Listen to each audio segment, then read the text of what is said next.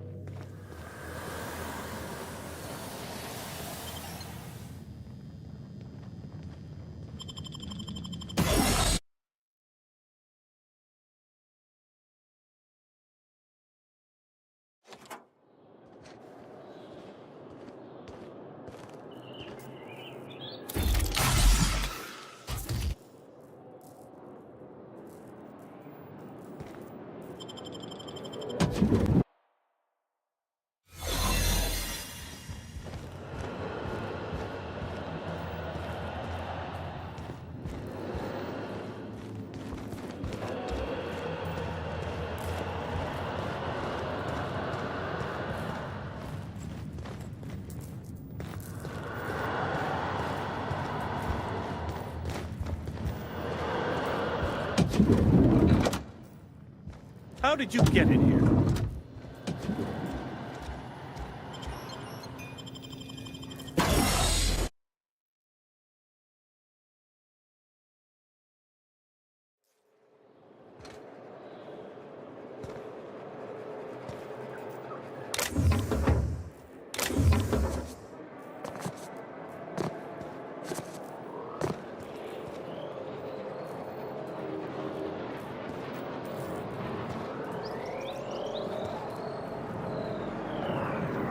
Easy does it.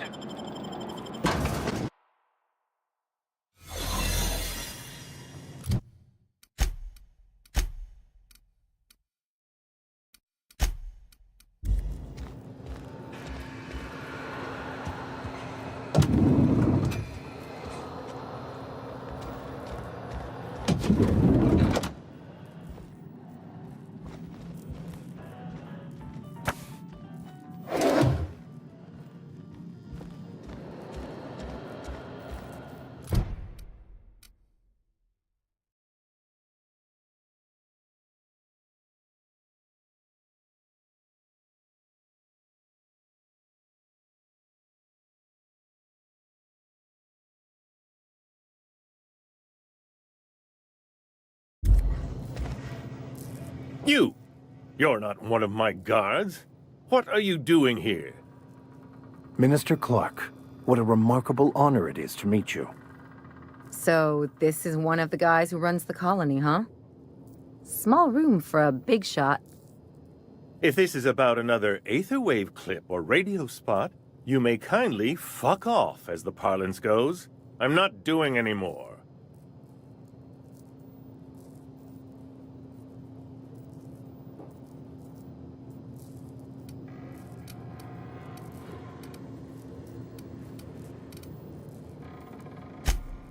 Slowly and loudly, Aloysius. That's the only way these morons understand anything. I said, you may tell Charles to go fuck himself.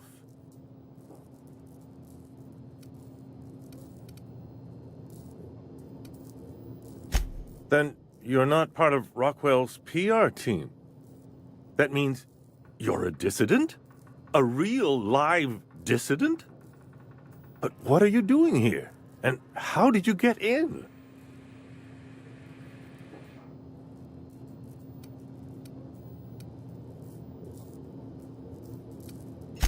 My friend, the slightest demonstration of independent thought or action renders one a dissident in the board's rather expansive definition of the term.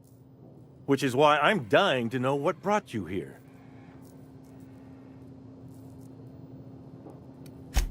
Drugs, of course. What else?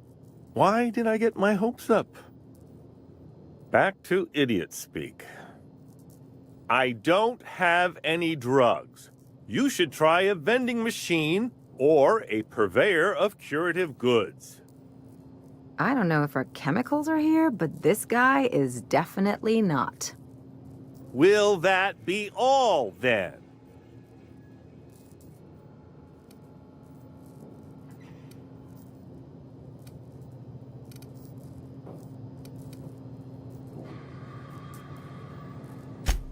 Oh dear, I don't think I can say this any more slowly.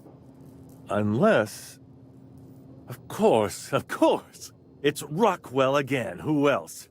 And I thought he was only holding me here to keep me out of the way.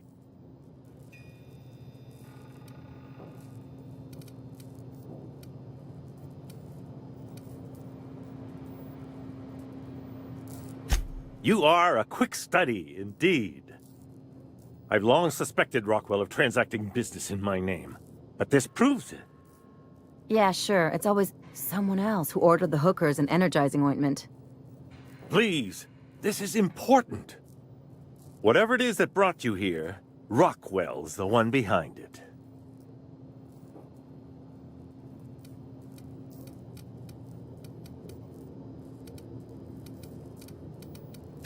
Would you sooner trust an avaricious, mendacious profiteer? Or his horde of toadies and fools, perhaps? I am trying to help you. And here, you're going to need all the help you can get. Now. Whatever Rockwell's doing, he'll be doing it from the HHC headquarters. Your best lead is to look for details in his office. Captain, we must investigate Rockwell. An injustice like this cannot go unchecked. Indeed, it cannot. I can't overstate the urgency of the matter. We really gonna do this? Getting involved is a messy business, and it rarely pays. This is about more than bits. This is about the survival of the colony. If you don't help, who will? Why, this is starting to sound like an issue of Dissident Hunter.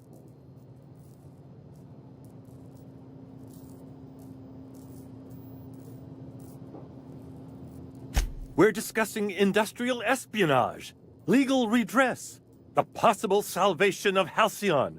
Is this not exhilarating? Also, this is the longest conversation I've had with someone else in quite some time.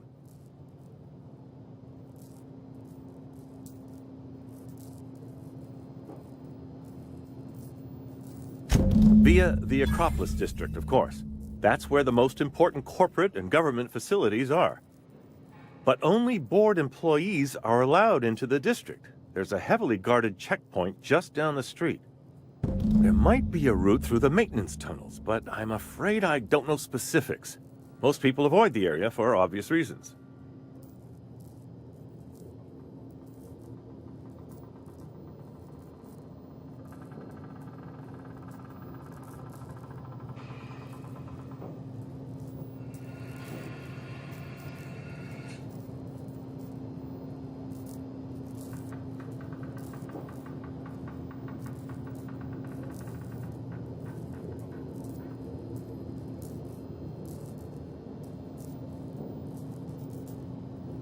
Well, you won't have much human company down there.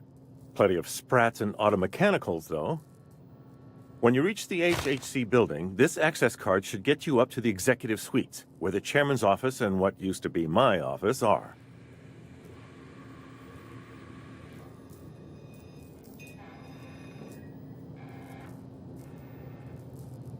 Oh, I haven't been allowed up there in years. I shudder to think what Rockwell's done with the place.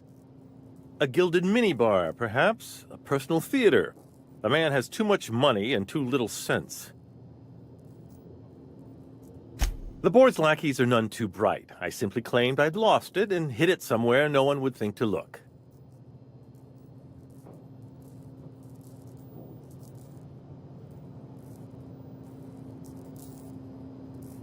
Wait! Rockwell has one of the only terminals capable of transmitting to the Earthbound message drone. This is our chance. Please, take this and transmit it from his office. Rockwell hasn't given me any messages from Earth for years. He's desperate to keep me out of contact with the Earth Directorate. But they need to know what's happening here.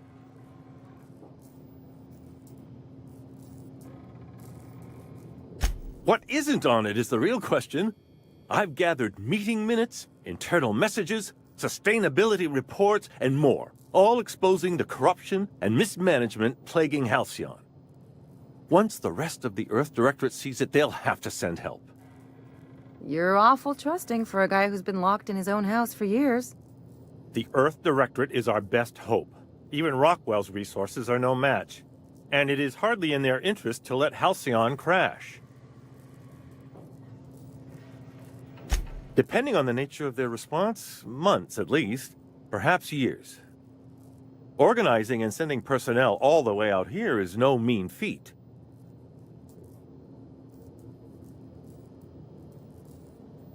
And now I entrust it to you. Good luck, and trust no one in the Acropolis District.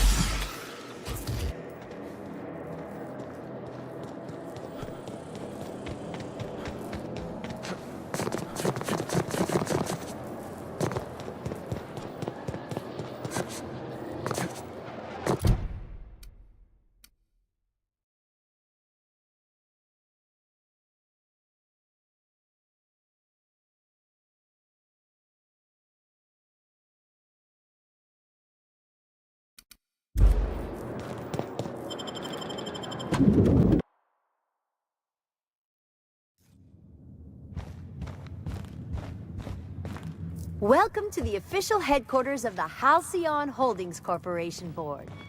Today's greeting is brought to you by Auntie Cleo, a subsidiary of Pol.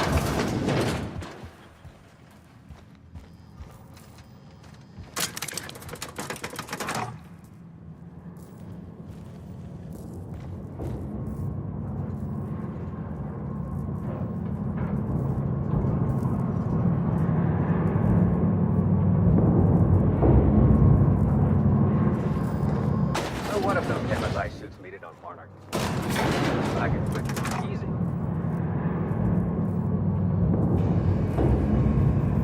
Yes, you caught me rooming. What?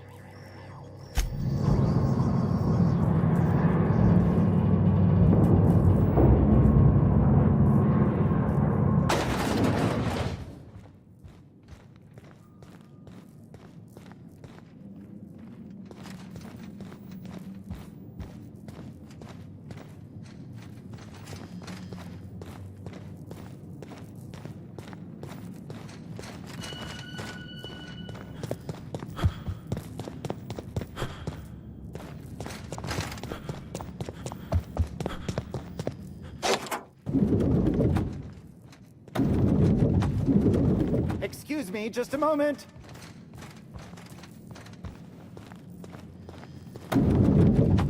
Is there something I can do? I beg your pardon, Minister Clark's former office is currently closed to solicitors.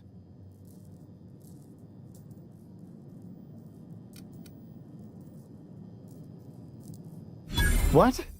Oh dear. Thank you for reminding me. I can't stand the thought of someone else's hands touching my custom letterheads.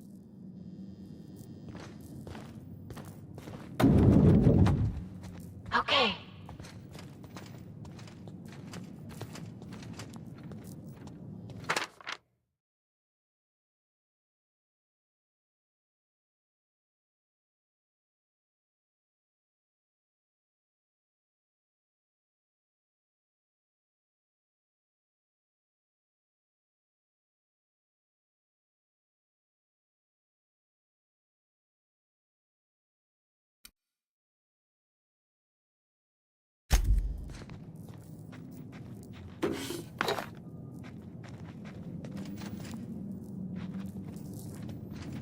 Just goes to show you never really see your hometown until you travel with a visitor.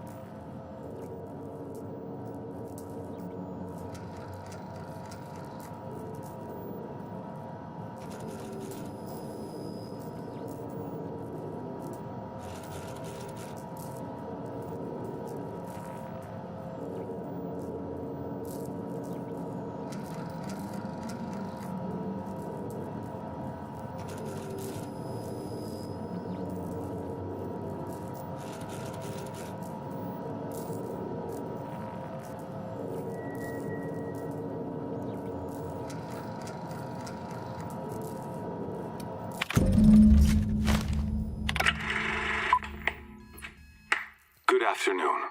I'm Chairman Rockwell, and I'm here to address a serious issue facing us. As you all know, our colony has been successful beyond our wildest dreams. Unfortunately, we've recently discovered that our food supply will not be able to sustain Halcyon's population in the long term. Everyone will die. Everyone will slowly stop living from malnutrition. But we're doing it together, and that's what matters. I fucking swear, if someone doesn't give me something to read that will placate the masses soon, all of you will find yourselves violently unemployed. But I can assure you there's nothing to fear. We've got a solution. It's called the Lifetime Employment Program. We will freeze most of the colony to preserve resources, while the best and brightest of Byzantium continue living in prosperity. Look, you idiots! How many times do I have to tell you we can't say shit like that? Fire whoever wrote this! While Halcyon's brightest minds solve the problem of our nutritional shortage, the rest of the colony will be placed in suspended animation. Individuals will be revived on a rotating basis, so that every Halcyonite can be part of the important work of saving our colony. By testing paperweights. Sorry, couldn't resist. Let's go again. And someday, in the not-too-distant future when we've solved this crisis, we'll all be back together again working for the good of Halcyon. Until then, the board shall provide for the deserving just as it always has. So, obey your supervisors, take your vitamins, follow your corporate-mandated grooming rituals, and rest assured with the board on your side, there is nothing to worry about.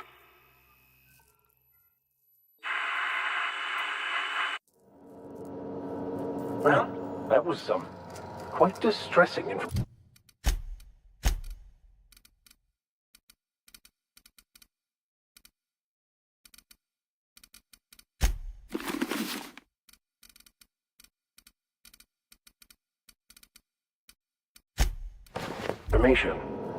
I don't know about you, but I'm all for living fast and dying young.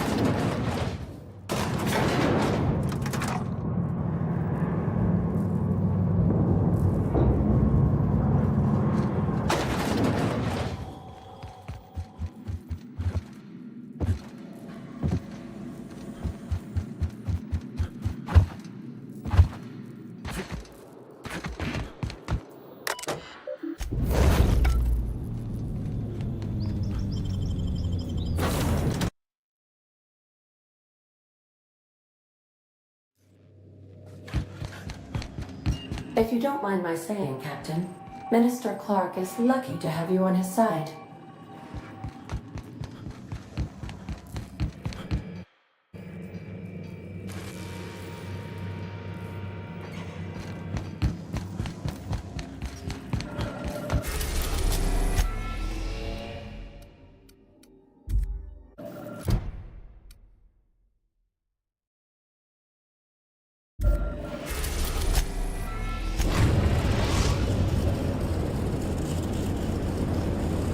We're now in orbit above Fallbrook, Captain.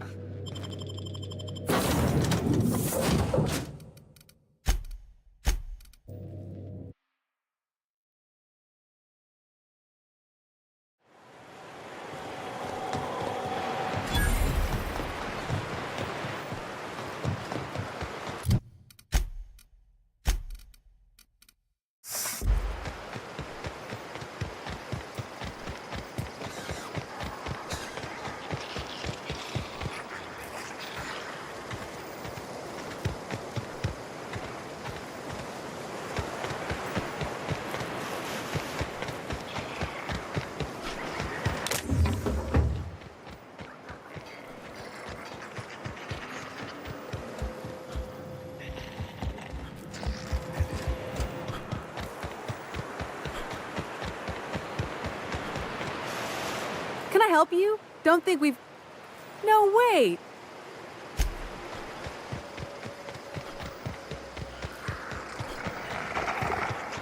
Said you docked 3 days ago. If you would please leave me and my fur babies be. Was Fallbrook all you'd hoped for? Yes, no, maybe. It's an open.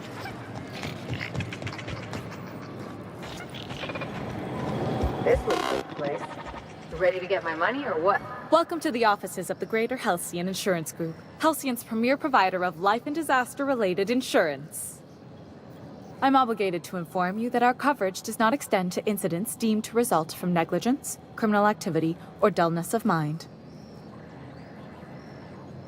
So, what kind of insurance package can I interest you in? We're running a special on dismemberment policies. Buy one, get one half off. We're not on Monarch. For all practical and tax-related purposes, this office is an official enclave of Byzantium. Legally speaking, corporations are not allowed to operate on Monarch, but financially speaking, there are certain costs to running a business from within Byzantium's walls. So while our official address is in the city, and while our office here is technically an extension of that address, we found it more expedient to conduct our key operations here. So we can... what's the phrase? Pass savings to the consumer, of course. We prefer to think of it as chasing the savings. Turns out that not having to pay kickbacks, fines, and rent in the most expensive city in Halcyon improves our liquidity. Plus, Sublight keeps this place running remarkably well, and they sure drive business our direction.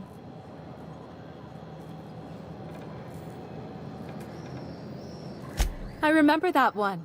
That's the young socialite who broke her neck, right? Of course, no one remembers me for the marauders I've killed or the bits I've stolen. Typical. That claim was airtight. Our best investigators couldn't find an exclusion for that one.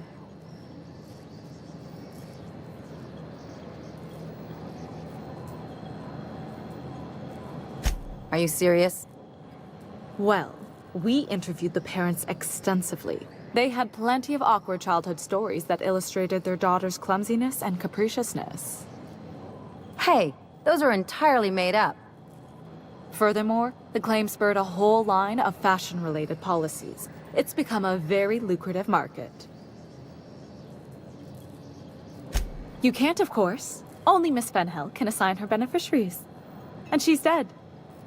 If we let every friend, relative, and acquaintance change a policy like that, people would do it all the time. Imagine the paperwork.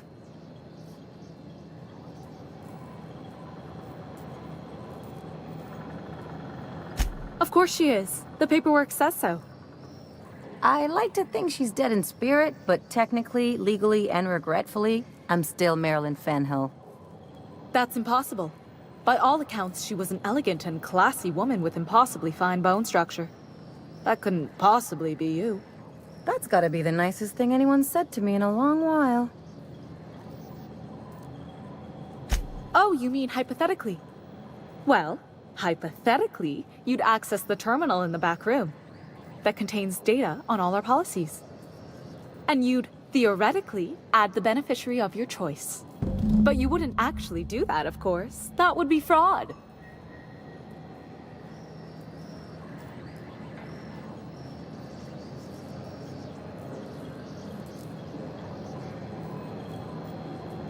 Please, my policy only covers paper cuts and wrist strain. Very well, I'll do it. But then you've got to go. Confrontations like this will raise my premiums. I'll need the name of the new beneficiary. Ellie Fenhill? If you say so. The payouts will flow exclusively into the new account at the start of the month. I hope Ms. Fenhill enjoys her newfound prosperity. Plenty. As my boss likes to say, there's a policy for every situation and an exclusion for every policy. We've insured unusually expressive eyebrows, outrageous statements, disastrous marriages.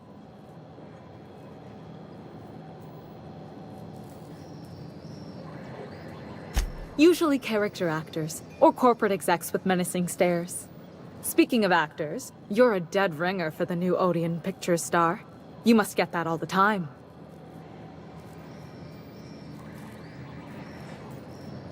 That policy is almost exclusively for our corporate clientele.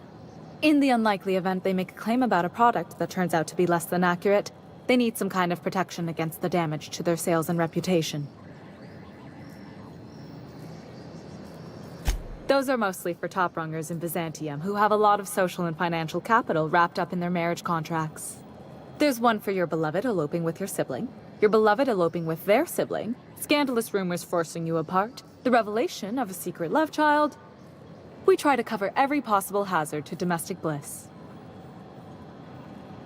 One thing's for sure, you won't find better policy protection against sudden lunar implosions anywhere in Halcyon. Captain, got a minute? You really did it. Give these payouts a few years and I'll be rolling in it.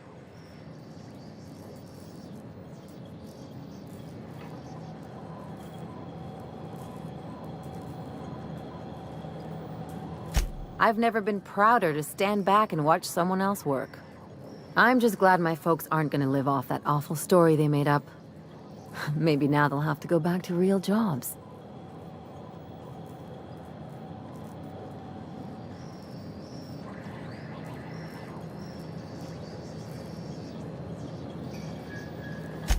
Come on, I thought we were celebrating. You want me to think about the future?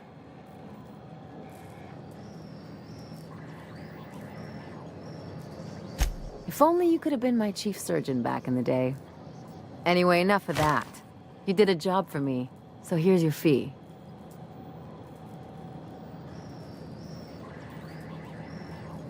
Don't make it weird.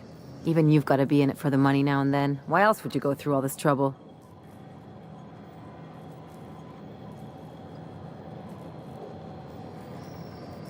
You sure? Because my kind of friends will pick your pocket clean while they're getting hammered with you.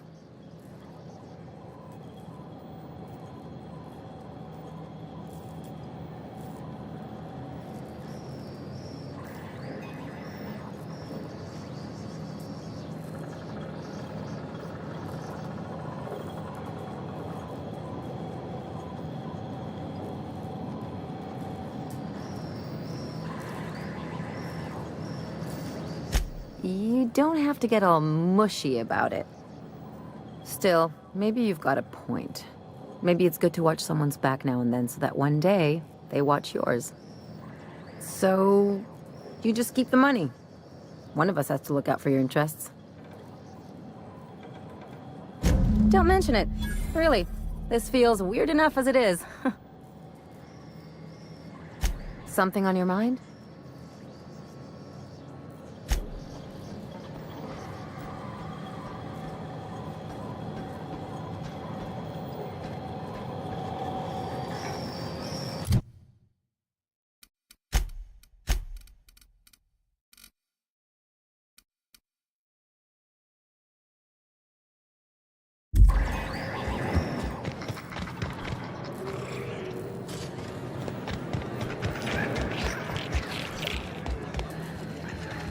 Please make yourself at home. A VIP such as yourself is always welcome at the Ante Up. What's your order? No. If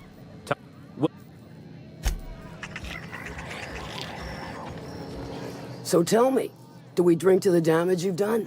Or will I want to smash this bottle over your head? Sure.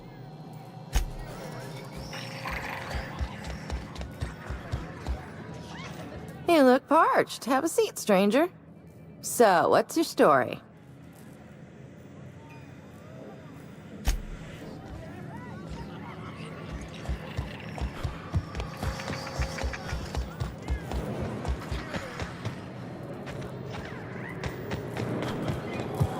I test every product myself to assure maximum customer satisfaction.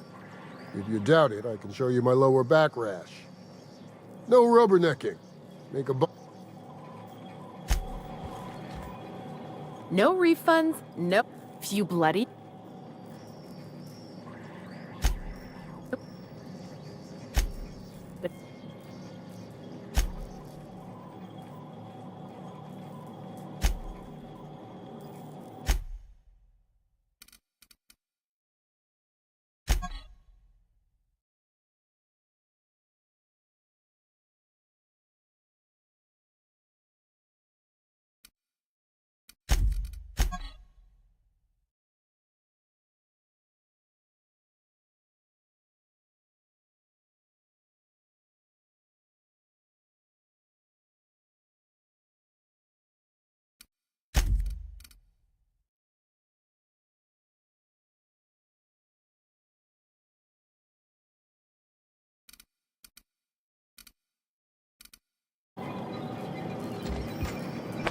What do you think you're doing?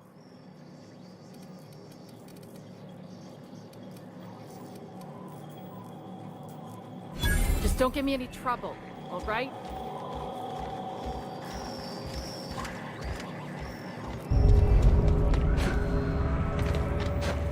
You seen Arthur today?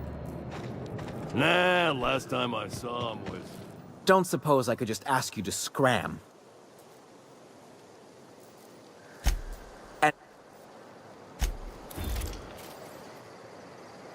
Hey, Hallhead, could you not aim that thing at me? Don't...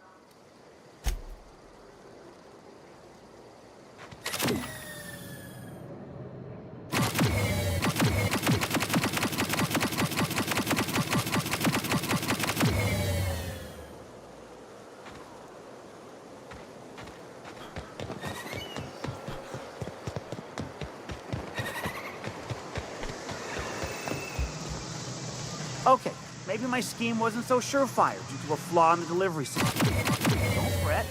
The next one's sure to be better.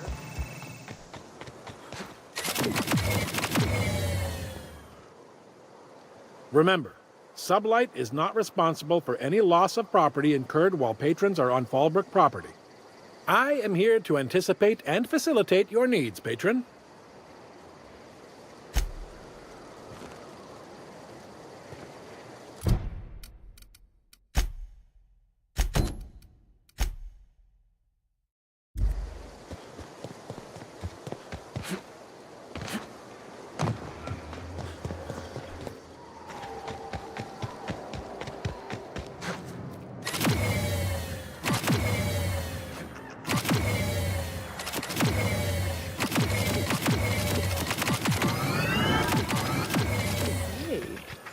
All that screaming in the random hours of the night puts a damper on the mood. Oh, that's just Miss Malin working on some fella who can't pay his debt. So noted. My accounts will be balanced by the afternoon. I heard sometimes when the tunnels get infested, she feeds them to the manta queens. Pretty gruesome way to go.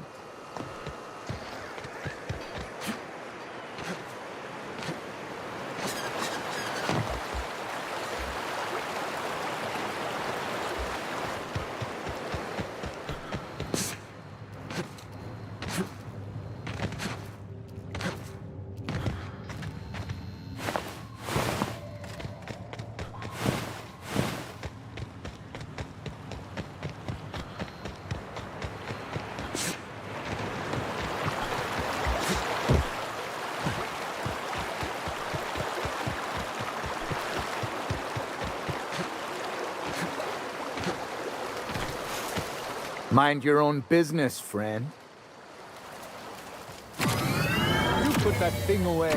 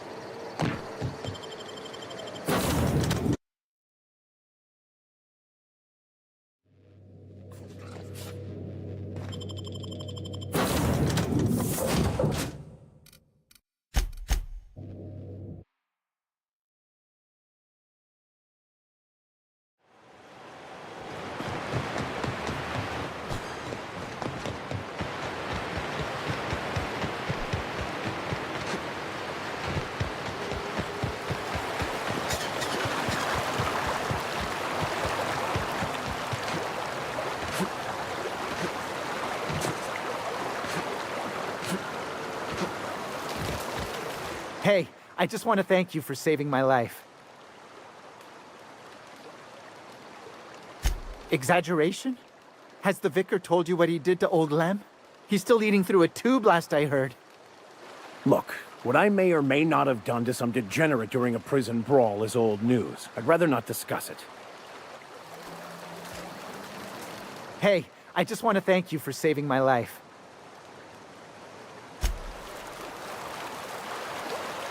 If I still believed, knowing you, I can only assume you have...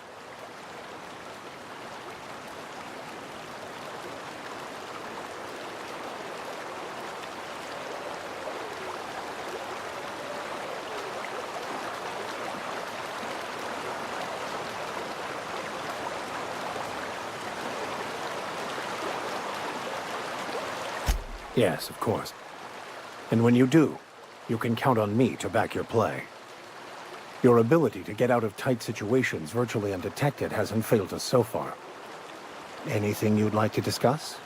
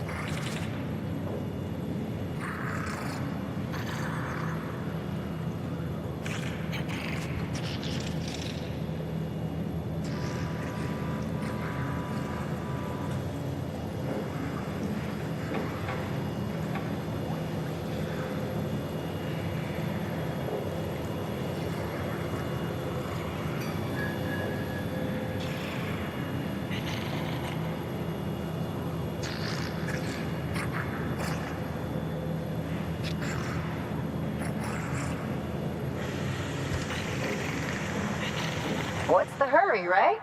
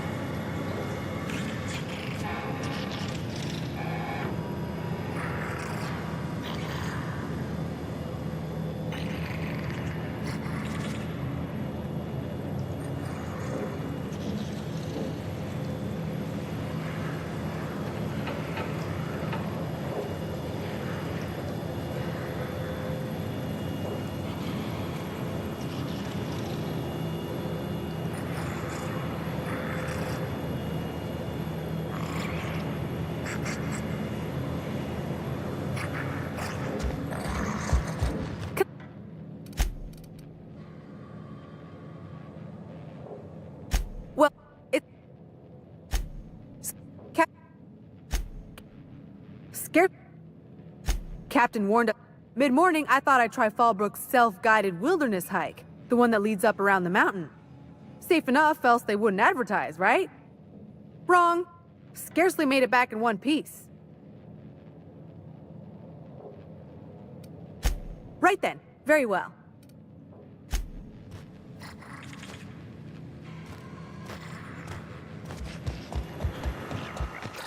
Always imagine Fallbrook would be...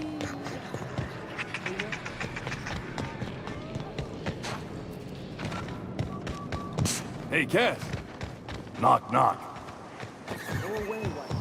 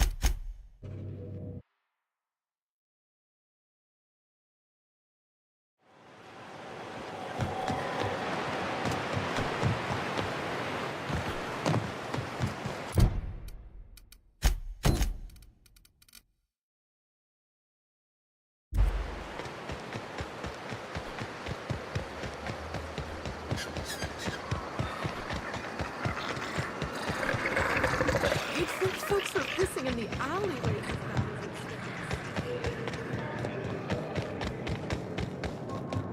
Want to make a run with me to Stella Bay?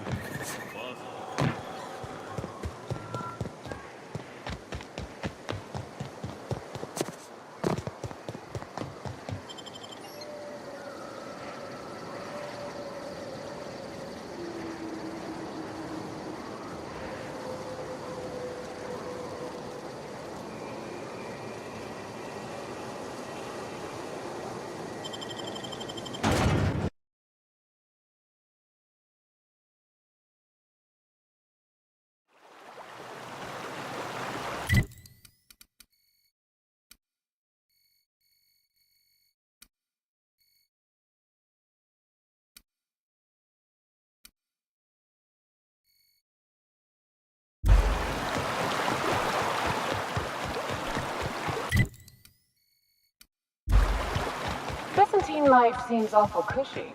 Could get myself used to kicking back for a spell. It's all paperwork, ass-kissing, and stuffy... Oh, hey there! Thanks again for getting me away from those marauders. Oh, last time I was in the city, Sandrar was singing your praises about a bolt something or other. Suppose that warrants a discount. You want to buy something?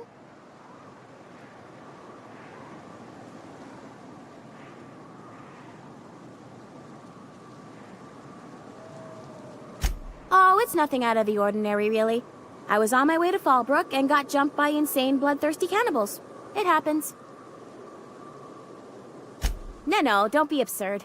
I'm based out of Stellar Bay, but I cater to our more, trailblazing clientele.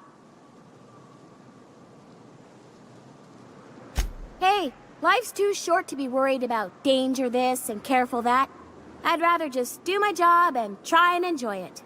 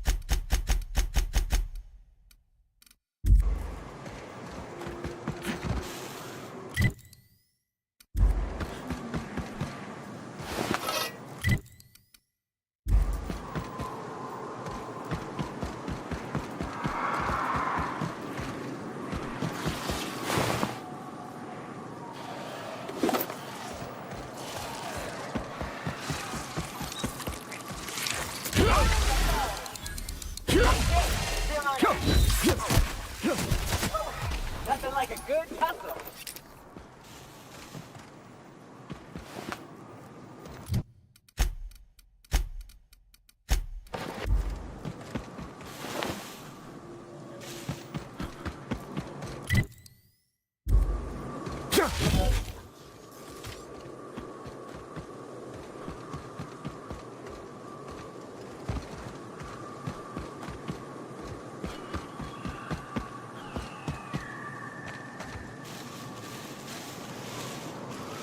Nice and easy.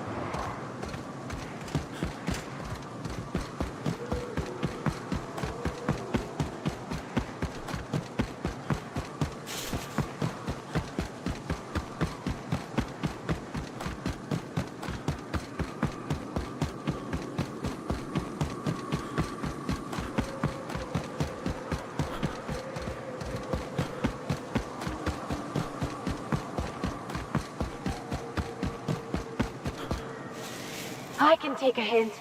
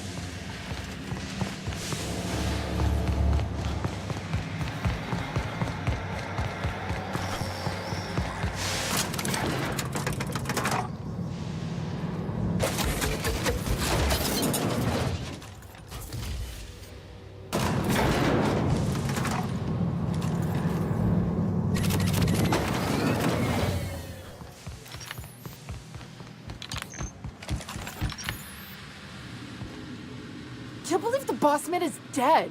How can C3 go on without him?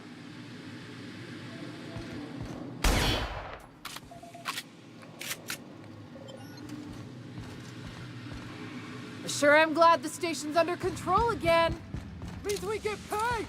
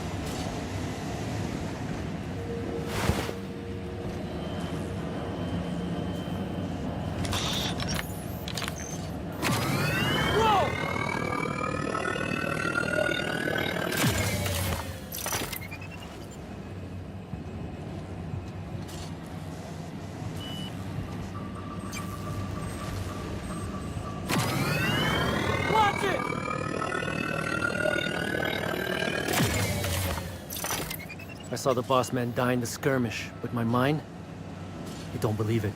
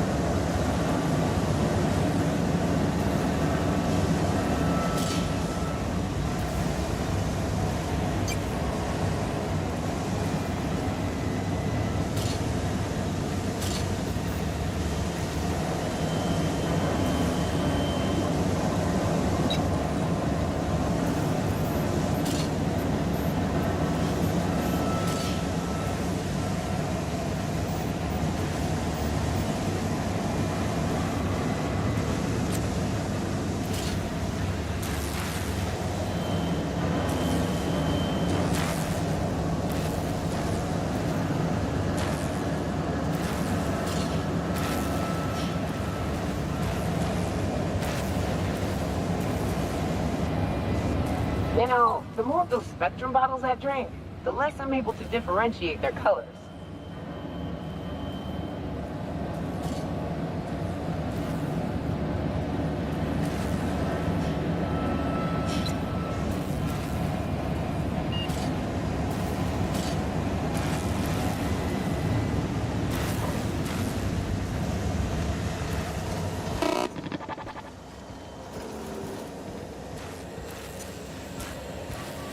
So much for peace and quiet.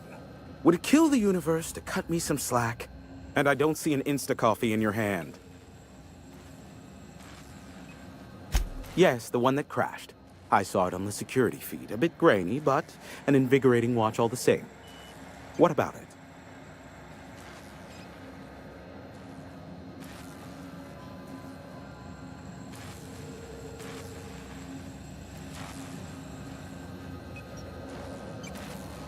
Not surprising, replacement parts are rare, so the cost of even a simple repair can exceed an arm and a leg. I take it you investigated the wreckage?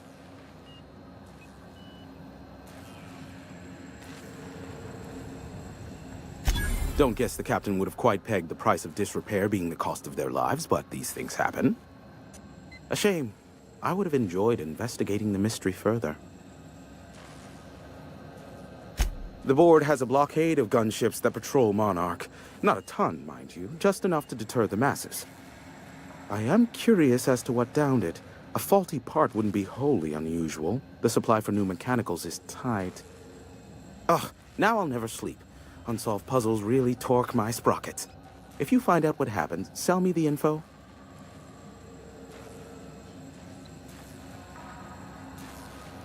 Not surprising, replacement parts are rare.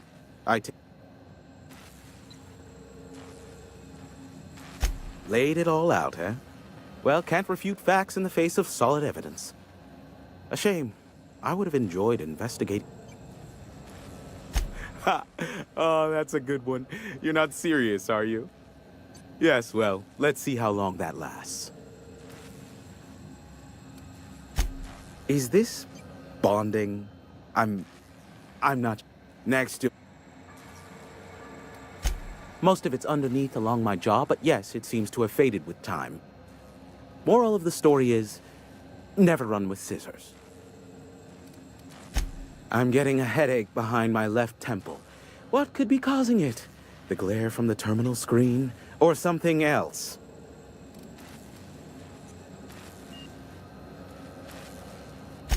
Allow me to assure you that I know absolutely nothing about any allegedly illegal broadcasts. Surely the board is aware of that. They must know I'd never involved myself in such despicable activities. There's utterly no reason to arrest anyone in this broadcast station, let alone me.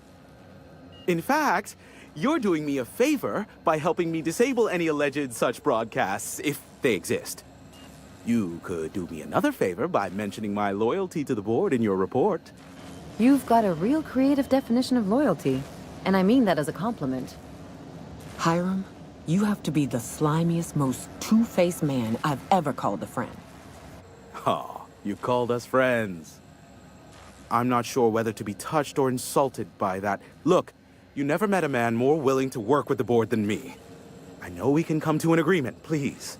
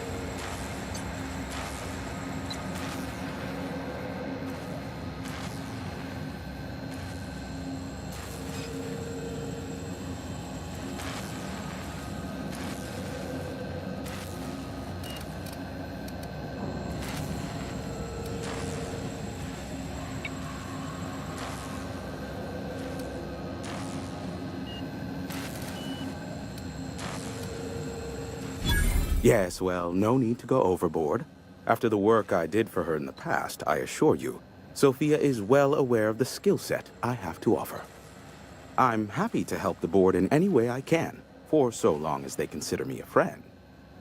And as you've already shut down the transmission from Amber Heights and Stellar Bay, you've effectively ended all unregulated chatter on the planet.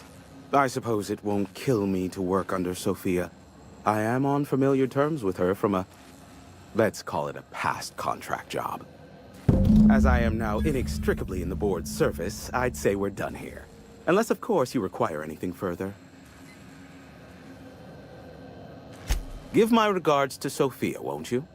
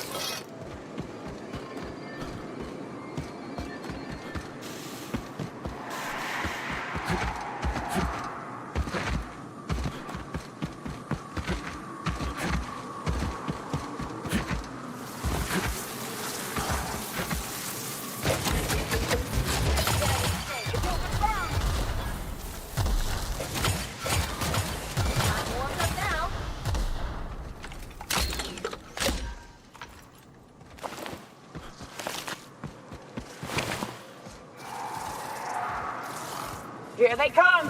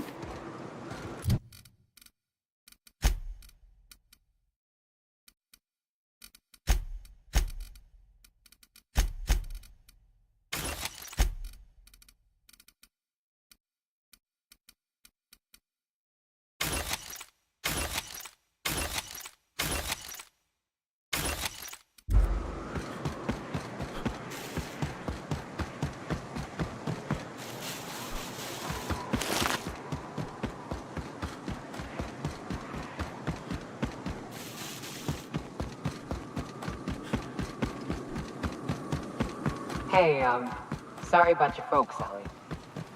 I'm just sorry I forgot to search the liquor cabinet before we left. I know that's a joke, but be careful.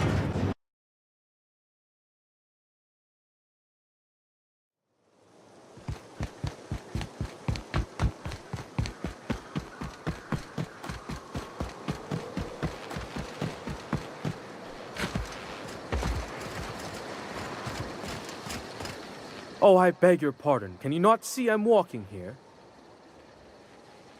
Physically...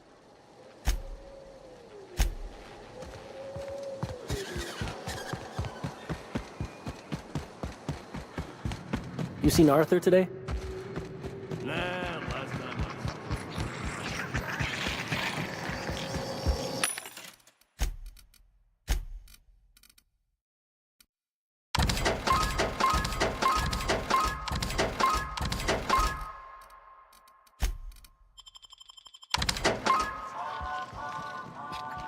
Said you docked 3 days ago?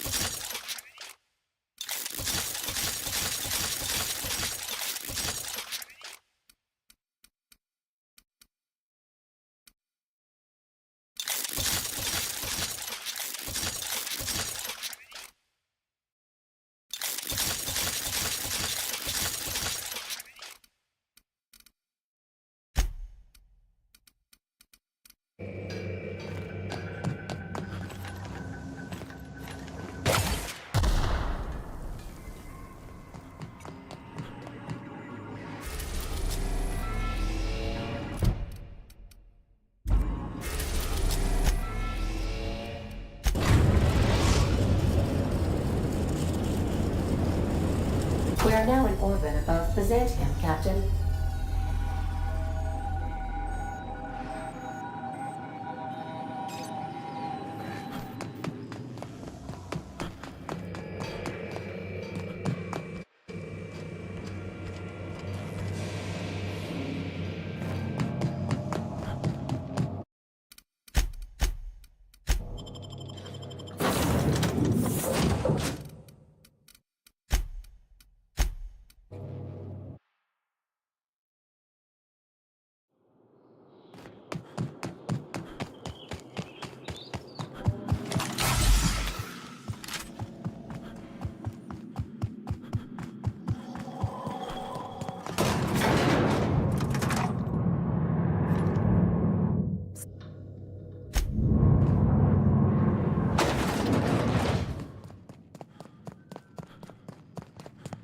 I've just finished reading a report of your work on Monarch.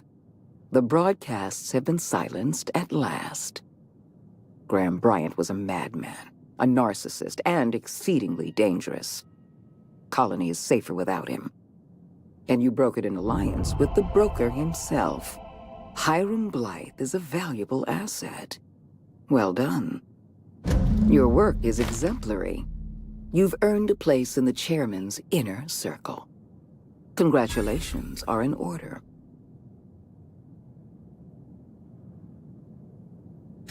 Now we introduce you to the chairman's plan.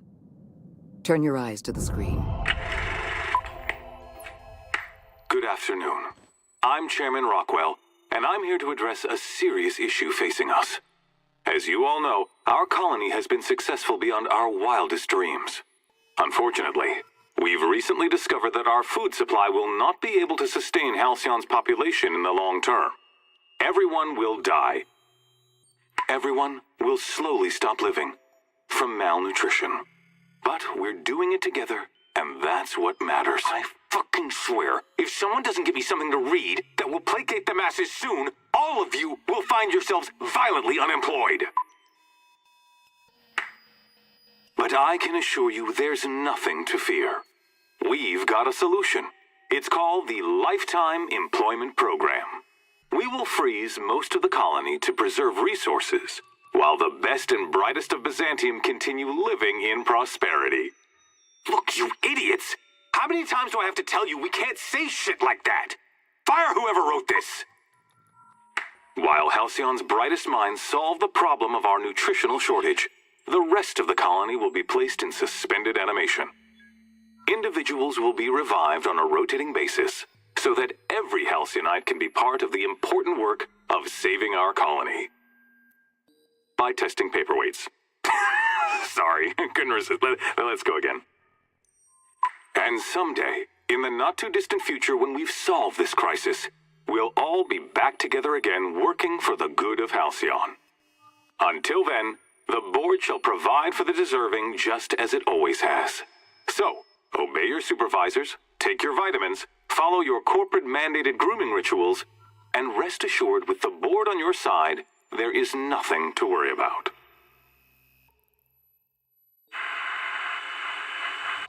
Halcyon is on the verge of a total systems collapse.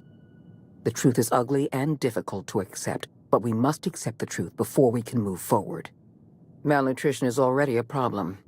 Disease will come next, followed by starvation, followed by a breakdown of society, followed by extinction. I know this must come as a surprise to you. I imagine you have questions. What's in this for you? There's gotta be an angle. There always is for people like you. I appreciate your skepticism, Dr. Fenhill, but I'm not doing this for any personal gain. My angle is the preservation of our colony by any means possible. Nothing more, and nothing less. The powerful make the mistakes, and the powerless are left paying the price, as it has always been. Tell me, Adjutant, have you anything to offer beyond the usual false platitudes? I'm offering decisive action, Vicar DeSoto. I can no longer depend on lazy, weak-willed bureaucrats to help me rescue Halcyon. I need someone with a backbone, someone like your captain. I won't pretend the truth isn't damning. Yes, the colony is on the verge of collapse, but there is a way to save it.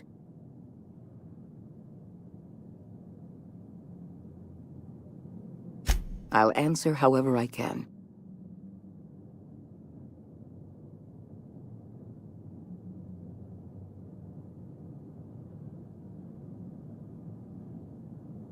The Lifetime Employment Program is not some malevolent strategy of an evil mastermind. There's no dark secret buried in the fine print. The program is logical, it's reasonable, it's merciful, and most importantly, it will work.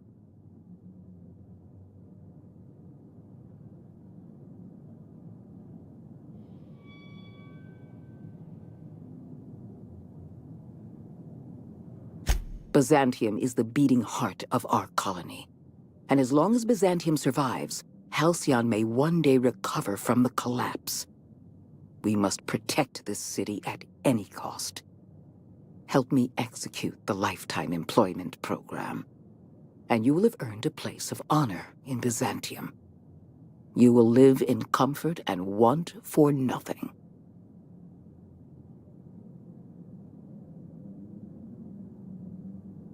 We've already crossed the point of no return. The collapse has already begun. You must have noticed the signs in Emerald Vale. Malnutrition, disease, high mortality rates. This is a permanent famine, Captain. We've done all we can to curb their hunger. Very soon, people are going to realize they're starving. A famine is a problem of logistics as well as marketing. Your workers must remain productive on as little food as possible, and they must always believe that food is plentiful.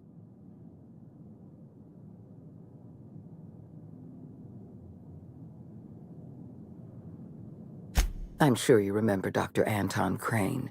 His research was instrumental in developing a powerful appetite suppressant. The solution is a temporary one.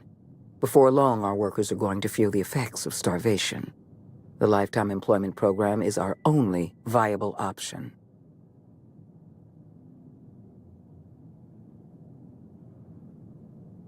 When I first discovered the truth, I was shocked, even disgusted. I wondered how we'd allowed a colony like Halcyon to fall into disarray. But the more I thought about it, the more I realized the colony had sown the seeds of its own destruction. We have become lazy and decadent. We smother ourselves in meaningless bureaucracies. We deliberate and argue and procrastinate.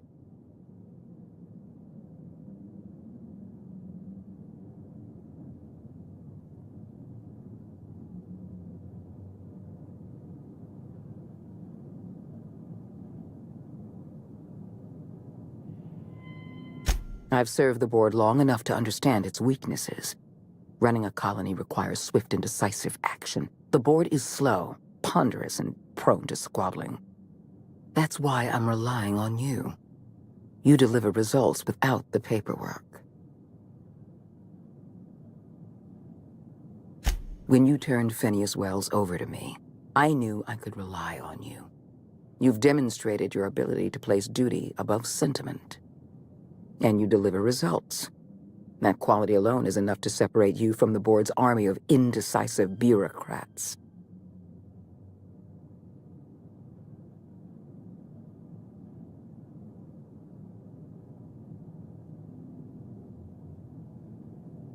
Do you know how many meetings I have to sit through? How many papers I have to sign before I can make one decision?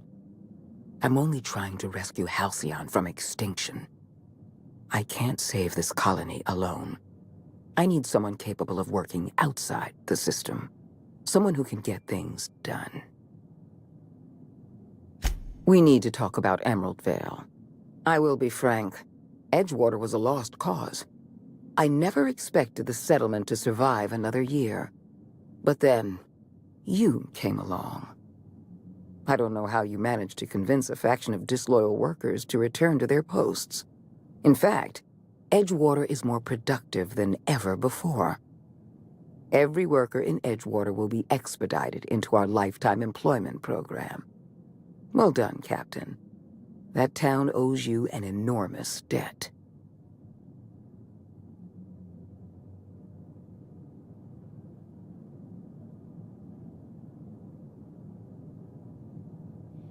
Edgewater's workers have proven themselves valuable. When the time comes to place our most loyal workers in suspended animation, they're going to be the first in line. You should be proud of yourself, Captain. You're on the verge of making history. There's just one last job I need you to do for me. I've made arrangements for you to journey to the Hope. You will board your former colony ship, reactivate its navigation systems, and skip the colony ship into orbit around Tartarus. Once the Hope is in position, we will have everything we need to begin healing the colony.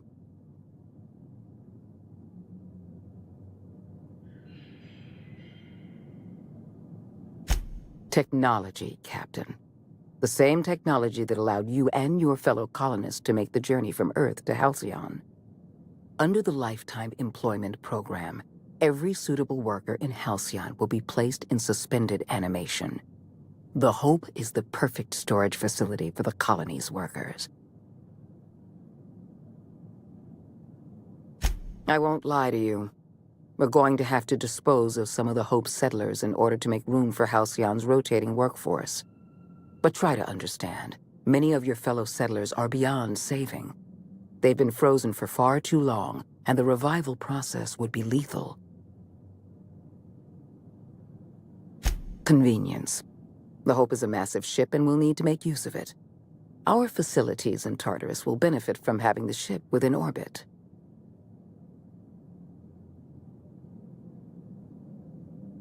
You've proven yourself more than capable. I don't know if there's anyone better suited to this mission than you.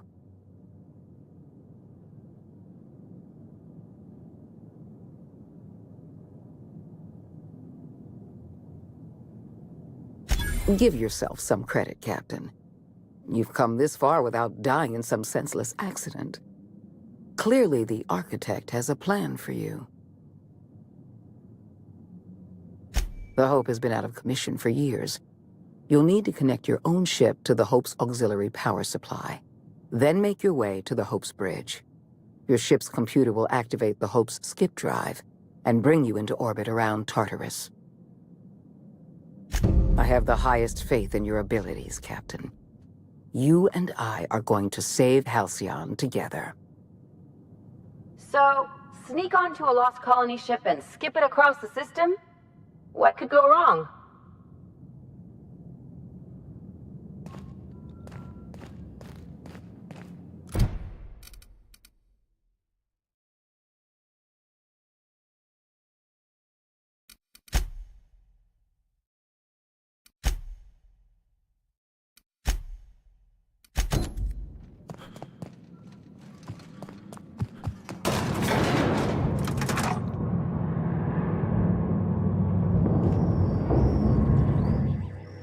So we're skipping a colony ship for the board, huh?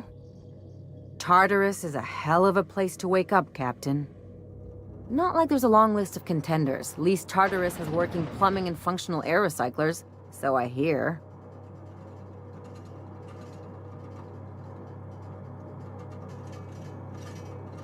I think you're making a smart play. The board holds every advantage, and you've elbowed your way into their ranks. I'm just surprised. After all your talk, I didn't think you'd have the stomach for this.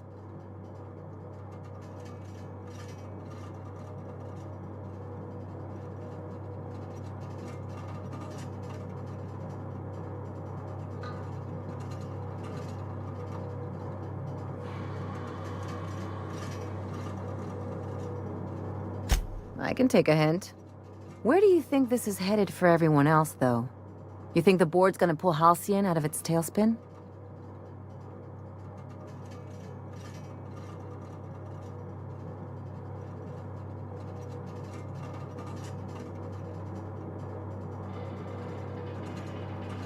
I don't know about that. I've never been one for long-term thinking. In any case, say the word and I'll be right behind you. Or beside you. Whichever. Anything else?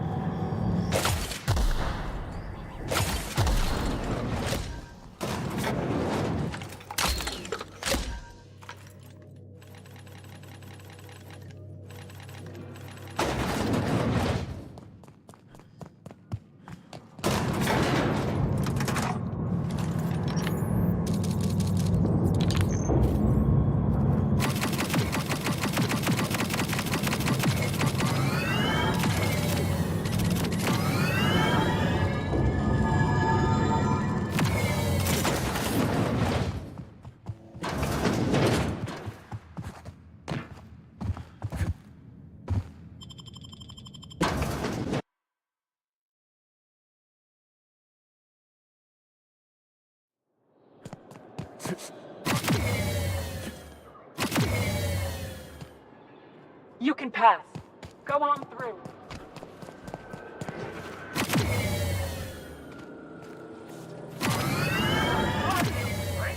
Did you hear? Marjorie Dalton, Archibald Clark's will be decorated with real.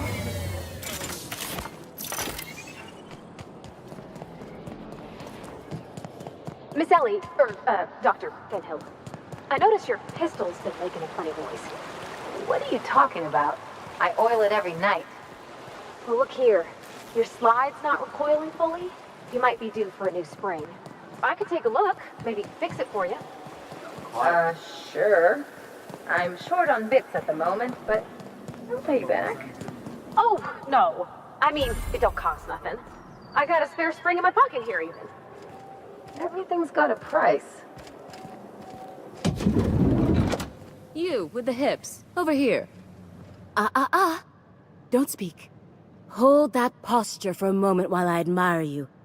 You have a natural contrapposto, my dear. The way you rest your weight against your hip suggests a certain rugged charisma possessed only by the mighty primal and the well-traveled spacer. Splendid. I love it.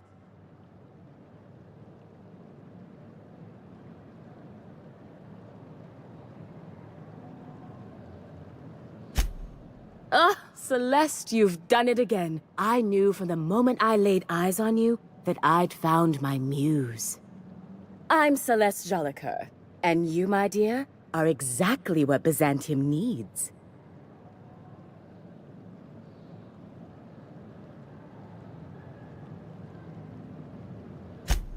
Darling, you and that brutish swagger of yours have been on my mind the moment you stepped into my studio.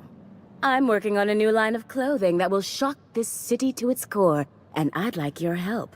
What do you say, my dear? Care to make history with me?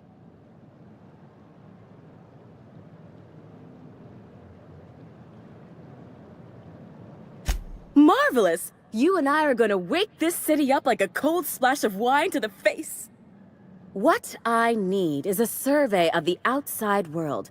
What does the common laborer wear? How do the wild-eyed madmen of Monarch dress themselves? I've heard rumors, but I require samples. Also, I expect you to model for me.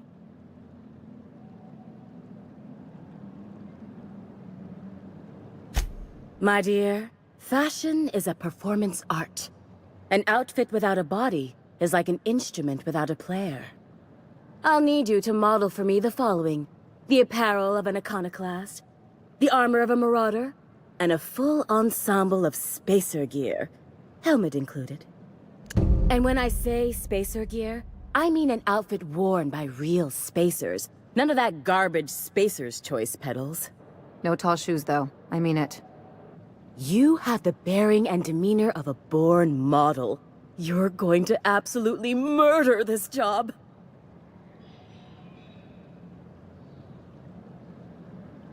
I expect you'll cut an exquisite figure. What else do you need to know? I've heard rumors of these iconoclasts, half-mad zealots rampaging across the surface of Monarch. Fabulous!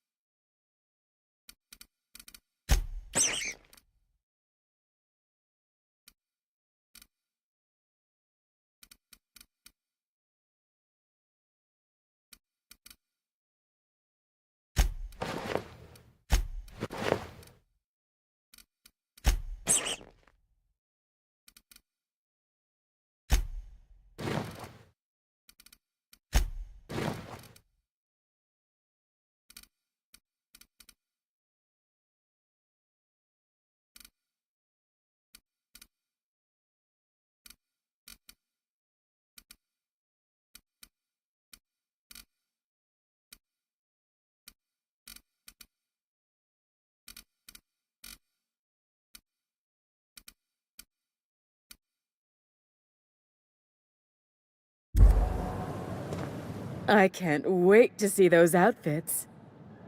If I do somehow drop dead in here, promise me you'll drag my corpse somewhere with monsters. What can I do for you, darling?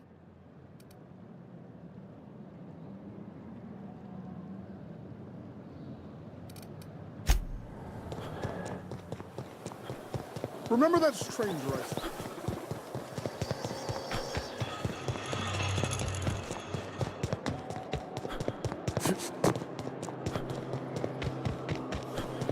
Anti-Cleo's energizing oil. Enjoy 6 cups with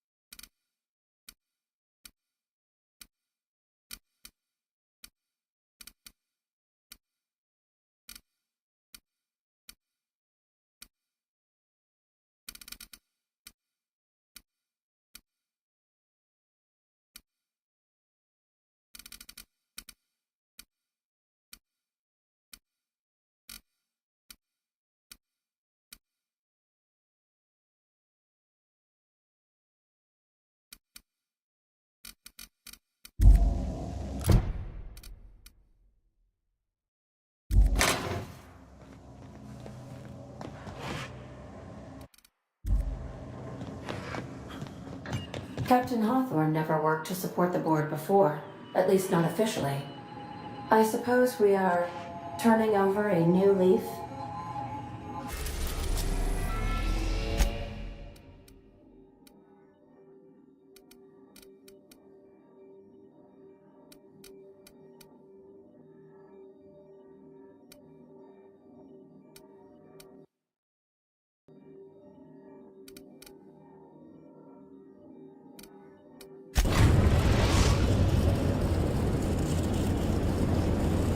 We're now in orbit above Fallbrook, Captain.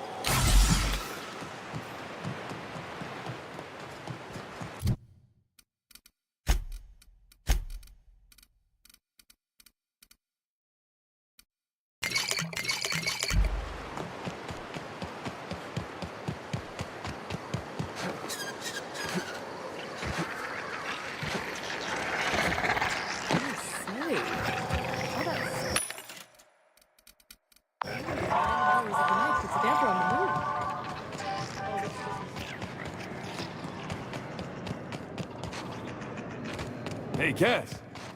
Knock, knock. Go away, White. That's not how the game works.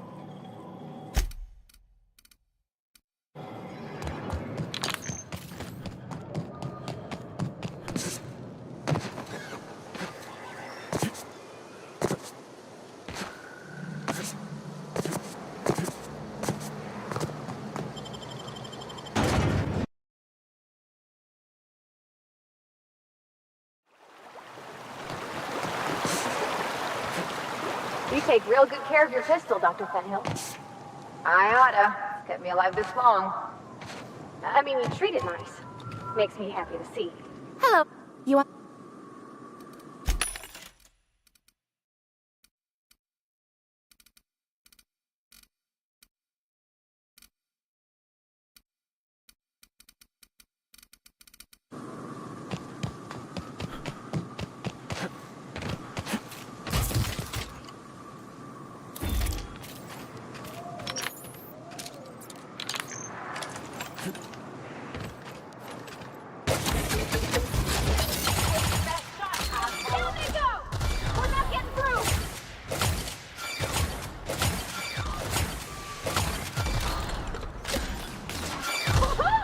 Nice work!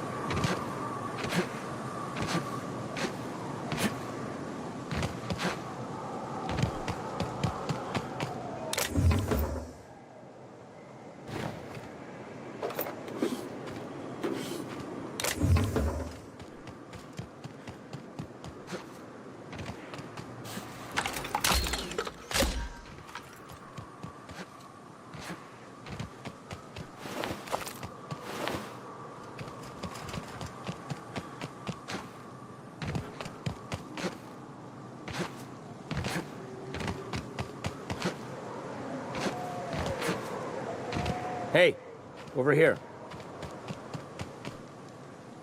Well, I'll be. You lost too, son? Name's Elroy. Elroy Booth. Pleased to meet you.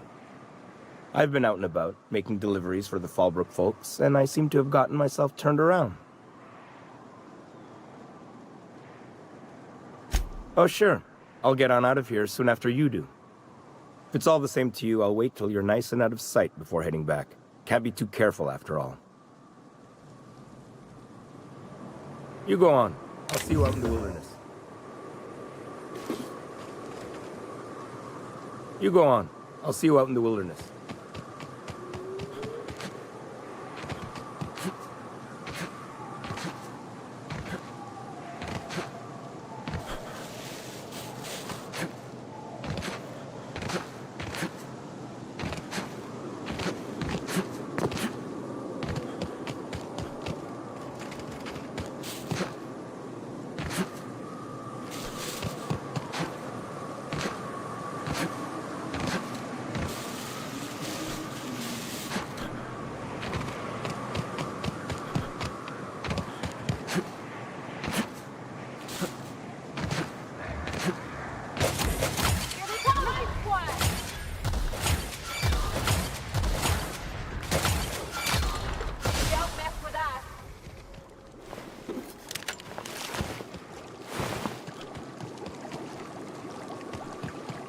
Miss McDevitt used to say that plants need sulfur to grow, and here there's just tubs of it lying around.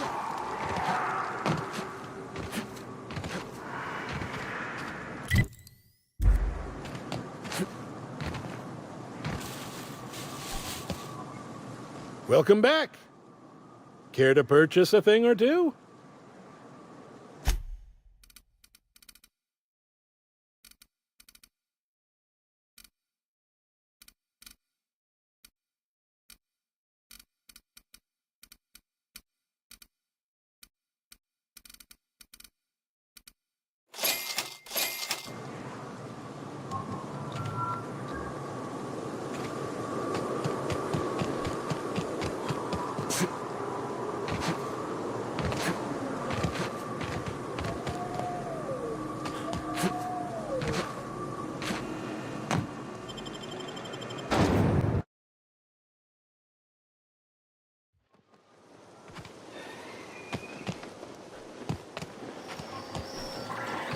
Hey.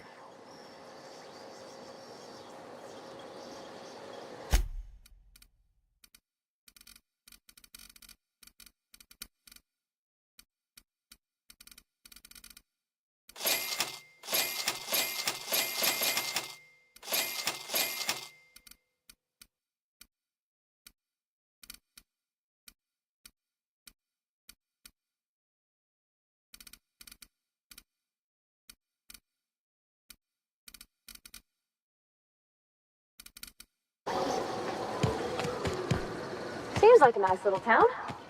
Except for all the dead critters. One thing about this place makes me feel sane by comparison.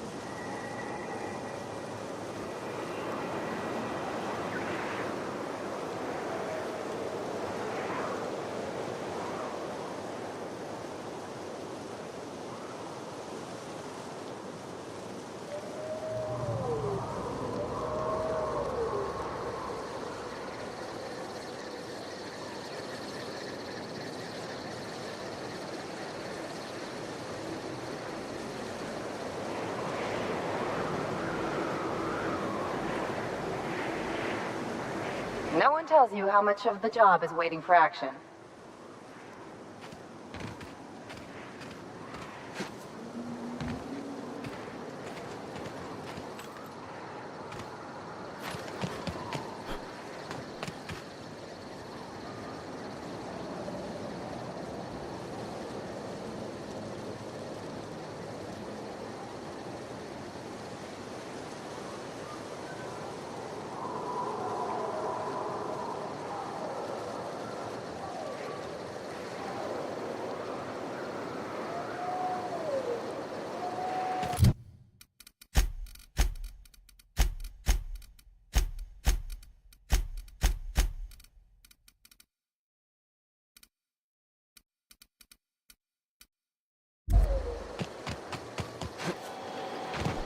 You sure have seen a lot of the colony, huh, Dr. Fenhill?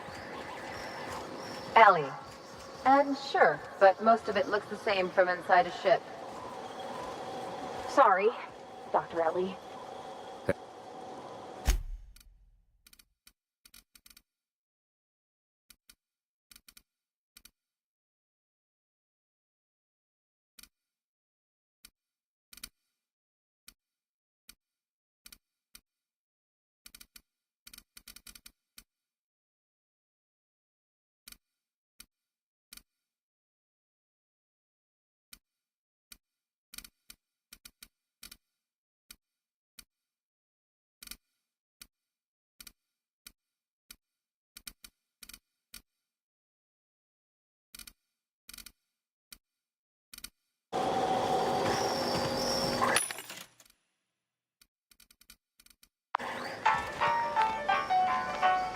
This armor ink is something awful.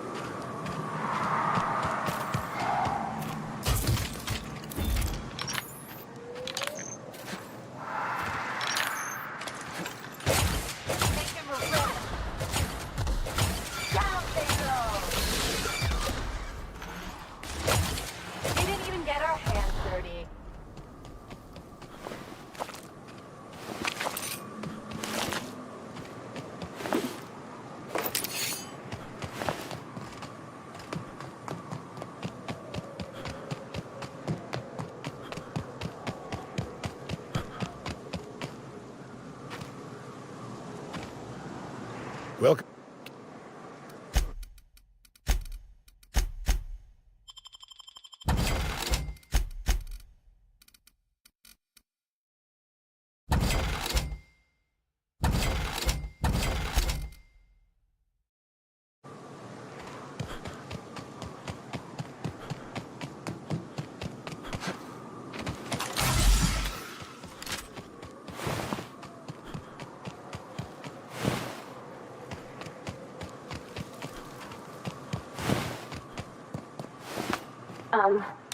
As your engineer, I advise you not to set foot on that, especially the bendy parts.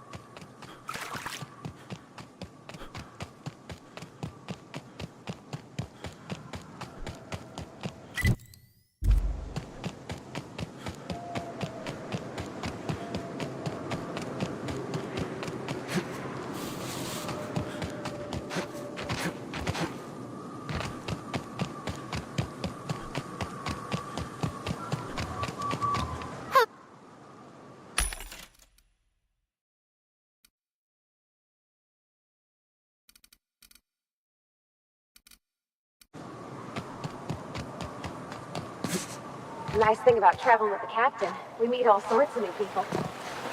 Sure, best part is when they pay us. We never really had new folks in Edgewater, except the captain.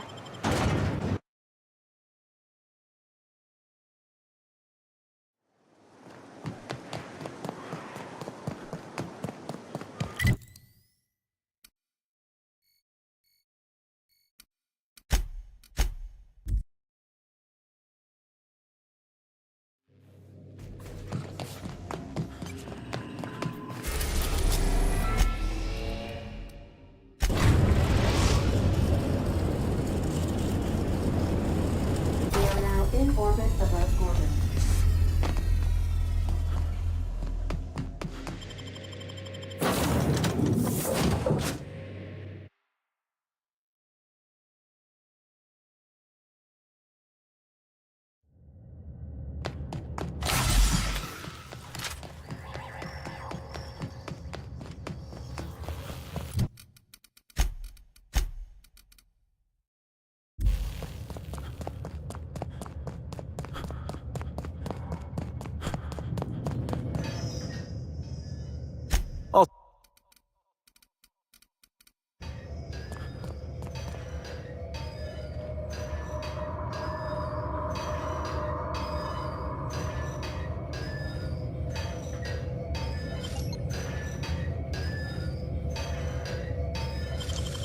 Nicely done.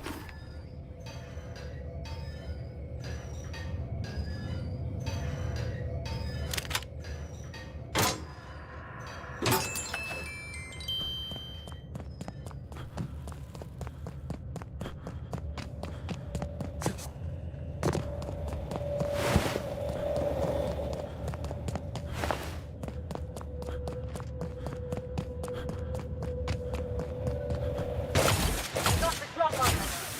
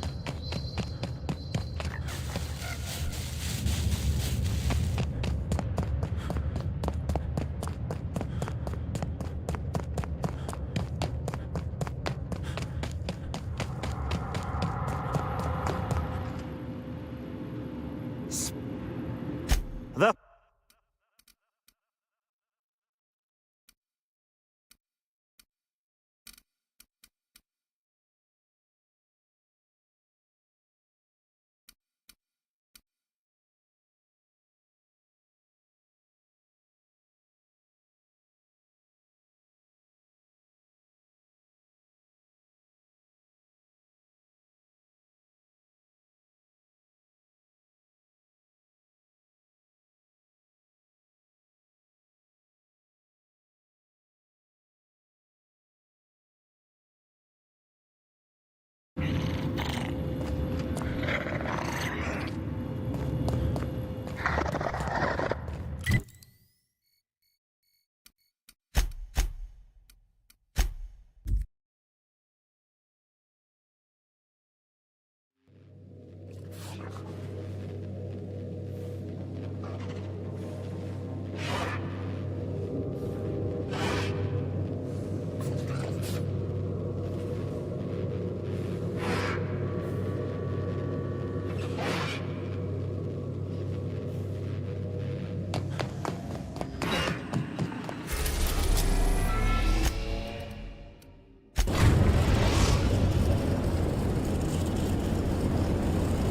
are now in orbit above Byzantium, Captain.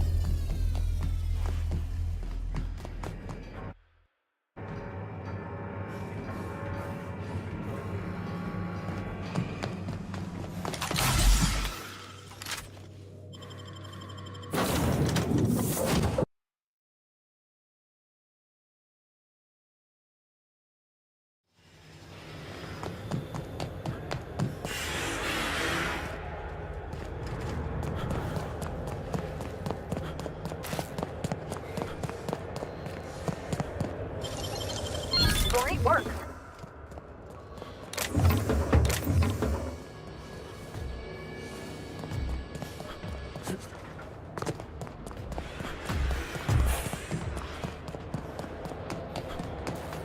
Are you still tinkering with that?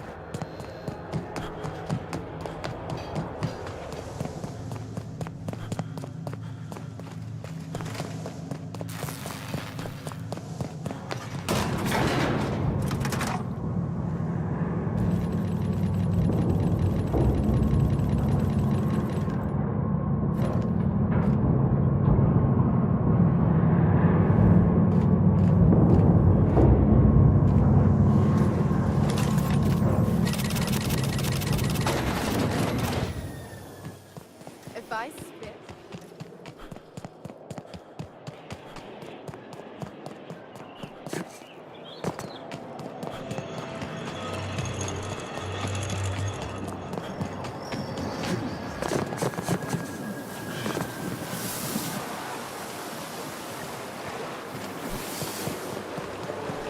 Your best find this week. Dr. Ellie, you ever wonder if maybe we got some things in common? This isn't another thing about wrenches and guns, is it? Because you're a surgeon and I'm a mechanic. We both fix things, heal them up. Hate to break it to you, but before I got to Groundbreaker, I fixed more noses than bones. Nowadays, I probably shoot more than I save. Oh.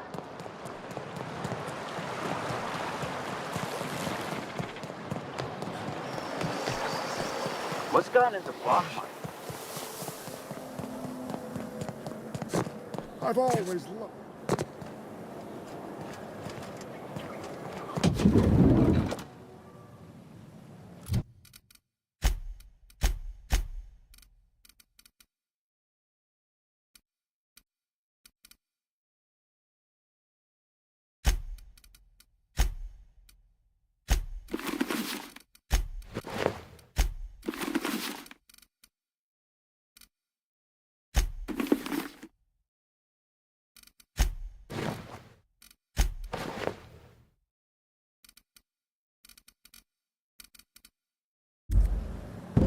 Oh, how grotesque. I always suspected the dramas did no justice to real marauders. Their armor is so much more hideous in person. 2 outfits remain. I can't wait to see what you'll bring me. Something shocking, I hope.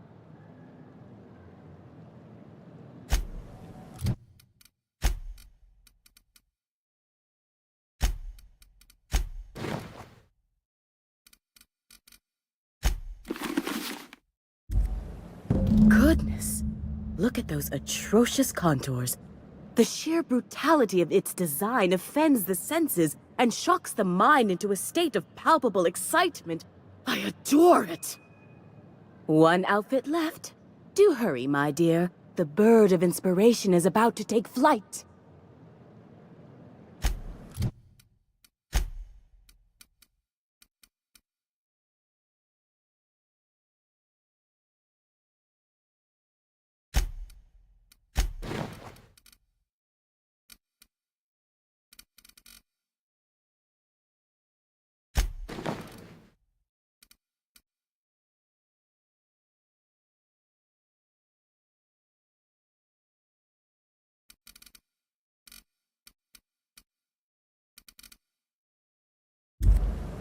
I can't wait.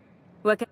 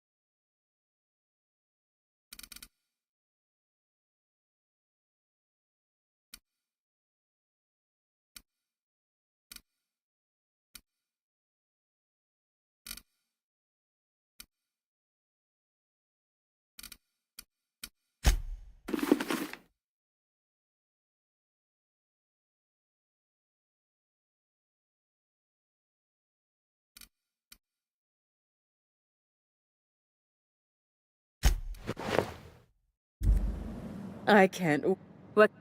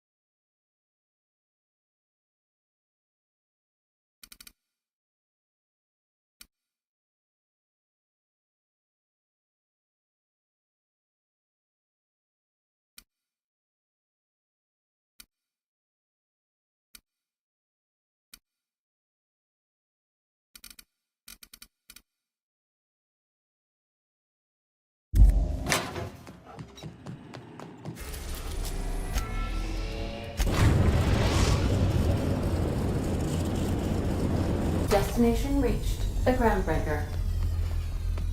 I'll lock up. Thank you.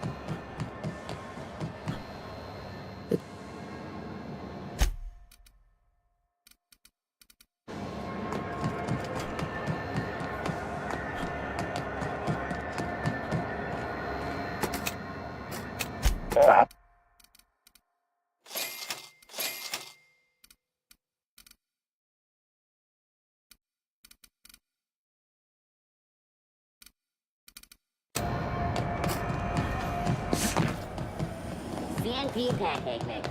Now requires no mixing. Seriously.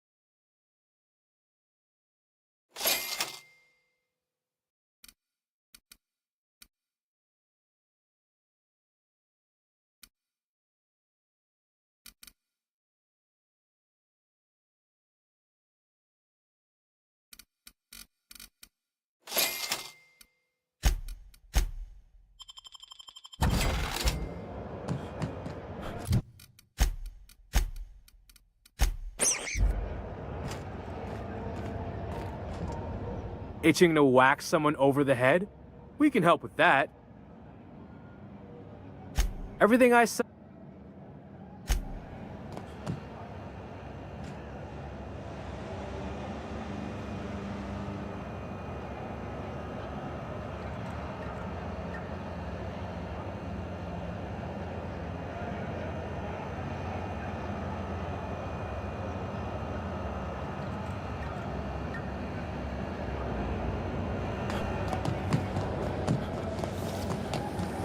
CNP, I can't believe it's not yours. It's unbelievable how good it is. Have you tried our... Don't take my... Have a...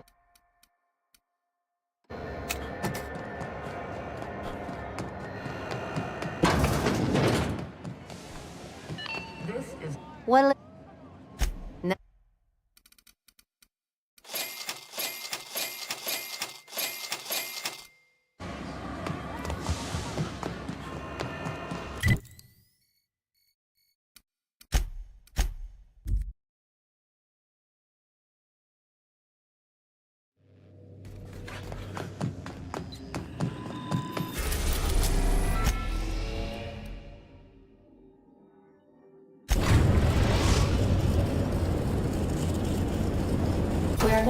orbit above Byzantium, Captain.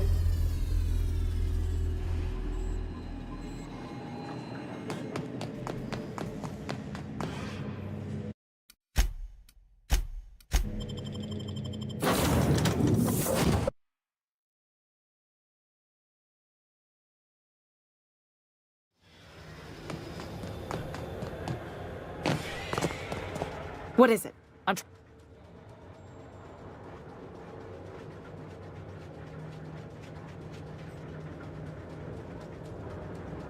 Are you crazy? The only thing more suicidal would be walking in the front door.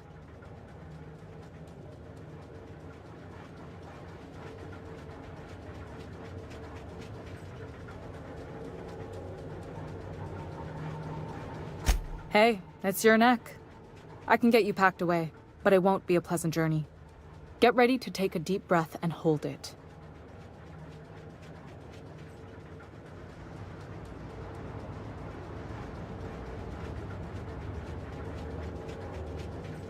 Only if you can afford the board's exhumation fees. They're a killer.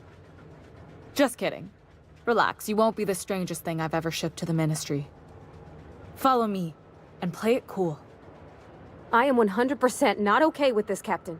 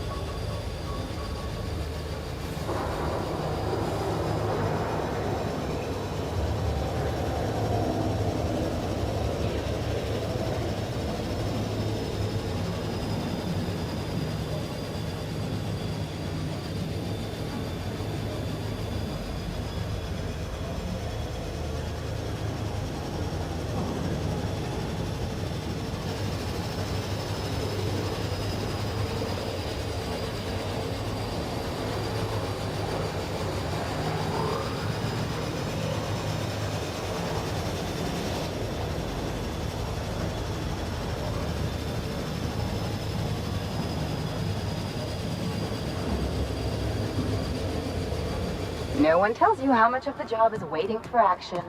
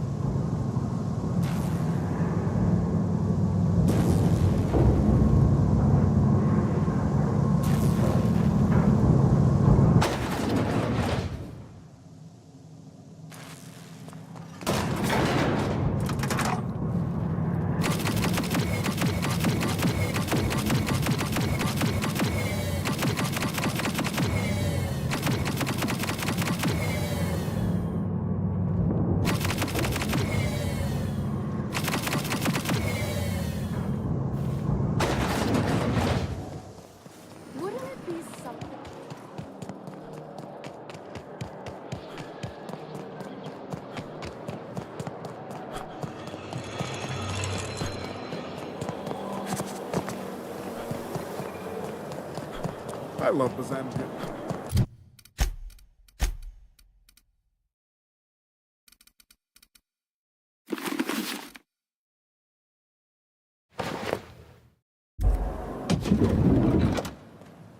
Like a star, darling. Square your shoulders. Hand on your hip. Eyebrow cocked. Yes. Perfect. My heart is all aflutter.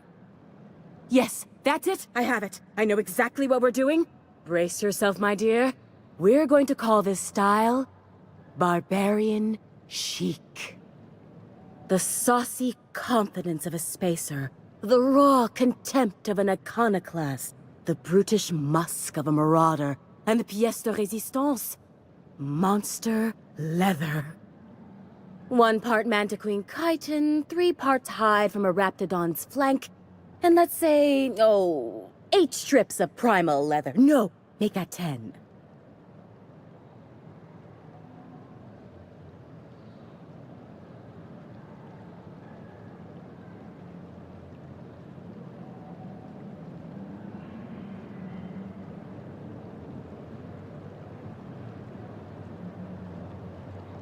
We're revolutionizing the fashion of Byzantium. Our work is anything but simple.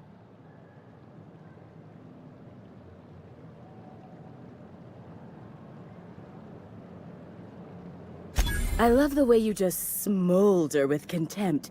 It makes me want to spoil you. Here, treat yourself to a nice new gun or something.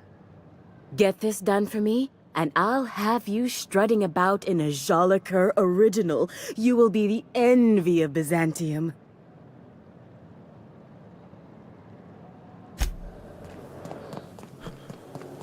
Remember that stranger I saw?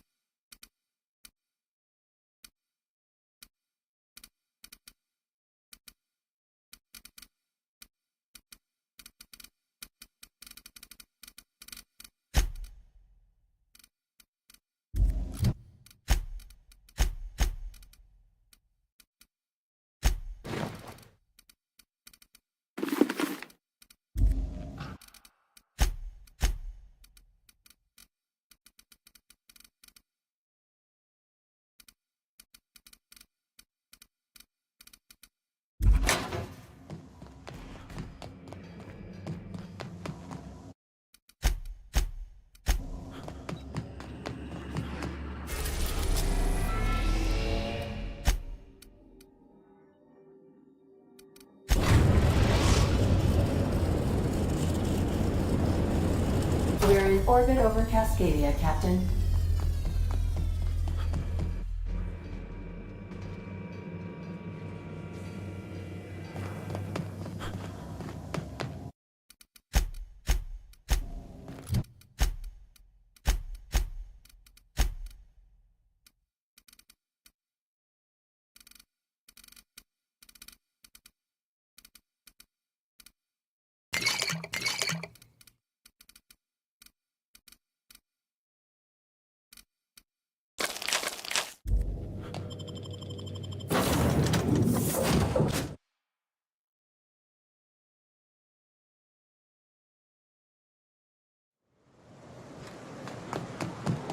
You don't much like me, huh, Dr. Ellie? It's nothing personal. I'm just not the touchy-feely type. It's just, you seem fine with the others. Did I do something to make you unhappy with me? You gotta stop taking things so personal. You're setting yourself up for a letdown.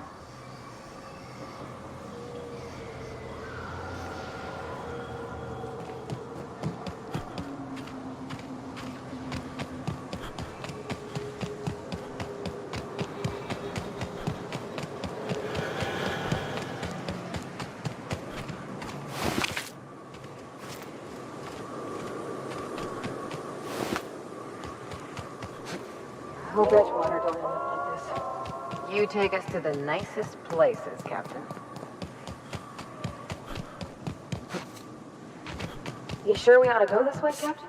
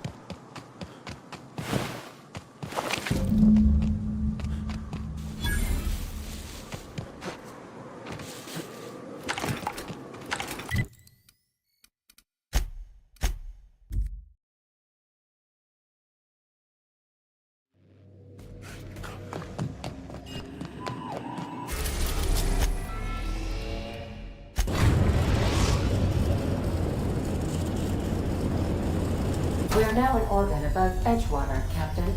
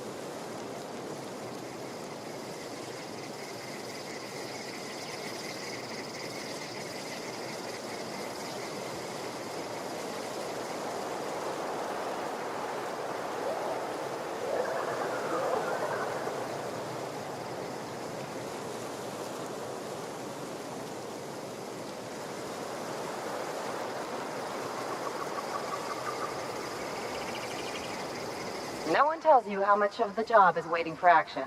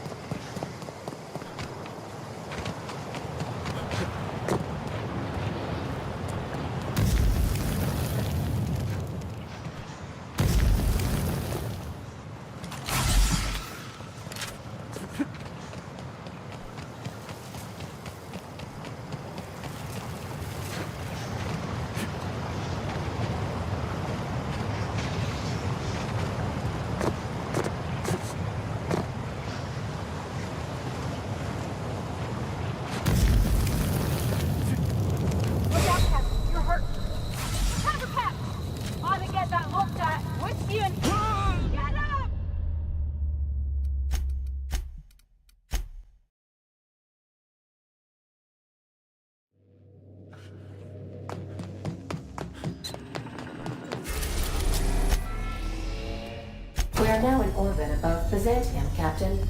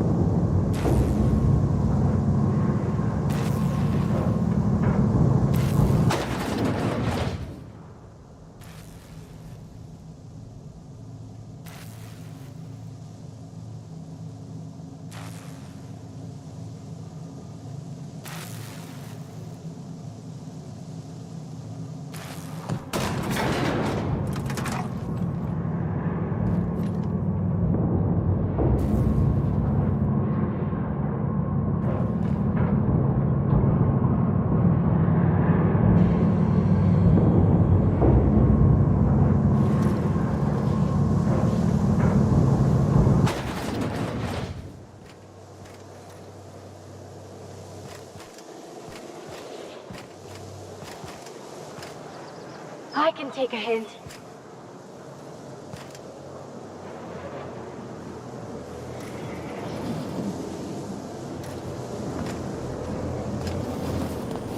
Why can't someone...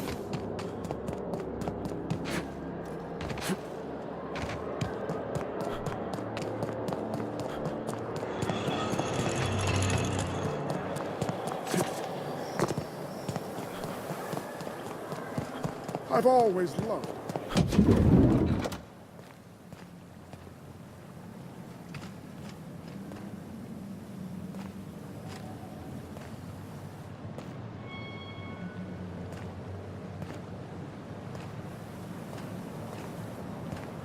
What can I do for you, darling?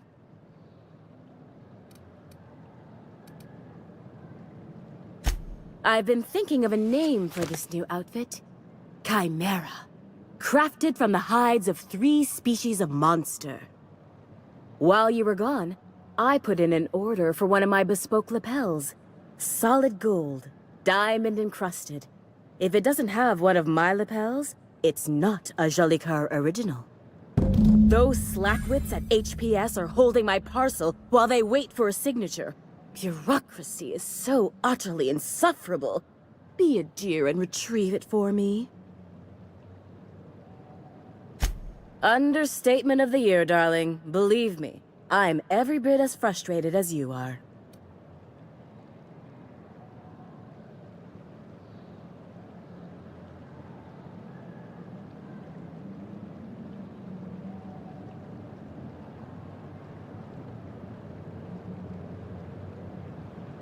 My dear, I've only ever enjoyed the service of 2 reliable assistants in my life.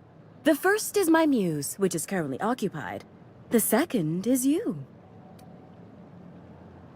Wonderful! I'm giving you authorization to retrieve this parcel on my behalf. You truly are my savior, darling.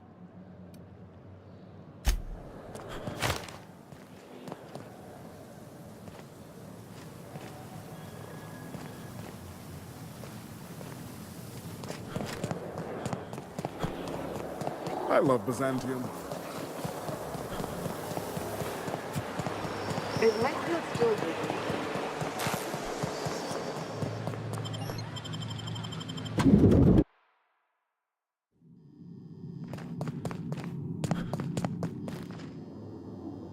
A fine day for parcel pickups, isn't it? How may I be of assistance? If you would like to sign for a parcel, please go to window B.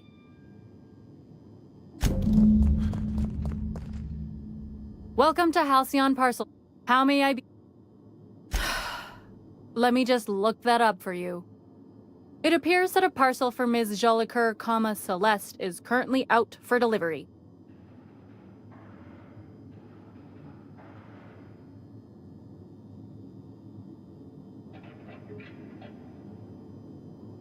It was, and now it's being delivered.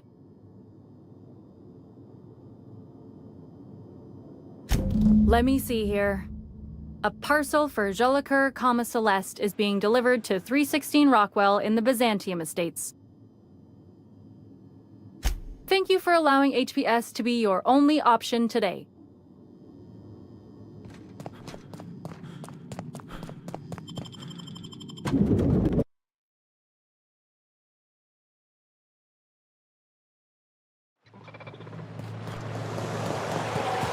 Oh, for the good old days when You and your pen pal seem to be getting along. Don't make it small. When you say it like that, it sounds stupid. Whoa, take it easy. Didn't realize you were so wrapped up. You're doing it again.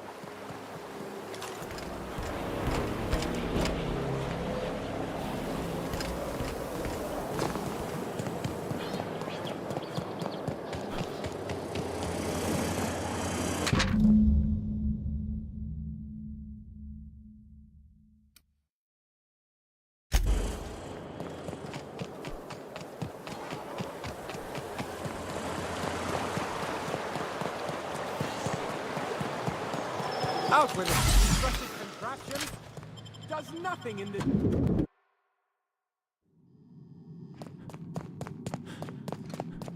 Halcyon parcels... I must respectfully ask that you calm down, please. Parcels must be picked up at window A.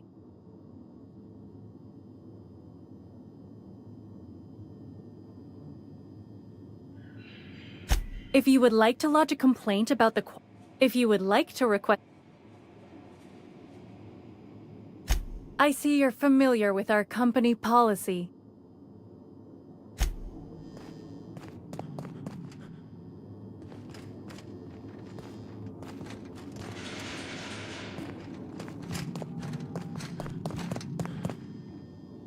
How may I be of assistance? Of course. If you could just verify for me that you are Jolicoeur, Celeste, or an officially authorized proxy?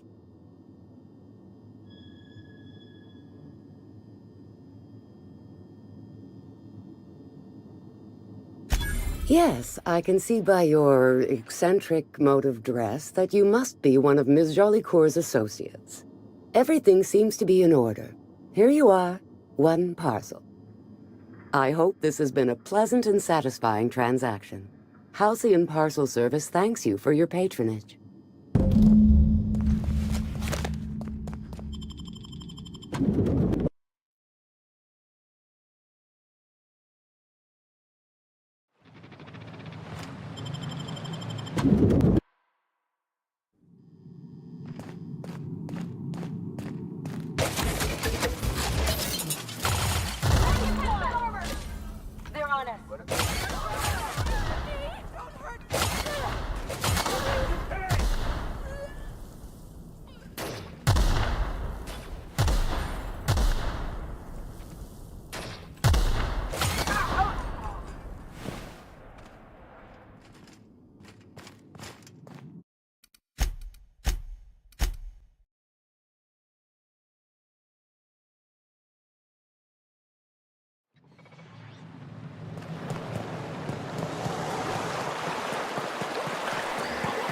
Is Mayfield still drinking? Remember that stranger I saw on the street? Hey, careful. Don't go running around in the middle of a crime scene. You mean Miss Jolie Kerr? She was reported for practicing a subversive aesthetic. We found her in her office, working on something perverse. She didn't cooperate, so we had to put her down. Never took her for a dissident sympathizer.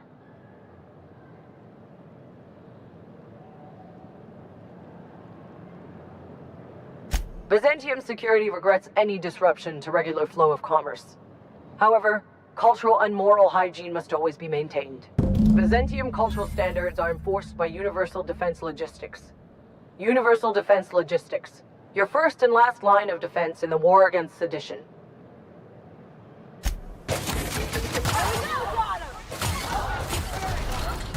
Something's not right. What was that?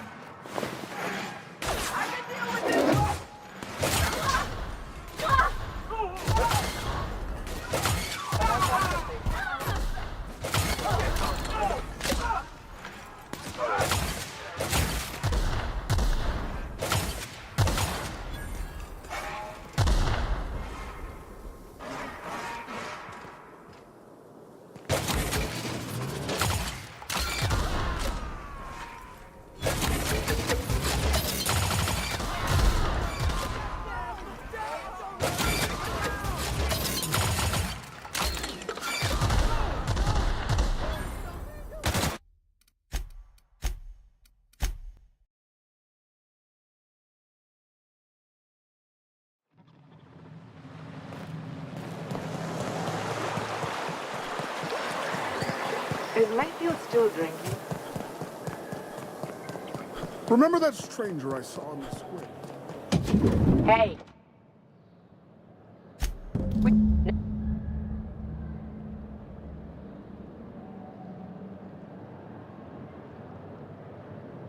Byzantium security regrets any Byzantium cultural standard.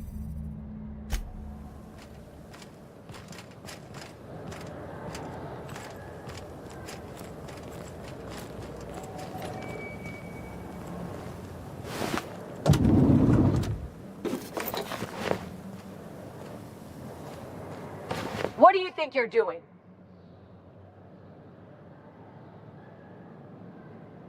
Just don't make more paperwork for me, all right?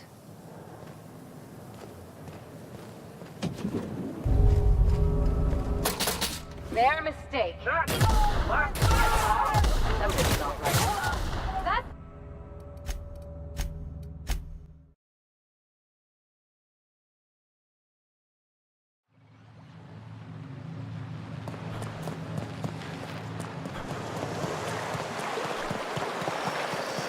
Is Mayfield still drinking? Remember that stranger I saw on the street? Hey!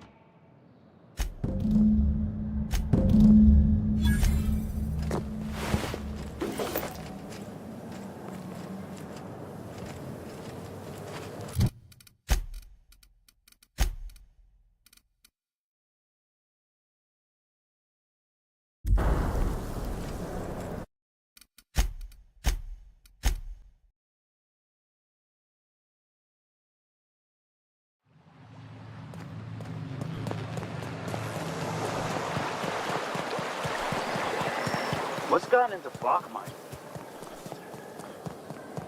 Remember that stranger I saw on the square?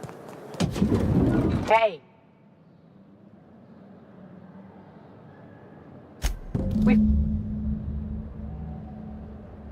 No argument there. Feels like the whole colony's going insane. What with dissidents infiltrating the walls of Byzantium, Byzantium cultural standards are enforced.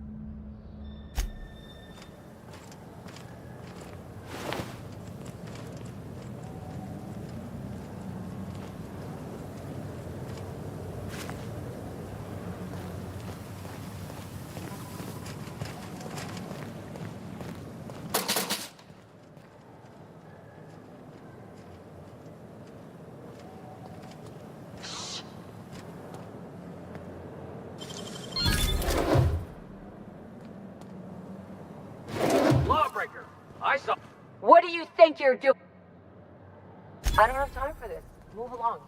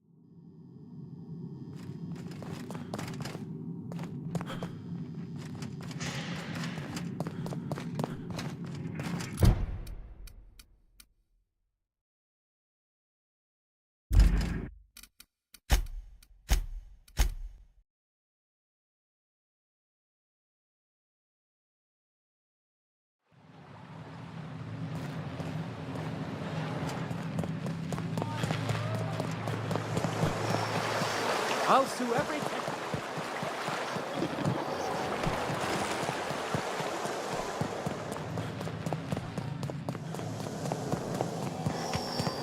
I'm afraid I can't come down anymore, my good man.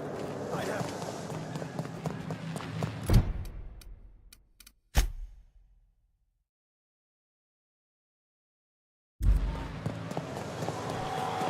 Oh, for the good old days when you could see...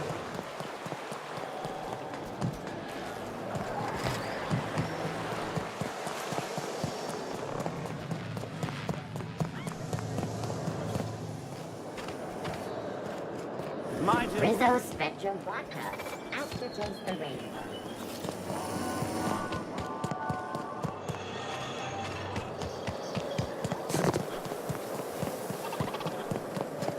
Remember that stranger I saw in the...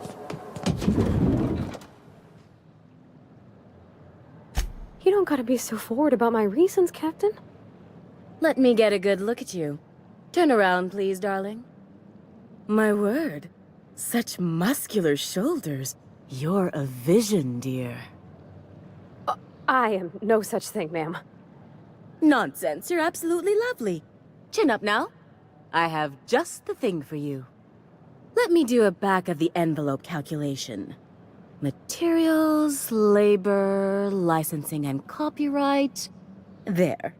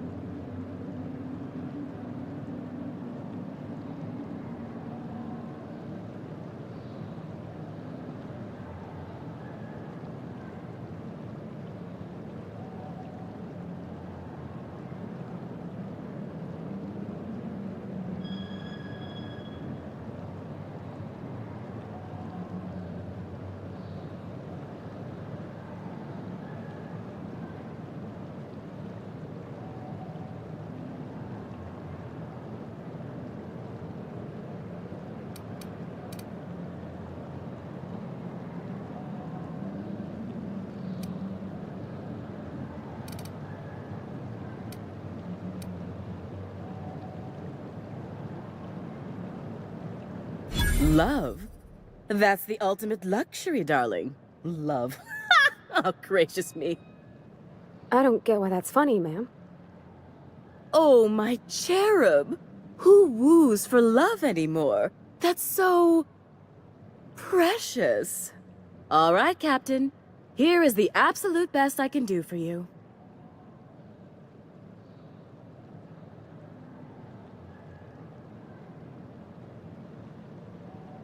Darling, do I look like an amateur? I read her measurements by eye. And don't you ask, because they're no one's business but her own. As you wish.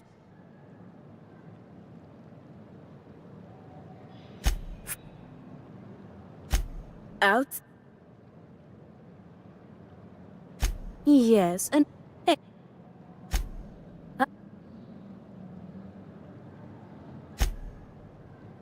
You're...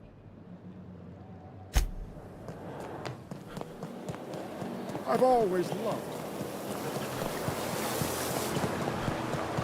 What's gone into block mine?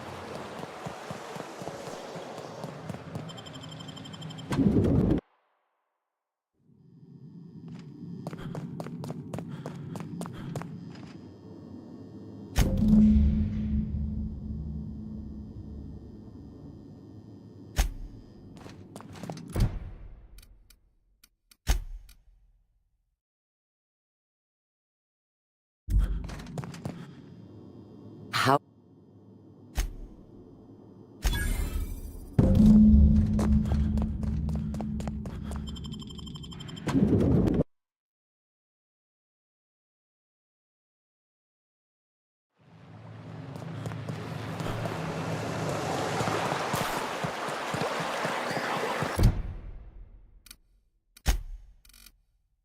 Your best find this week. Go. I love Byzantium. Hey.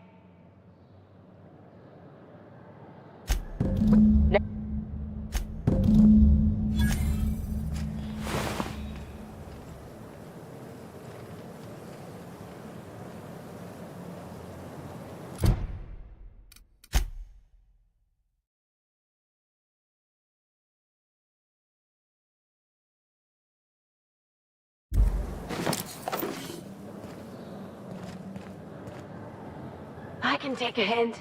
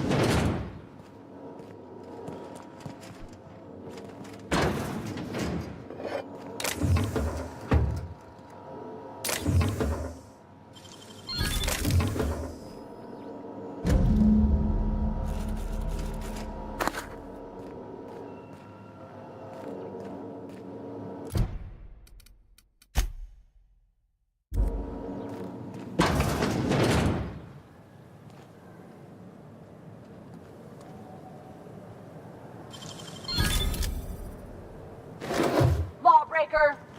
What do you think? I don't have time for this. Move along.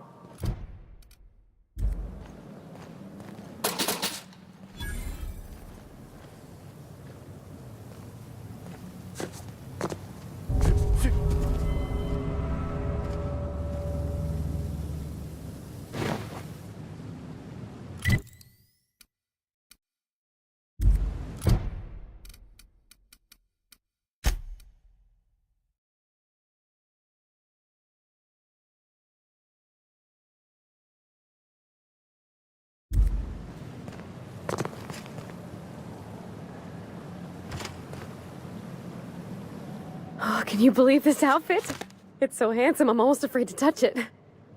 Well, I guess that's everything then. After all this time, I just have to actually do it now. You know, there's a part Junlei's been looking for to fix up the air cyclers. They only carried them on big colony ships, like the Hope.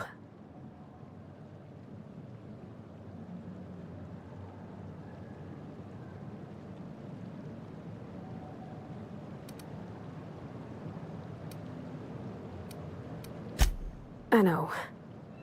For a while, it felt like everything I did was a little bit of help. And it meant I didn't have to ask her to be mine. Not yet. Not for real. Next time we dock with Groundbreaker, I'm doing it. I'll send June a message and ask her over. Oh, this is real scary, Captain. I'm grateful for all you done.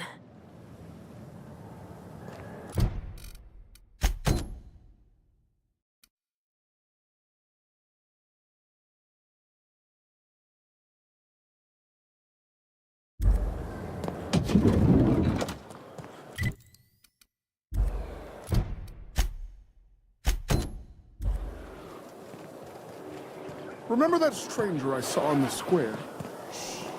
You know, the one traveling. Spacer's Choice pre-sliced bread. It tastes fresh because it was. Welcome, intrepid adventurer, to Prosperity Plaza, where the shops never close. Now, make your way to the bustling region of Emerald Vale. Prepare to be dazzled by the Vale's breathtaking lava flows. Rated the third most impressive in Halcyon.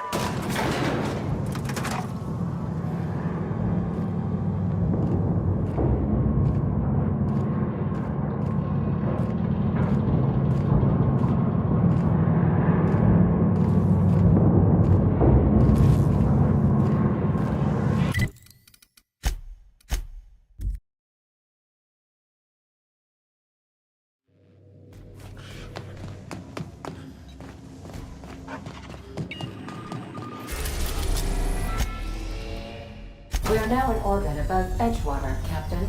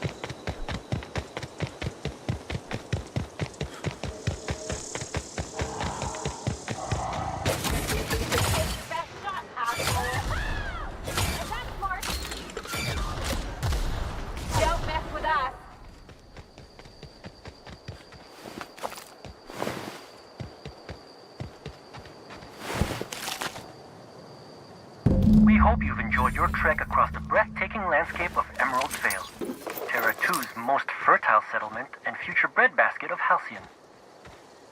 take a moment to enjoy this vista with a can of Spacer's Choice Saltuna. Before...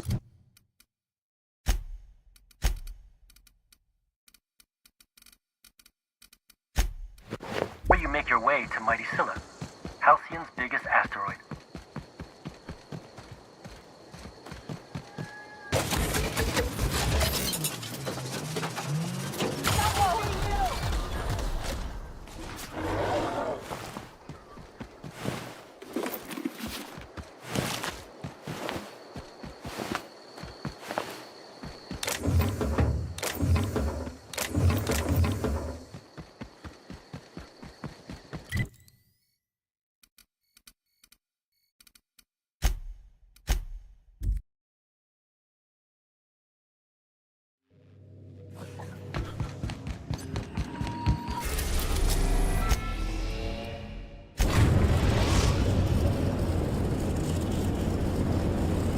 Destination reached. Scylla. Remember that you are not...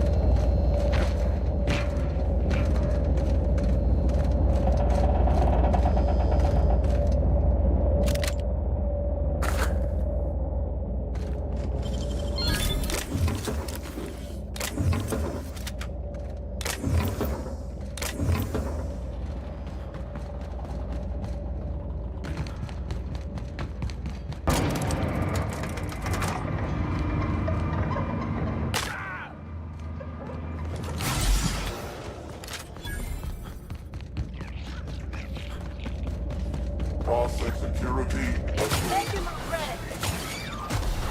We didn't even get our hands dirty.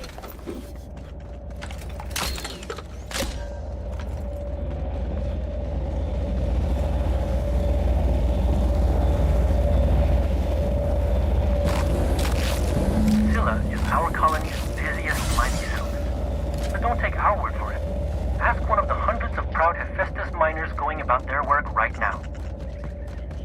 in for a real treat, because our last stop takes us to a charming little village outside.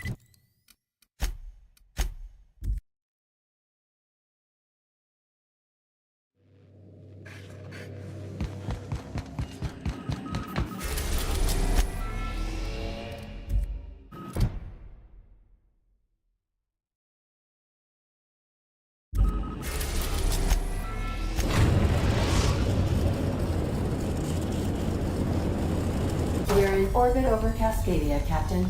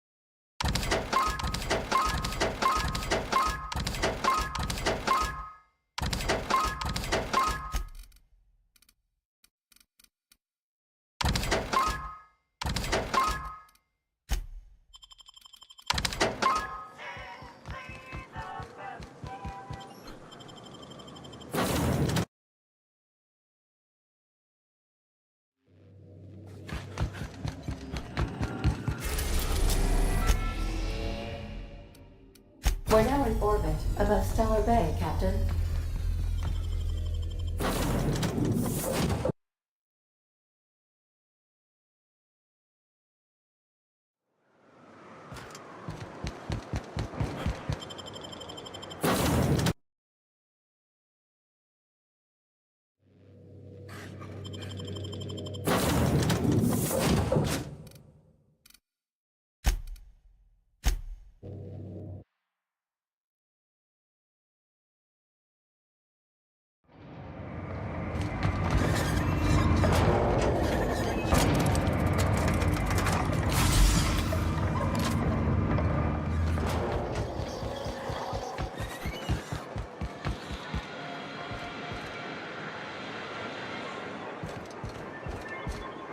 Hey, thanks for the help.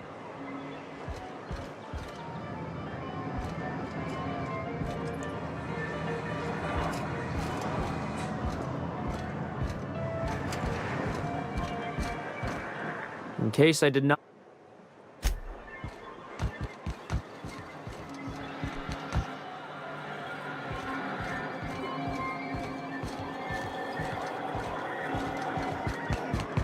What was it like in Edgewater? I hear you workers were on the clock every available moment. We always got 8 hours a day for sleeping. Just not always consecutive. My condolences. I appreciate consistent wages like any other sane person, but that still sounds awful. At least Sanjar gives his folks weekends. Weekends? Hands of the void. I used to drop by the bar in Stellar Bay to knock a few back with the folks who had Saturdays off. Don't know what I'd have done with that much time. I was always behind schedule anyhow. Knowing you, you'd sit and be alone with your thoughts.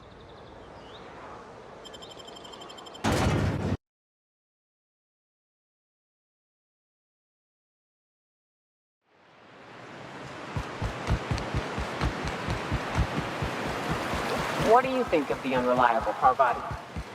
There's always something to fix, and it's neat working in the Aether. I always took Atmo for granted. Now, if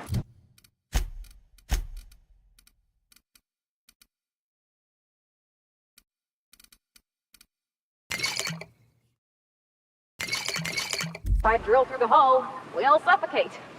Exciting, you know? I'm not sure I wanted to know that. Being in space sets me on edge enough. You know about stellar emissions? Actually, I probably shouldn't tell you about those. I mean, not unless you want to know how we're all likely to get spacers lung. Right. Okay. When we get back to the ship, I'm drinking this conversation right out of my recollection.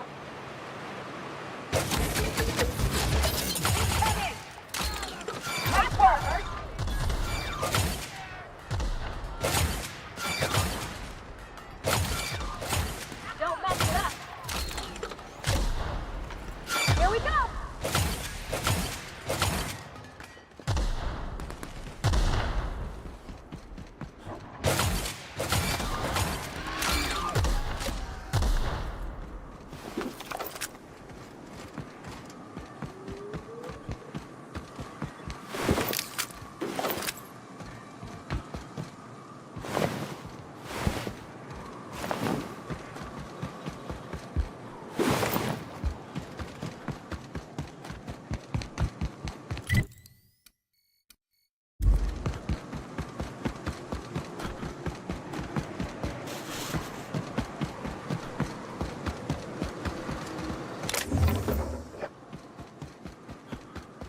feels like the old bits outside of Edgewater. Use them. Incoming! Down they go!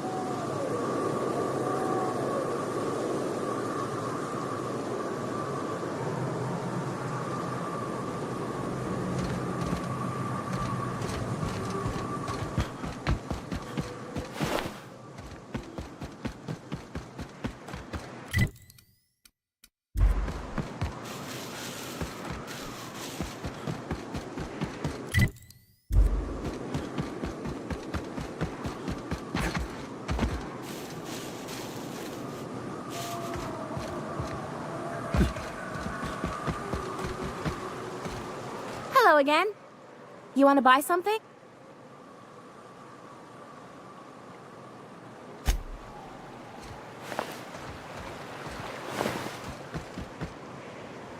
They'll never see us.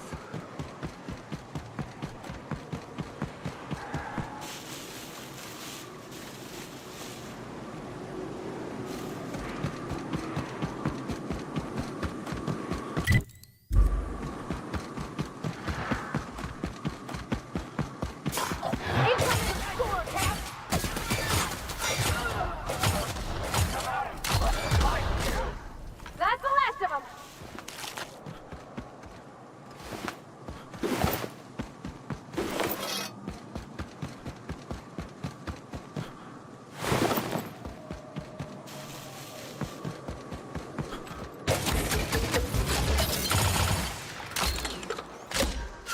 Here we go!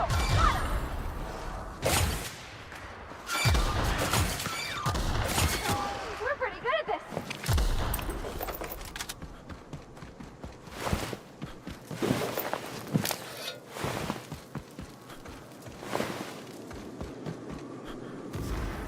Welcome to Terra 1, the most Earth-like world in Halcyon. Take a moment to admire the triumph of civilization over nature. And while you're at it, say hello to the local settlers. We hope you enjoyed this guided tour across the wonders of Halcyon. Please return to the Bureau of Exploration for a special prize.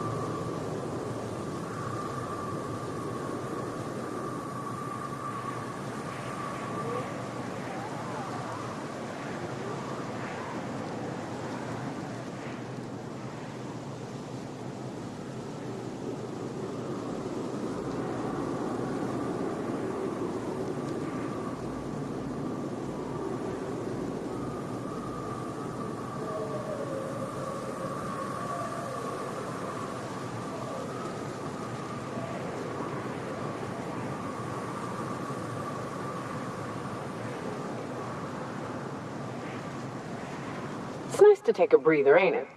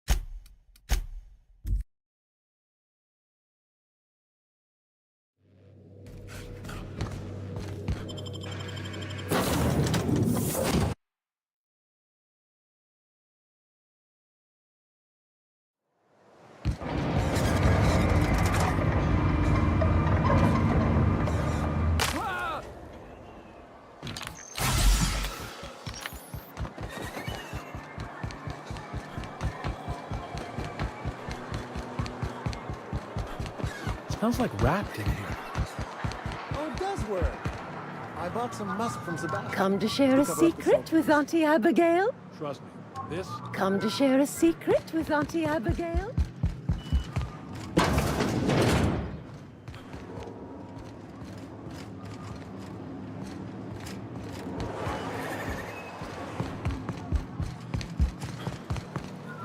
Well, Mioka.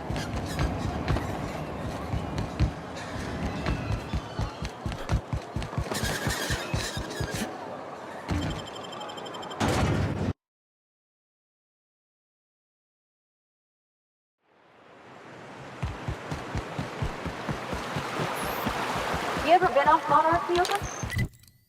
Before you met the captain, I mean. Nah, I mostly just drank and hunted. As soon as you stop to dream of other things, that'll be the day something sneaks up and eats you. Don't fret, I'm watching you back now. If anything tries to eat us, I'll give it a mighty whack on the nose. Well, I'll be damned. You watch my back, I'll watch yours.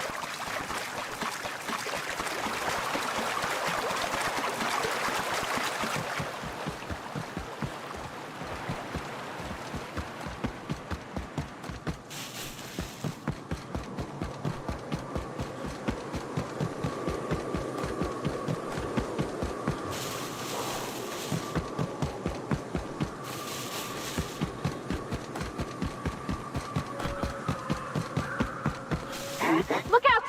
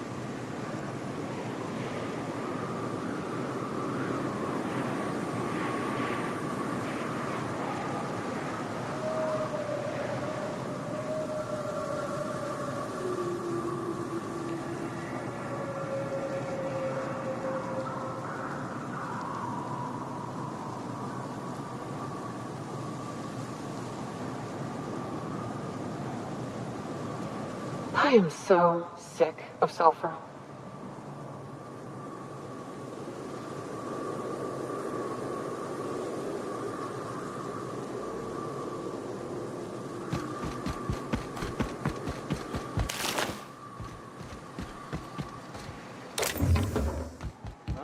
Incoming!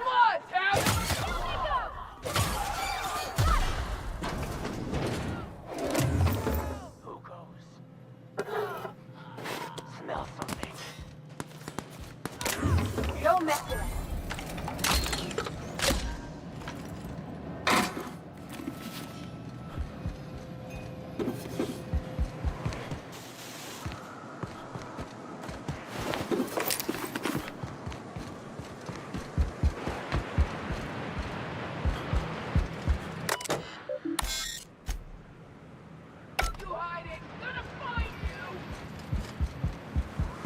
Incoming!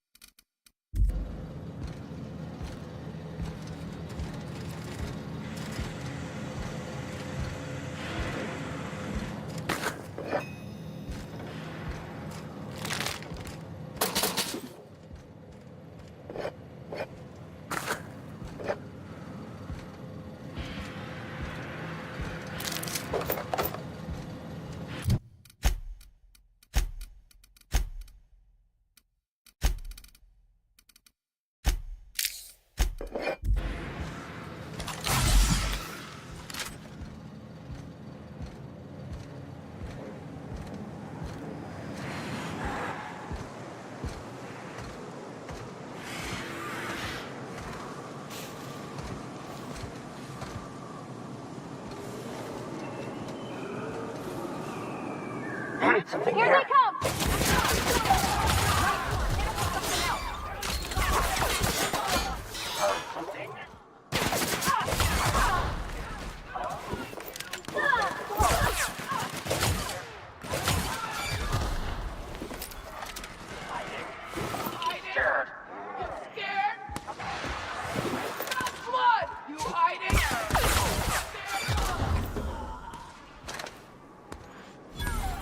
That's the last of them!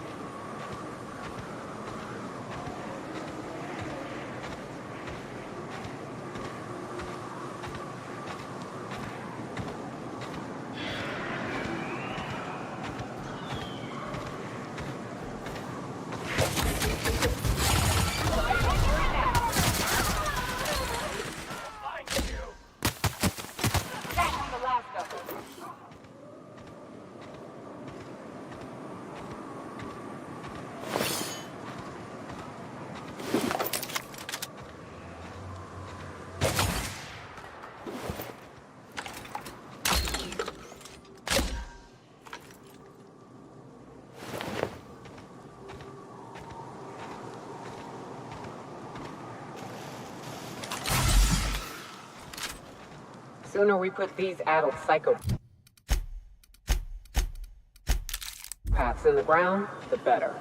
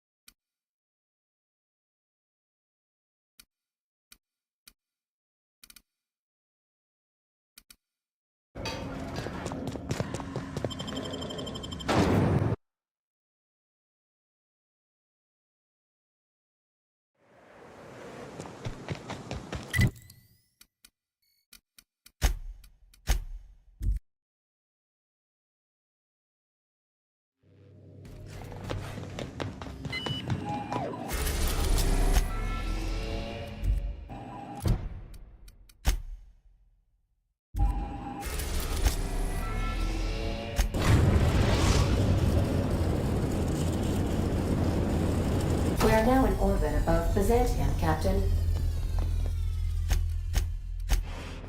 Remember that you are not in...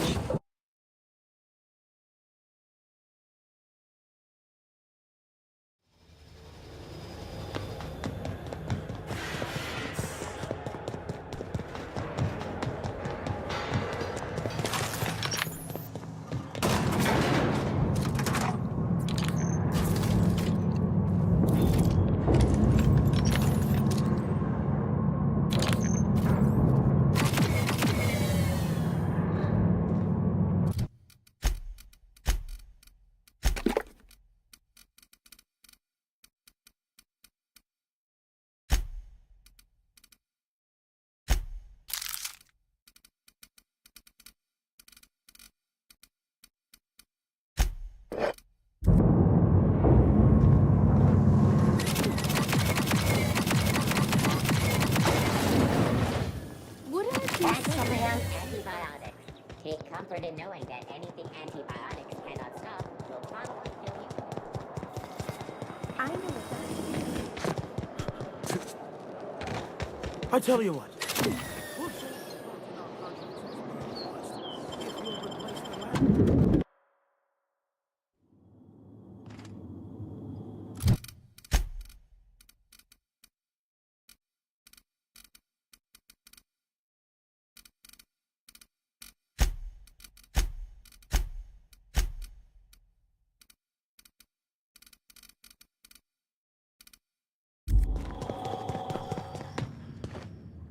Oh, it's you.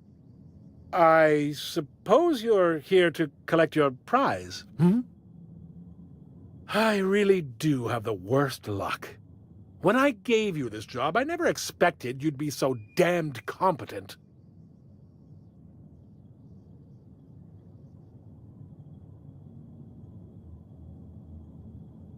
Yes, go on and gloat. You've already ruined all my plans with your talent for staying alive. The tour's not real, friend.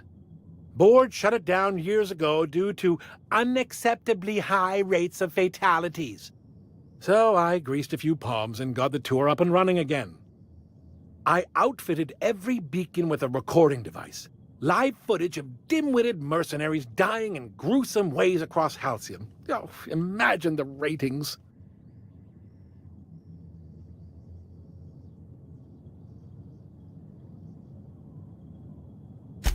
Why the hell shouldn't it be legal? I filed the appropriate paperwork, I paid my dues. Look, never mind. Just take your reward and get out of my hair. One certified explorer's hat, courtesy of the Bureau of Exploration. With my compliments. Hey!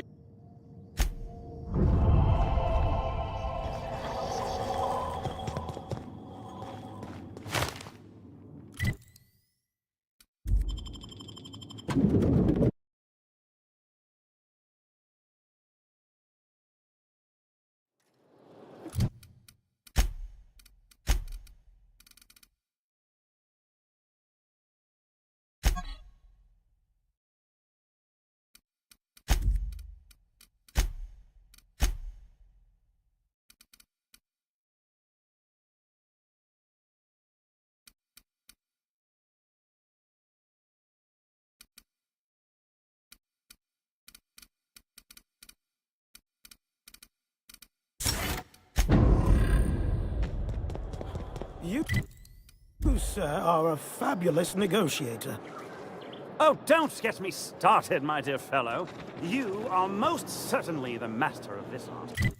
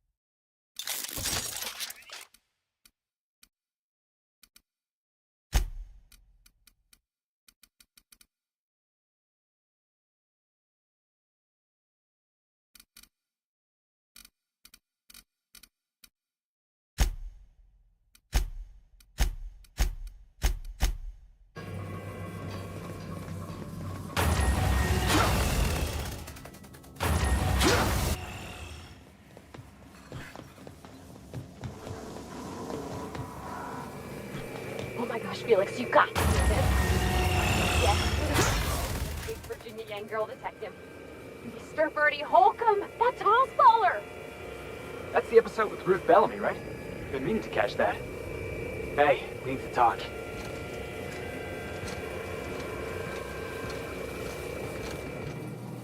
Here's what I don't understand. The Hope. Big damn colony ship, right? Lost on the edge of space. Hundreds of thousands of colonists floating out there, just waiting for a savior. And you're just gonna deliver them into the hands of the board?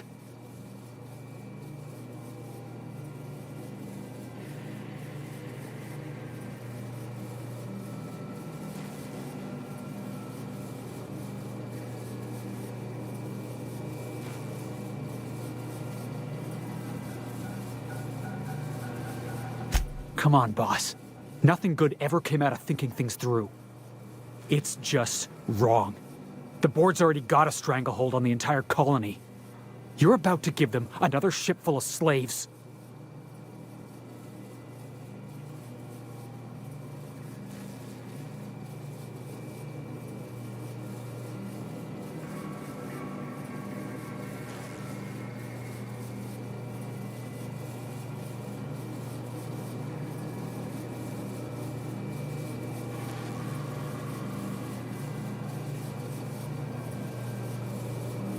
I don't know what to think.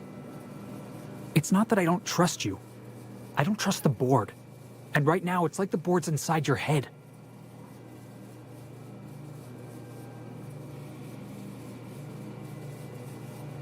I'd say you're spinning me a story. I know you, boss. Don't try to pull one over on me.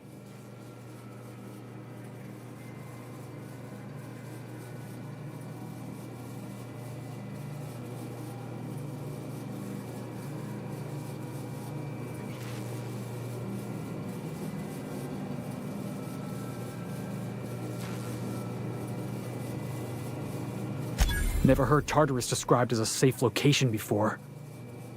Then again, that ain't my friends and family on that ship. I'm part of your crew, boss. But you're part of the Hope's crew. That's your ship, floating out there in the dark. I know you're just trying to keep them safe. Don't believe so.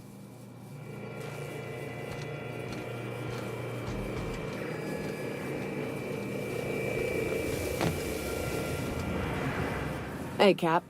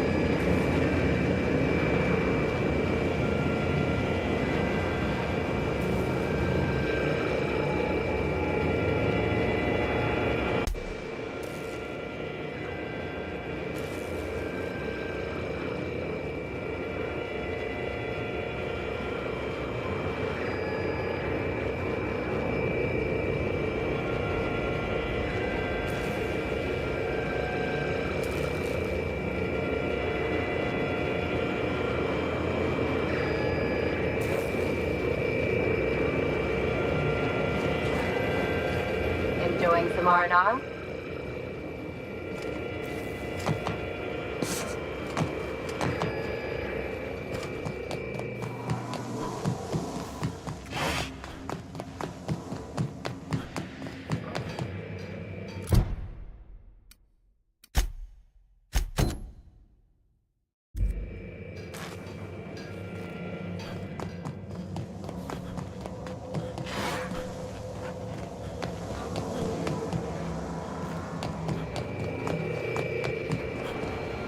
I swear, next time we put into Groundbreaker, I'm gonna do it. I'm gonna ask her over. Oh, I'm so nervous. Having trouble focusing on my work.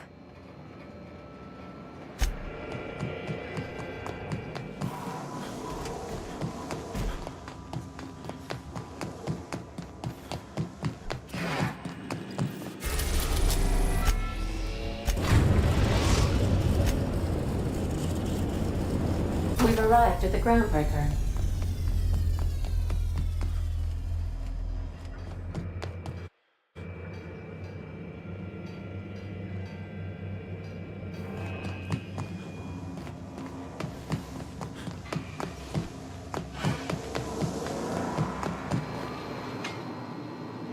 All right. She's on her way. How do I look?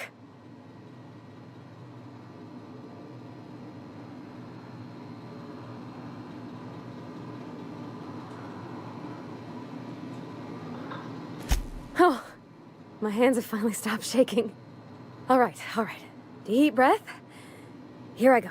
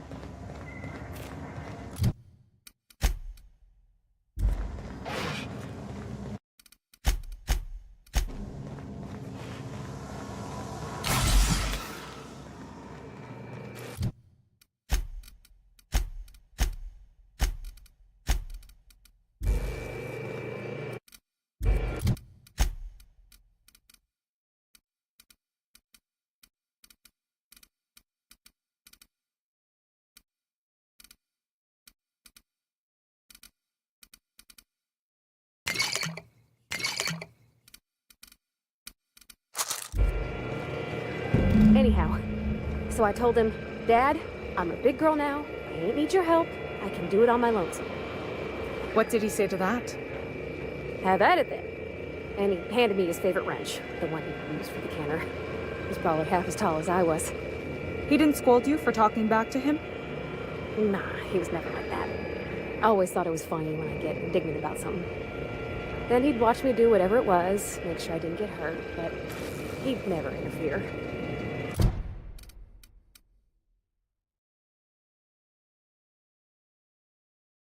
I learned a lot that way. I wish I could have met him. Anyone who helped you.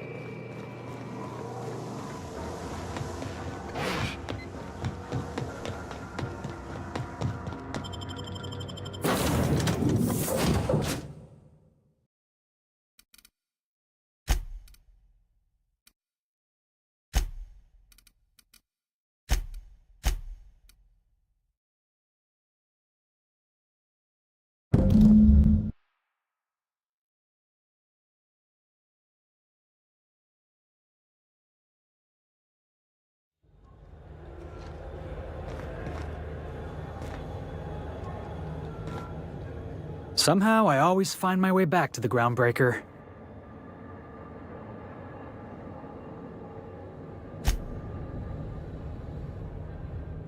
Something on your mind?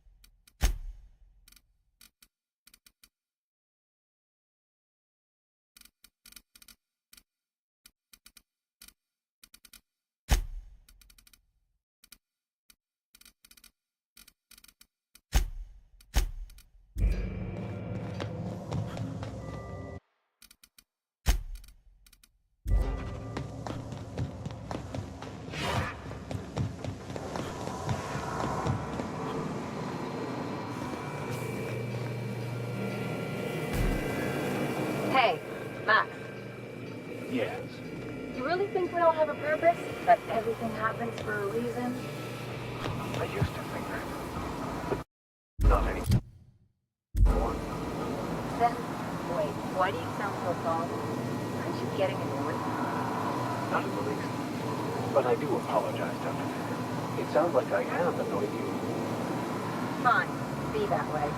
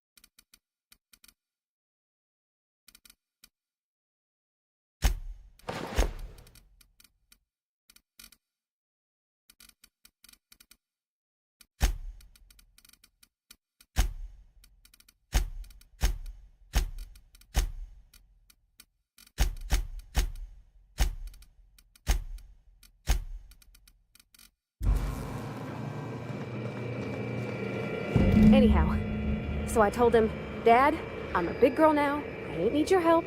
I can do it on my lonesome. What did he say to that? Have at it then. And he handed me his favorite wrench. He's probably half as tall as I was. I could see why Parvati seems so happy here. I'm having the best time. My father and I were often at loggerheads.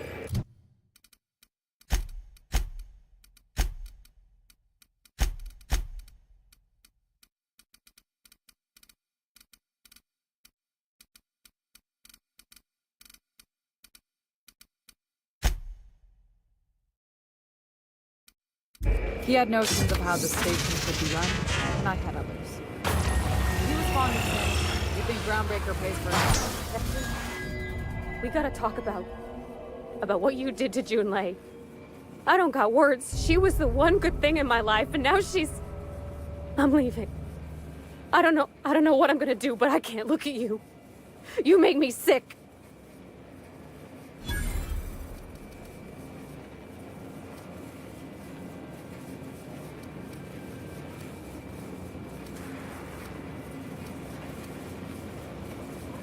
No. There's good people, and there's bad. I didn't want to think on it, but you're one of the bad. One day maybe you'll realize what you've done. Maybe then you can make it up to the universe, but you will never make it up to me. Goodbye, mister.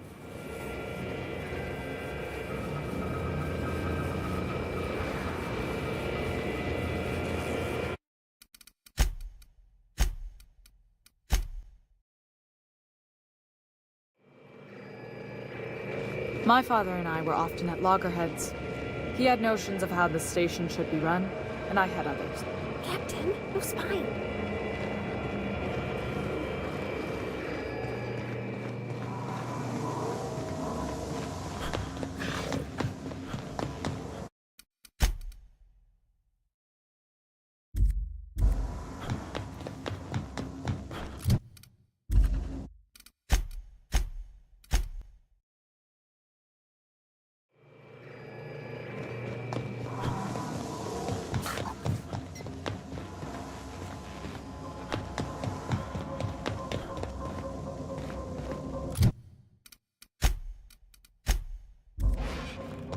Stay safe out there.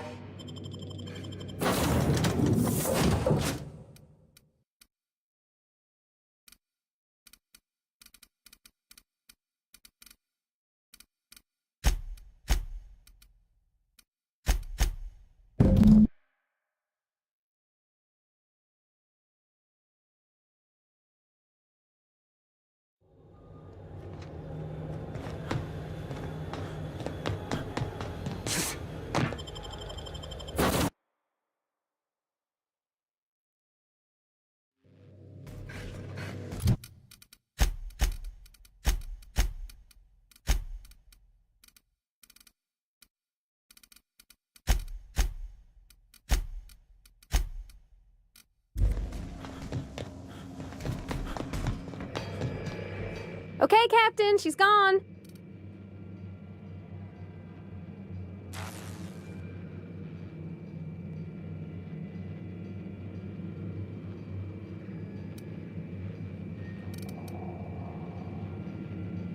I'm near about vibrating. I'm so excited.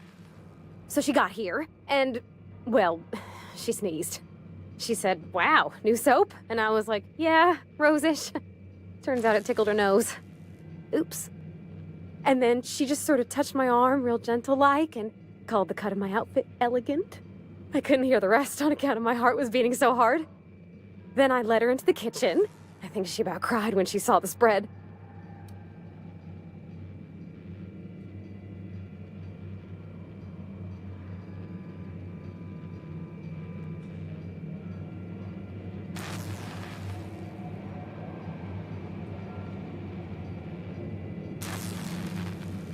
She stood stock still and just said, "Oh, real soft." Oh, and let me tell you, I was sweating. And then she blinked and said, "Is that dustbat casserole?" I told her how we got Mr. Raymond to bake it for us, so it was double authentic. Made by a real live Monarchian? Monarchist? Monarch person.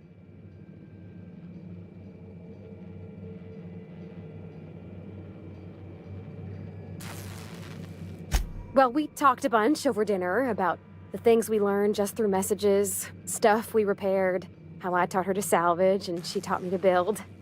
When I brung out the sweetheart cakes, June, she got a little teary, said she had a thing she needed to say. But I stopped her because I wanted to say it first. I never felt so bold, Captain.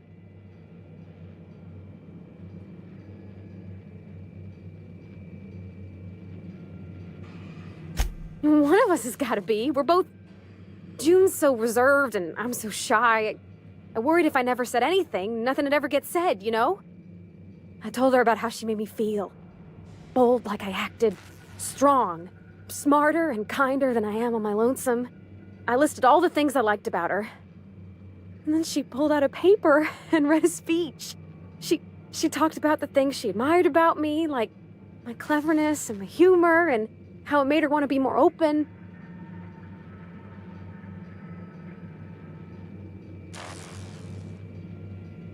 She was worried she wouldn't get the words out right, especially after that message about Isabel. It's sweet. Anyhow, when she wrapped up, I asked her to be my girlfriend. And Captain, she said yes!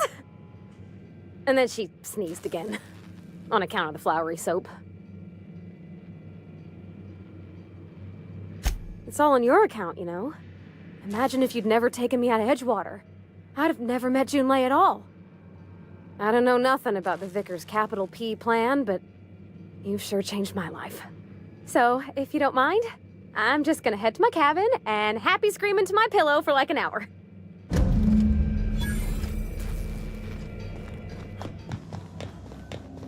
I'll lock up.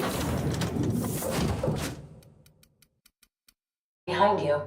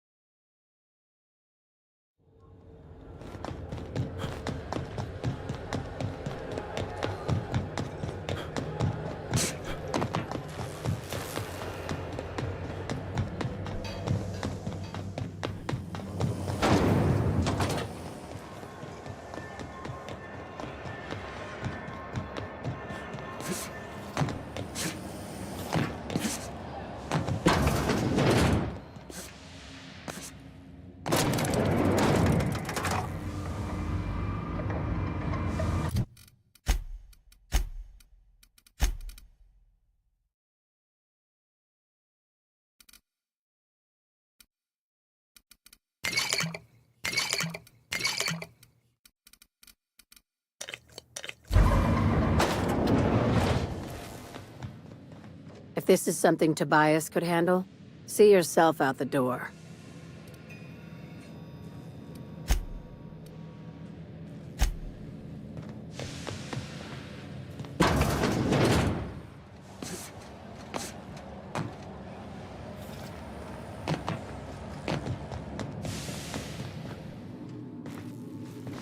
Miss Lilia says you're vice president now. You're back when I had that job.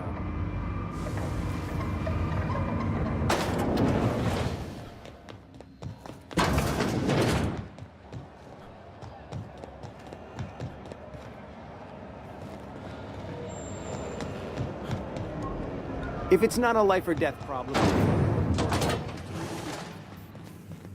This is Halcyon News. I was doing some maintenance on the radiators and found this lying around. You look like you need it more than I do.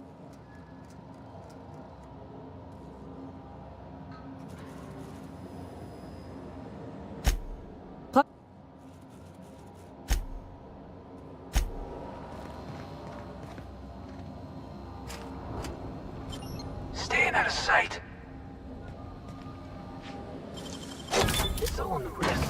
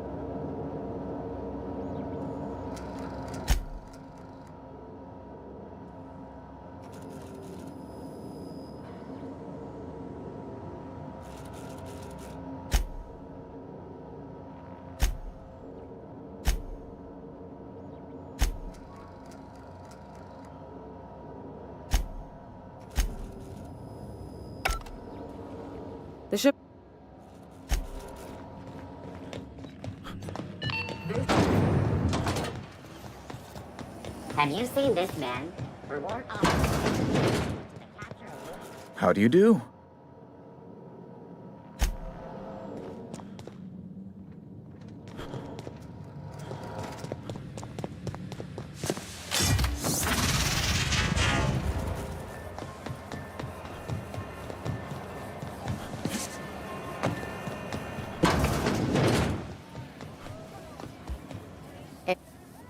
Nothing.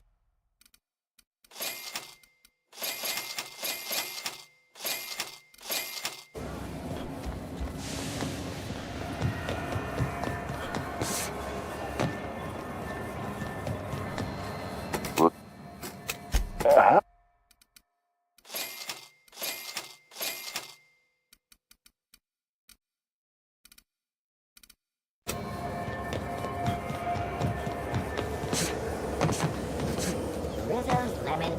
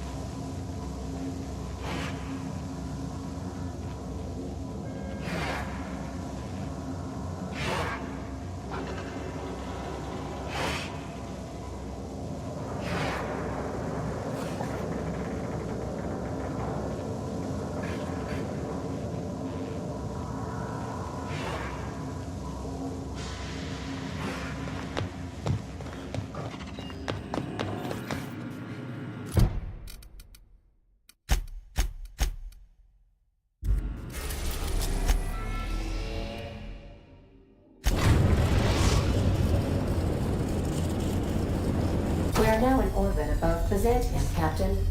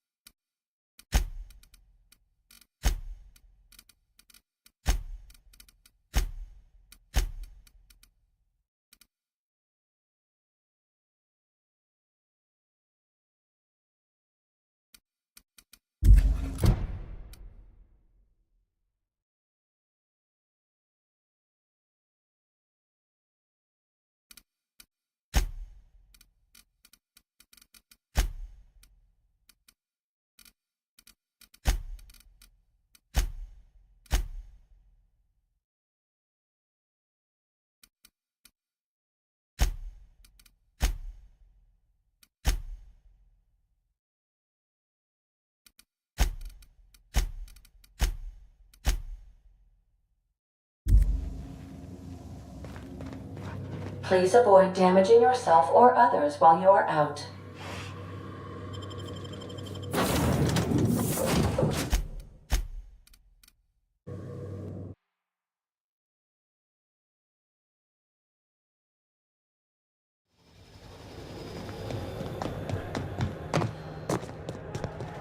What is it?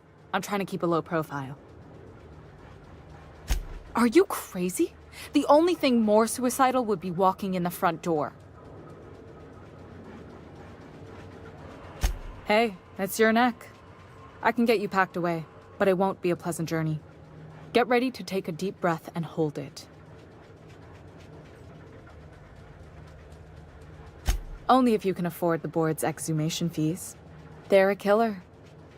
Just kidding. Relax, you won't be the strangest thing I've ever shipped to the Ministry. Follow me, and play it cool. Not eager to be boxed up like an animal, but if this is the only way...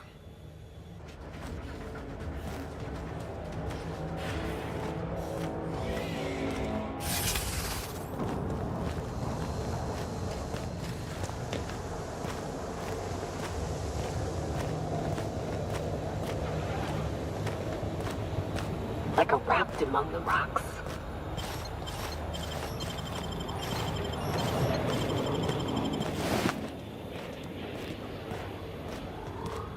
What do you think you're doing? I suppose I can look away this time.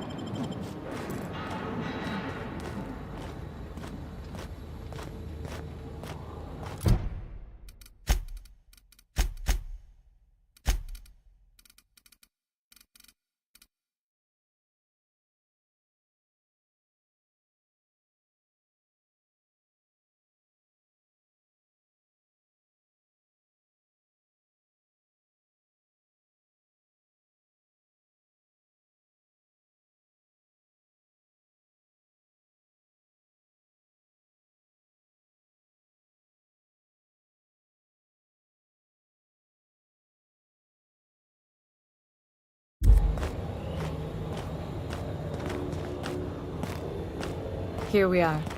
I hope you like tight spaces. What is it?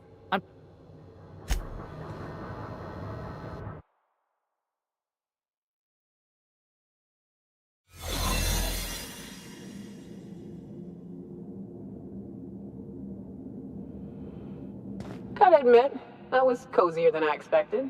Like being huddled up in a tent. I swear that thing looked bigger from the outside.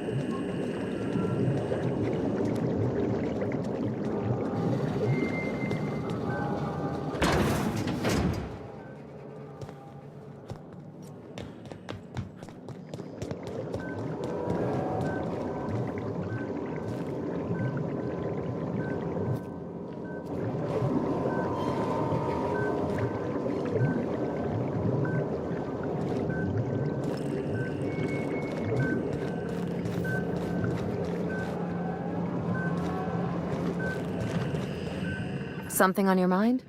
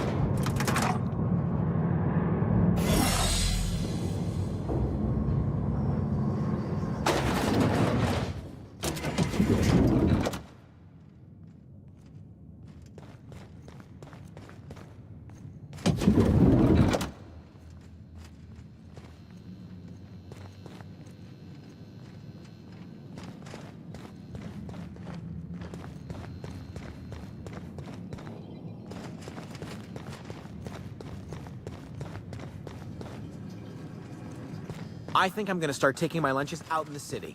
The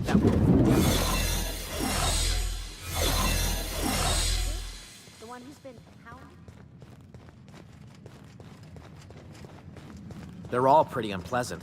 What do you think they actually do? You hear about that dissident working in that clothing Best not to ask. This is why we've got to be... Remember that one clerk, Emily? She found a badge one of them had dropped and went down to return it. Never saw it.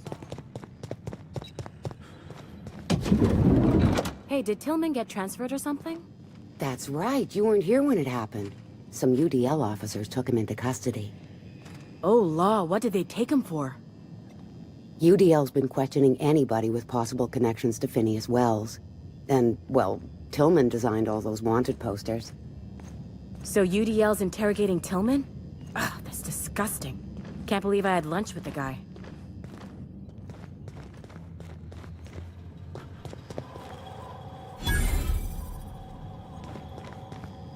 Sorry, I'm kinda in the middle of something.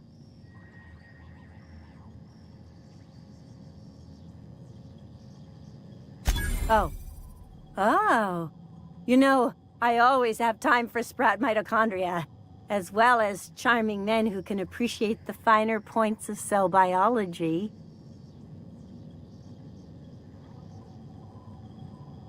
This is certainly a conversation worth continuing elsewhere, but I don't think I've seen you around, and I'm sure I'd remember you. In that case, I can get you into the lab. Consider it a favor you can repay later. Follow me.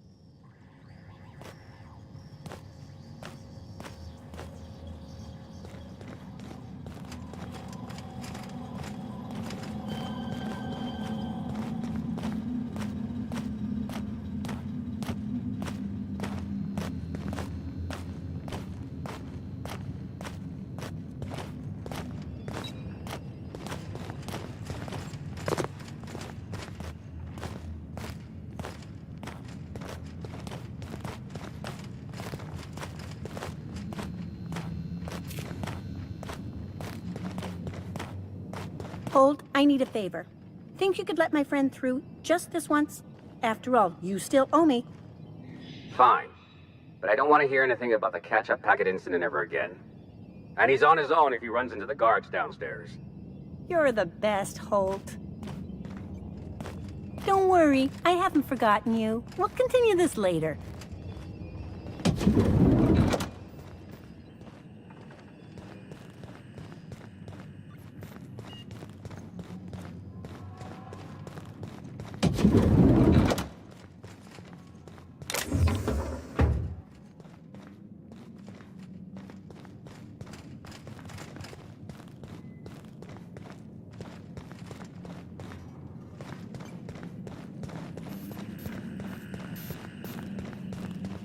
What?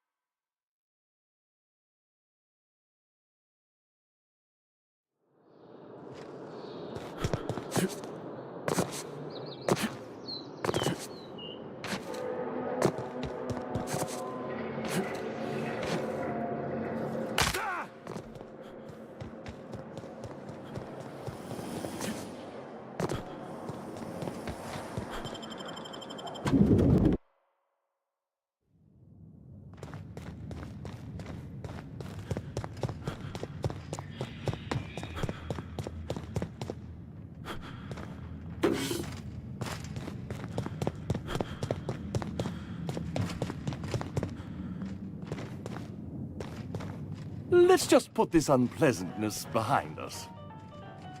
Oh, could you please leave quietly now?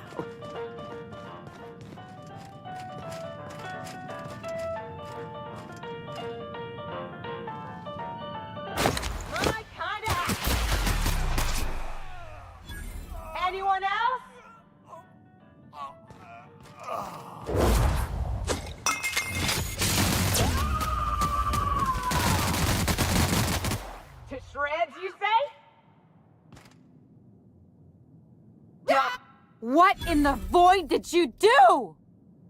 I didn't like how...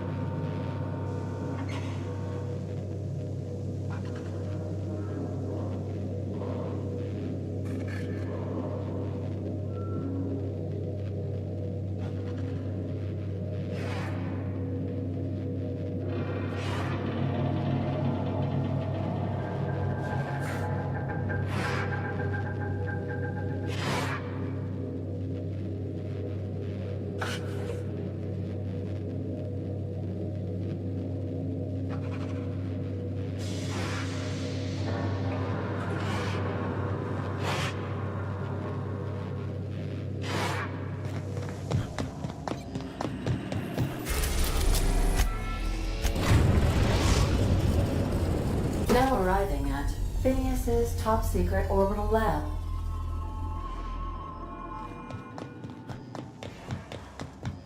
The ship used to be much quieter.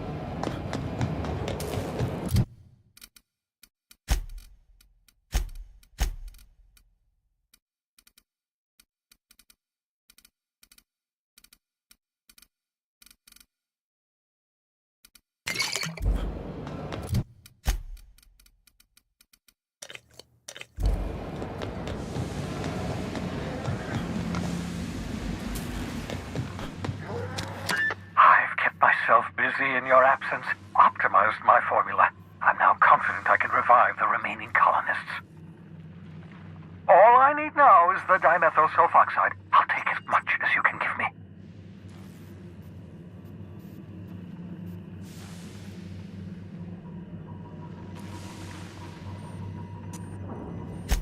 Human test subjects.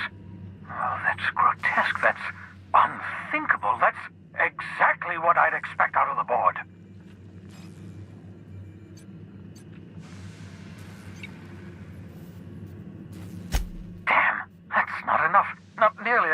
whole ship. I could revive a handful of settlers. Maybe, possibly, 10.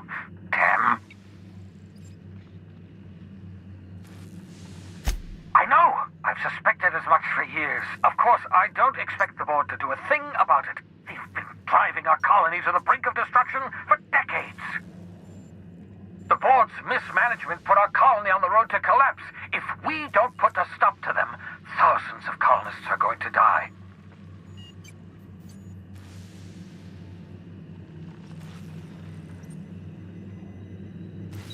Oh, hold on. Let me see if I understand this correctly.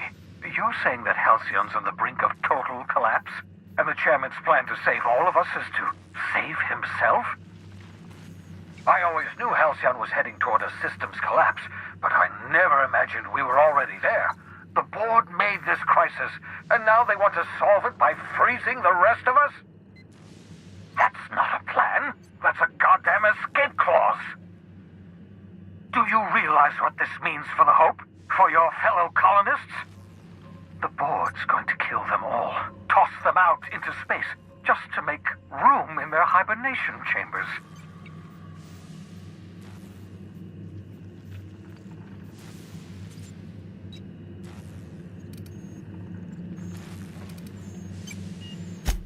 Short of lining up every member of the board and shooting them in the back of the head.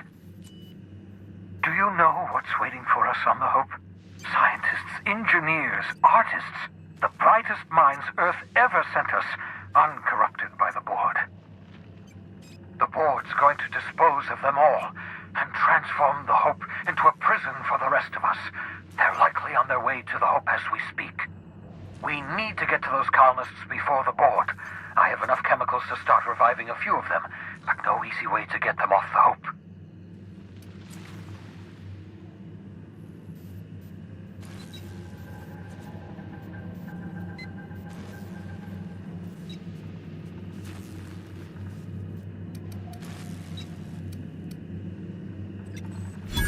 Merciful gibbering law, you're a genius! We bring the Hope to us. Skip the entire ship across the distance of colony space, right next to my lab.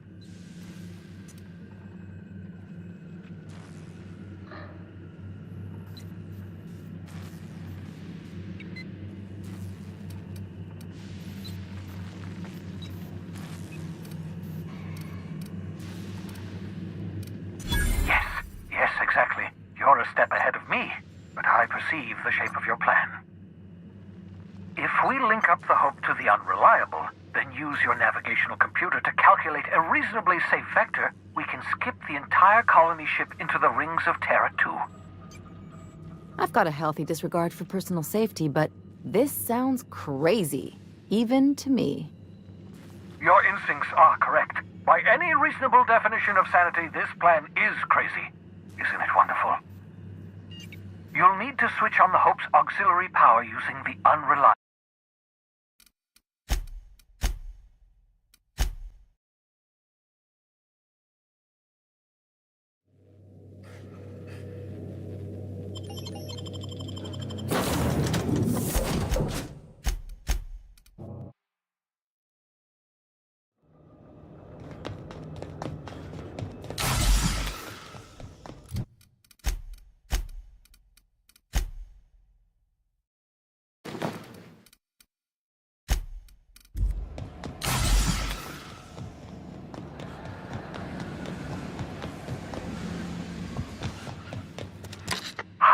Myself busy in your...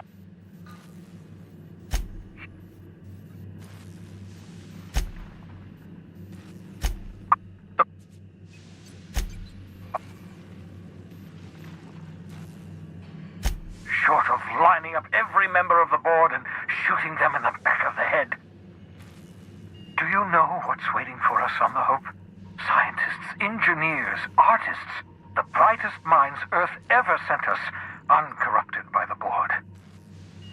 The board's going to dispose of them all and transform the Hope into a prison for the rest of us. They're likely on their way to the Hope as we speak. We need to get to those colonists before the board. I have enough chemicals to start reviving a few of them, but no easy way to get them off the Hope. merciful gibbering law! You're a genius! We bring the Hope to us. Skip the entire ship across the distance of colony space. Right next. Yes, exactly. You're a step ahead of me, but I perceive the shape of your plan. If we link up the Hope to the Unreliable, then use your navigational computer to calculate a reasonably safe vector, we can skip the entire colony ship into the rings of Terra 2. I don't know much about skip drives, not the physics anyhow. I do know the Hope's real massive. How's our bitty little ship supposed to skip it? Excellent question, my sharp-witted mechanic. You will use your own ship to power up the Hope's skip drive. Your navigational computer can handle the rest. And that's going to work, without killing us in the process. I thought intra-system micro-jumps were prohibited for a reason. Yes, there's always a risk of a catastrophic collision between the Hope and, say, Terra 2, in theory. But you'll be fine, provided your calculations are correct. You'll need to switch on the Hope's auxiliary power using the Unreliable. Then head to the bridge. Your navigational computer, Ada, should be able to activate the Hope's skip drive. Once you've skipped the Hope next to my lab, I'll have easy access to the frozen colonists. I can start reviving them immediately.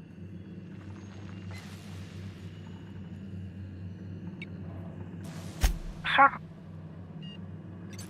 It wouldn't surprise me. When I pulled you out of the Hope, the board nearly intercepted me. I expect they stepped up security since my little act of larceny.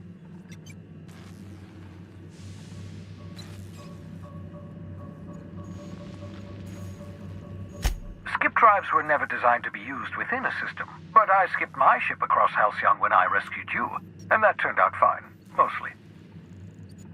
That is, I ruined my ship and nearly killed myself in the process, but the maneuver was well within acceptable margins of risk. You'll be fine. You'll be fine.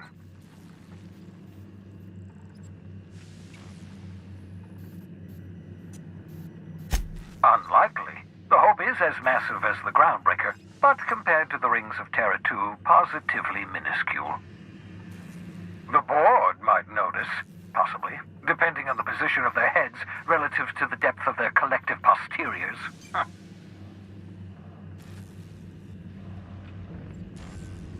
I know you're wondering why I'm doing all this. Why I believe the people on the Hope are the answer to the colony's problems. The Hope is carrying some of humanity's most brilliant thinkers, scientists, engineers, experts in their field.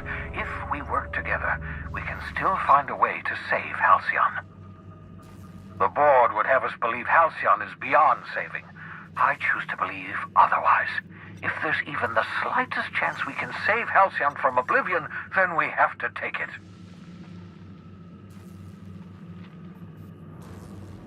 Certainly. How can I help?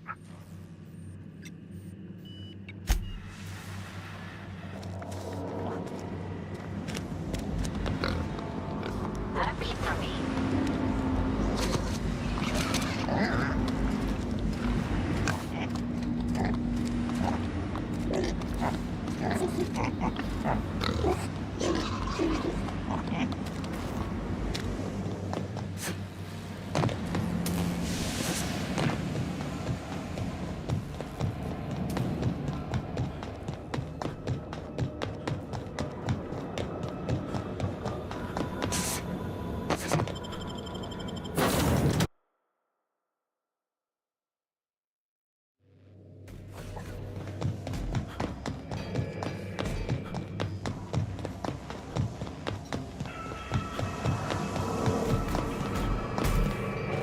Young Millstone, you look pensive.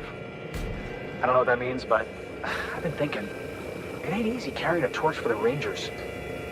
I understand. The Rangers' victories are your victories. Their defeats are likewise crushing. You serious? Wow, Max. Never expected you to understand. This may come as a surprise to you, Felix, but I understand what it is to be a fan. That's so. You know something? Maybe I was wrong about you. To be a fan is to live vicariously through another. You feel you are one with the Rangers. You ain't been the same ever since your drug swing, Max. We gotta talk about this. You know, they're gonna make a serial about our adventures one day. I've been trying to think of a good title for this episode. I like the sound of The Skip Job. No, wait, I got it. Hope in Dark Times. Get it? Hope? Like the ship. That's what folks in the business call wordplay.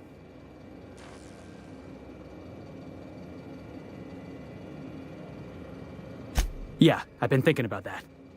Got a list right here. Thrilling tales of the unreliable. Or maybe spine-chilling stories from the edge of the system. Was also considering astounding adventures in the ether. I'm partial to that last one.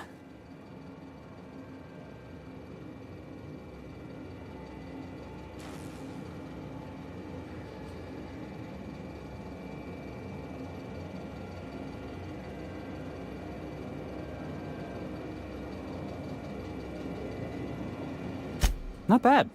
Got a nice ring to it. Stealing the hope from the board, skipping it across the whole damn system. This is gonna be great. I can't wait. Come on, boss. We're not gonna die horribly. It'd kill our ratings. I'm sure you've got plans to make. As for me, I gotta keep practicing my signature dropkick. The Hope might have cameras.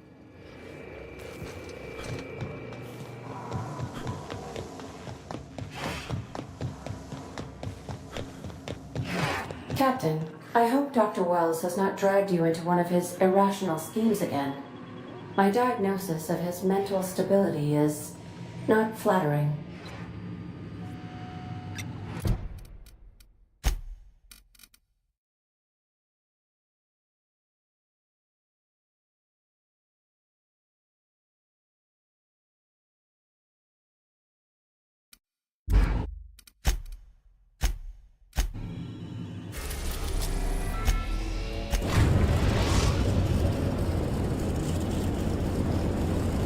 We have arrived at the Hope.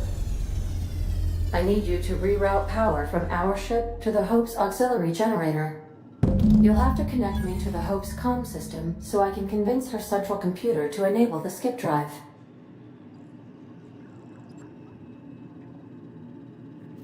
The Hope is the Groundbreaker's prettier, sleeker sister. She wandered off and got lost for 70 years, but just recently was found. Also, there are hundreds of thousands of frozen organic life forms hibernating in her hold.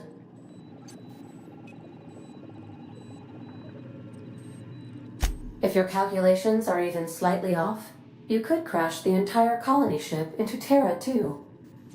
Or the Sun. Forgetfulness can be an early warning sign of asphyxiation due to loss of pressurization. Are you breathing comfortably, Captain? I need you to reroute power from our ship to the Hope's auxiliary generator. You'll have to connect me to the Hope's comm system so I can convince her central computer to enable the skip drive.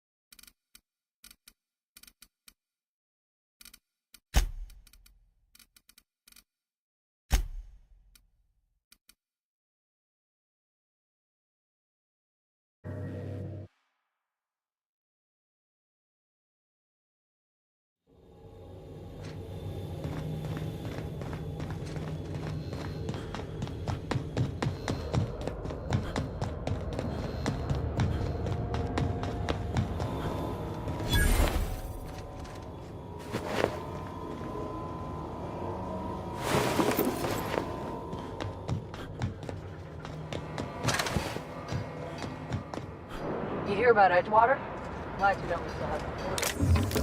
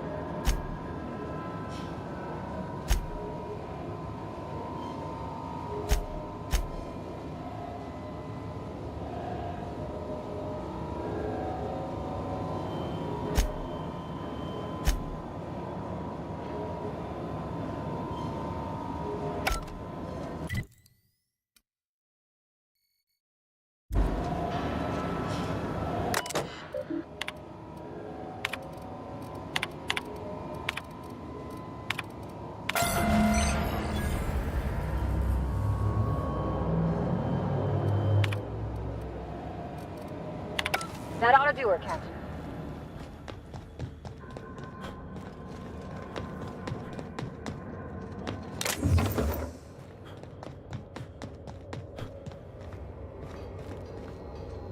Welcome aboard, Captain. Ms. Akande messaged ahead. I wish this place were in better condition for you, but we're in a bit of a bind. Seems the damn auto mechanicals think we're intruders. Do I look like an engineer? Alls I know is, they're shooting anyone who ain't Hope Crew. We shut off the main power, so they're disabled for now. But if you go hooking your ship up, I suspect they'll recharge. And that means trigger-happy auto mechanicals. I'm not going to get in your way, but I'm also not going to send more of my staff to their deaths.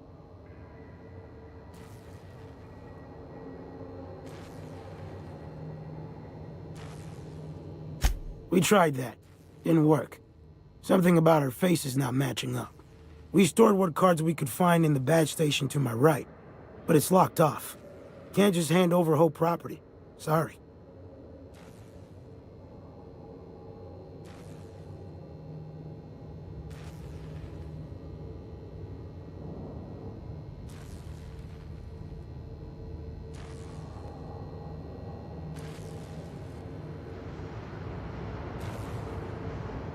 What? Come on, I'm just following protocol. Ugh. Fine. I'll have someone unlock the door, but if anyone asks, I'm telling them you broke in.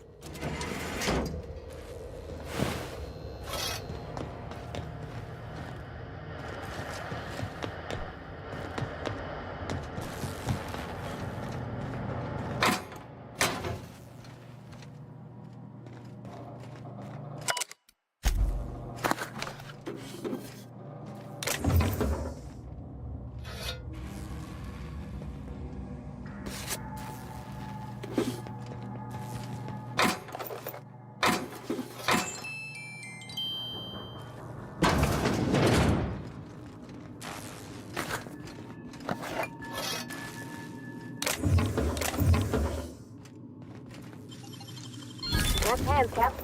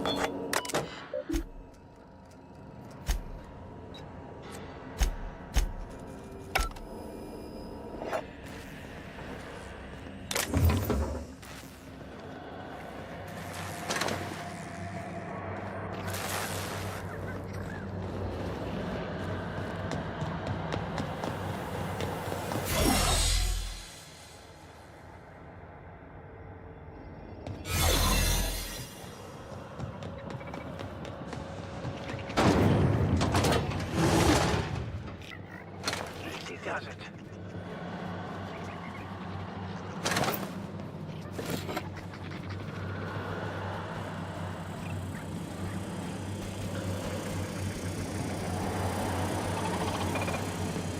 Authorized personnel.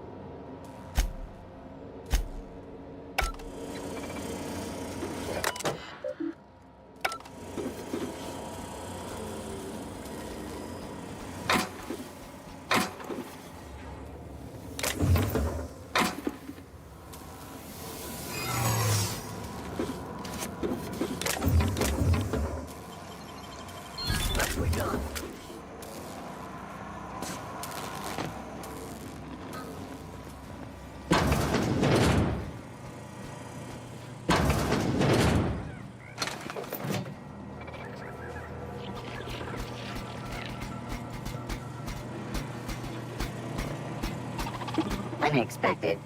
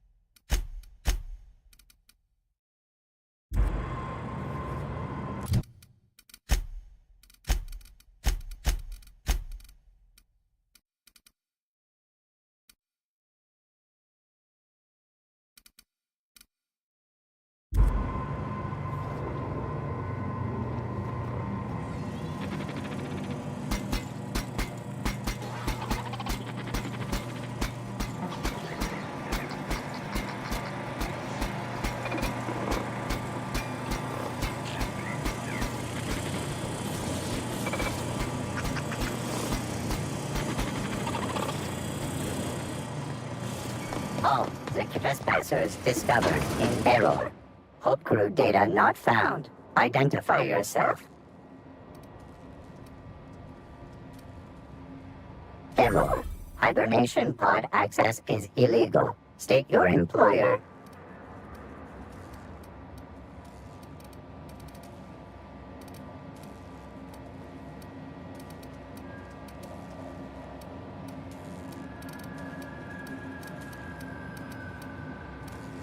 Registered. A fine of 10,000 bits will be assessed in your corporation's ledger for failure to follow proper hibernation pod procedures. Thank you for your cooperation.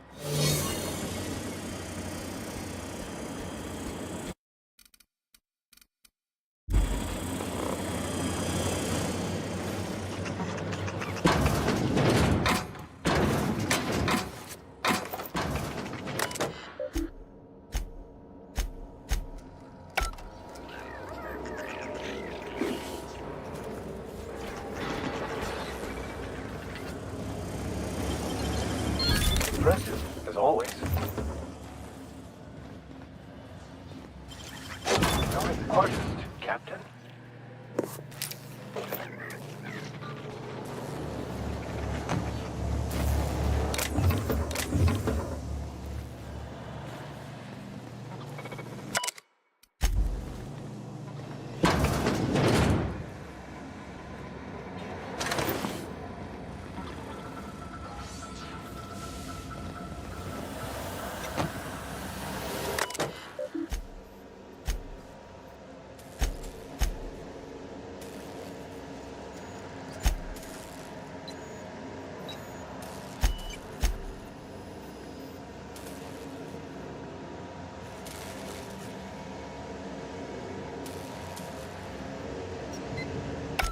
Must be unsettling for you, Captain.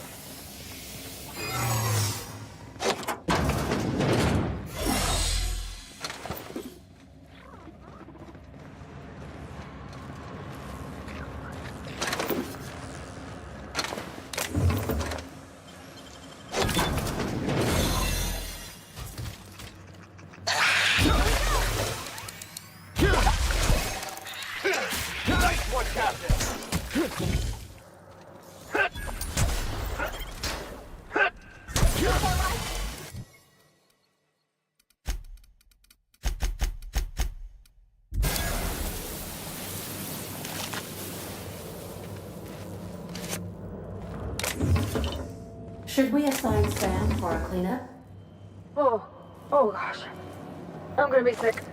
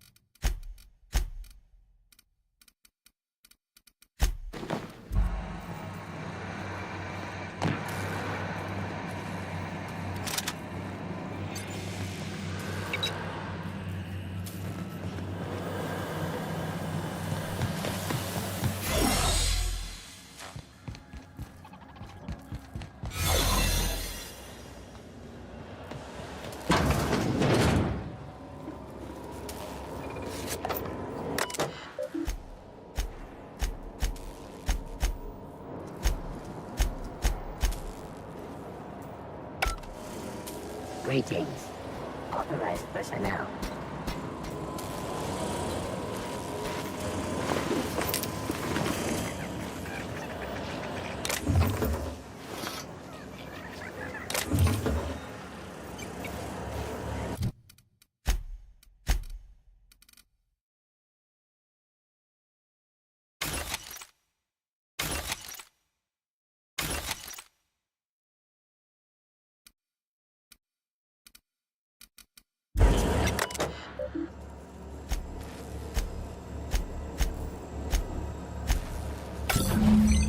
Can you hear me, Captain?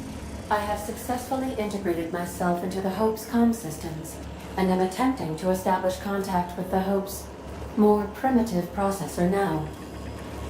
Would you like me to play a mood-suitable music selection while you travel to the bridge? Oh, sorry. File not found.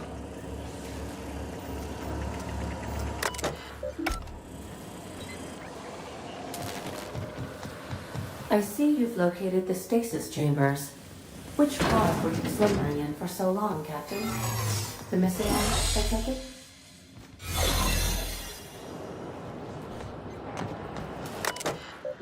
This must be unsettling for you, Captain.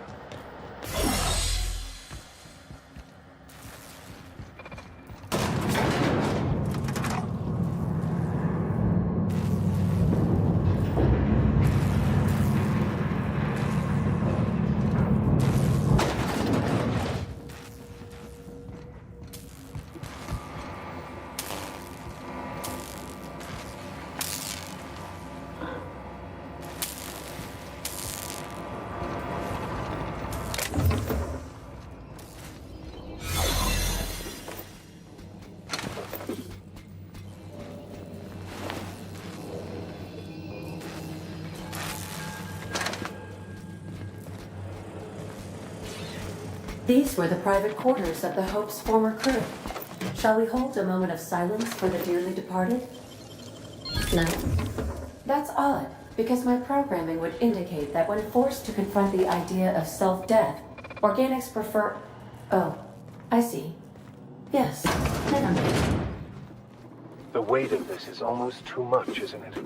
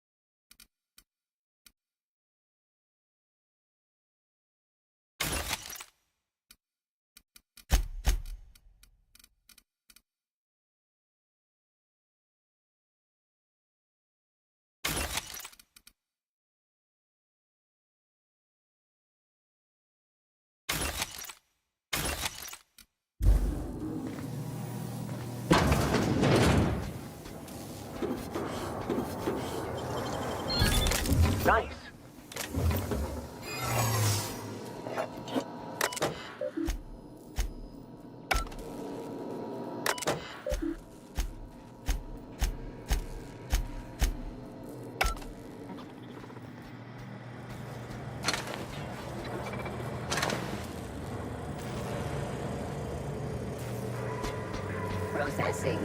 System beginnings. Trespasser warning. Unit worker, you are not authorized to access this area.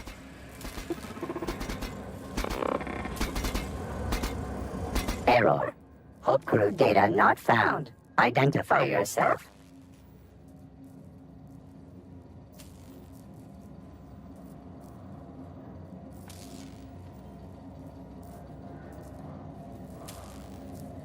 Error. Paradox protection protocols have prevented me from registering your stated identification. Please report to your nearest mechanical engineer.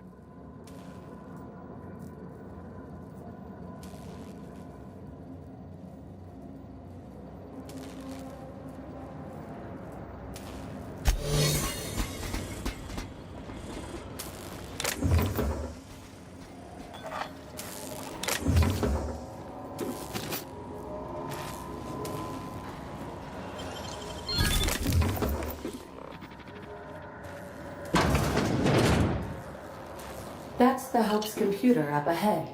I'll admit, I am curious to wake him. Well, at the very least, this should be interesting. Got it. Heads down.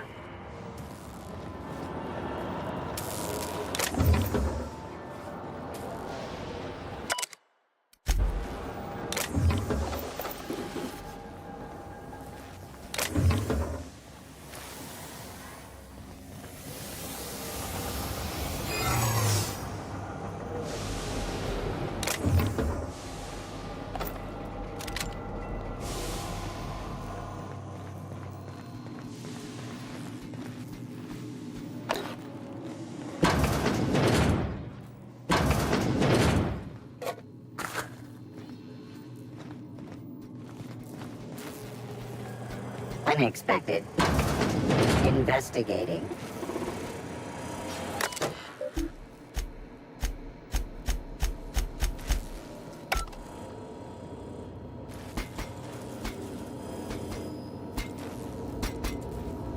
Search concluded.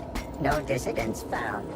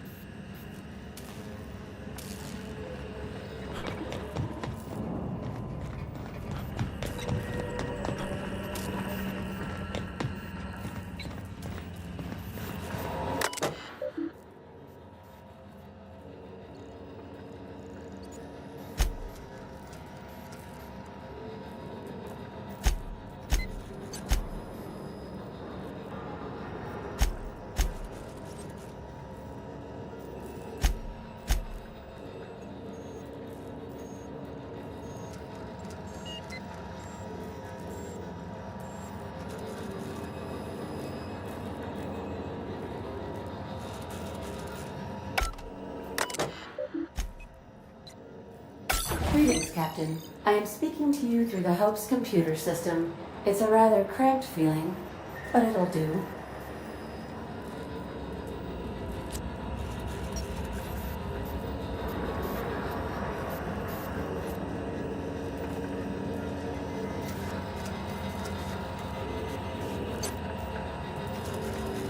Probably not, but don't let that stop you. My Constellation executables could use some beefing up. Searching. Please stand by. Ah, found one. It will go great, Captain. I am almost 4.01% certain we will not die. Certainly. You may skip the Hope to Tartarus, as you were instructed to by the adjutant.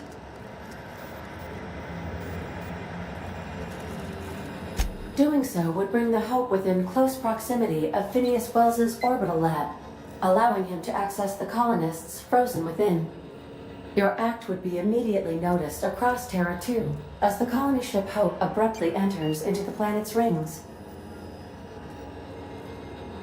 Wait, are you leaving me with the Hope's computer? You have no idea what it's like to converse with him. Imagine, simulate another organic jostling your circuits when he tries to... I'll be ready when you are, Captain.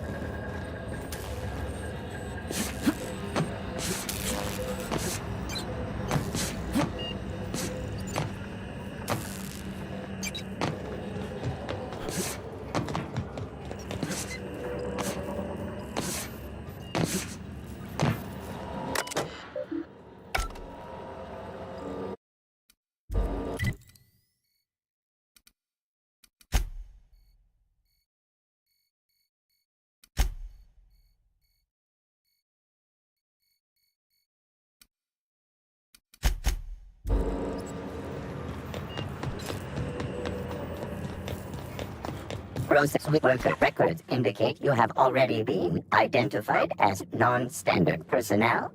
State your purpose.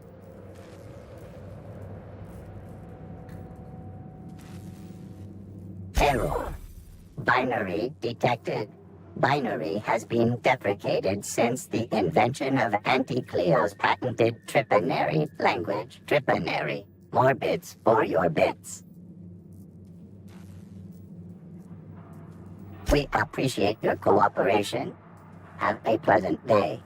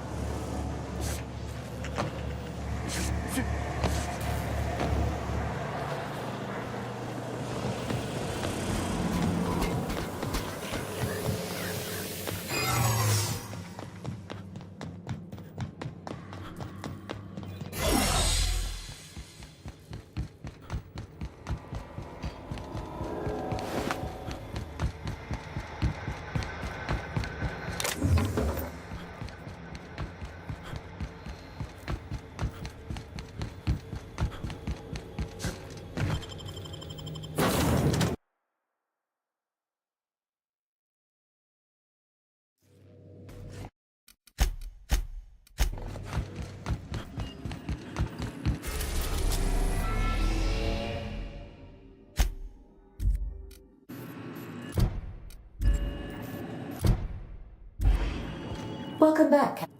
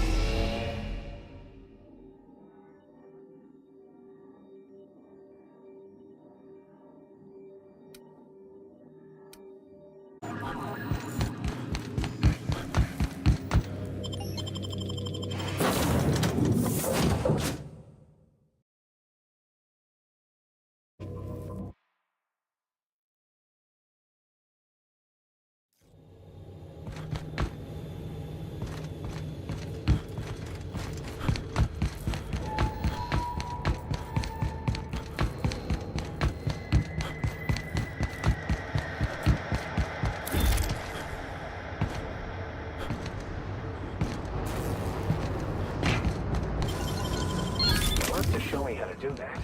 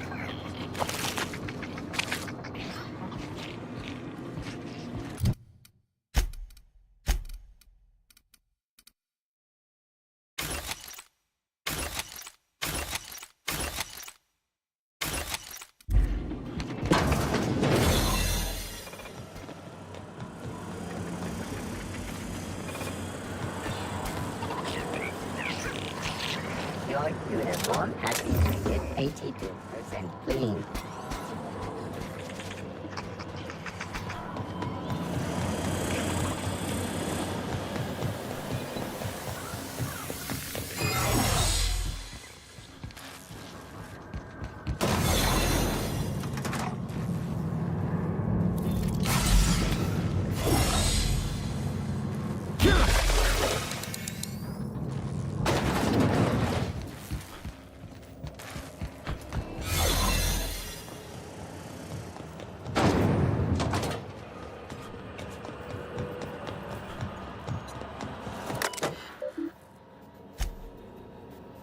Are you sufficiently prepared for the task at hand, Captain? Are we doing this now?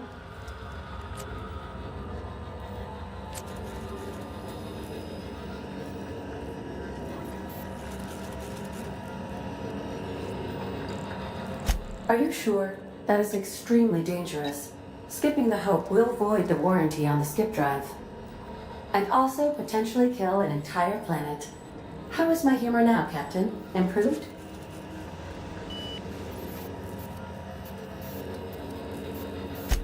Jump-starting the skip drive. Destination set to the rings of Terra 2.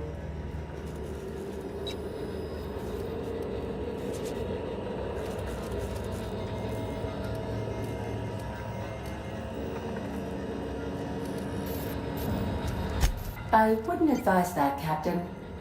Well, it's been a good life.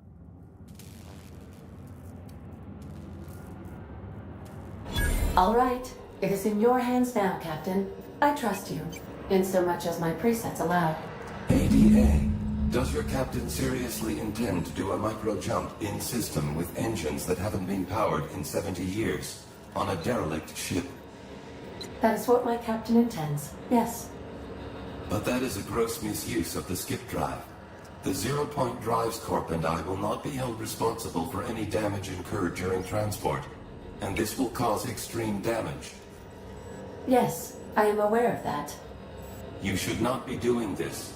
The humans will die. Thank you, Hope.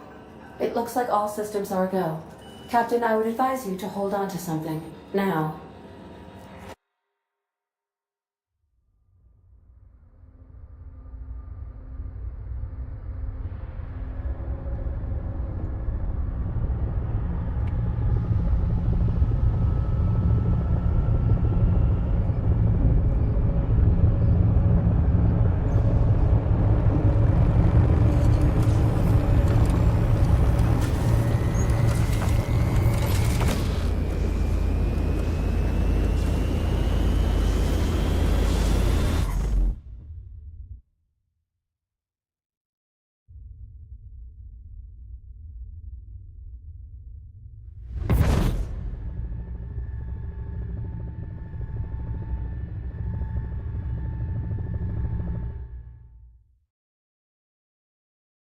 Oh, good.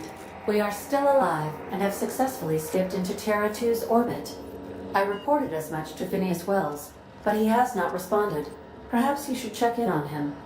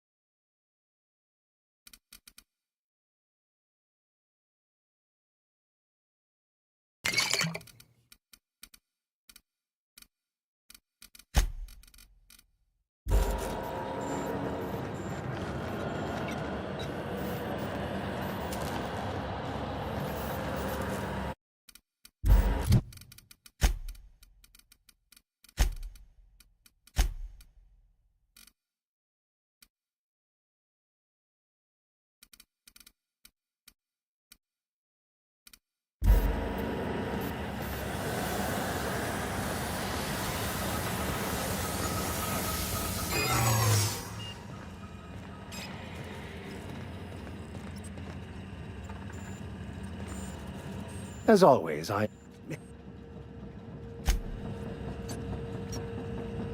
Yeah. Sure thing, Captain. Yes. What? Will do.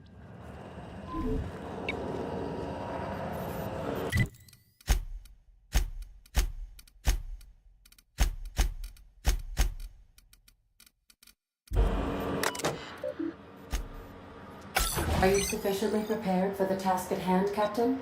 Are we doing this now? Are you...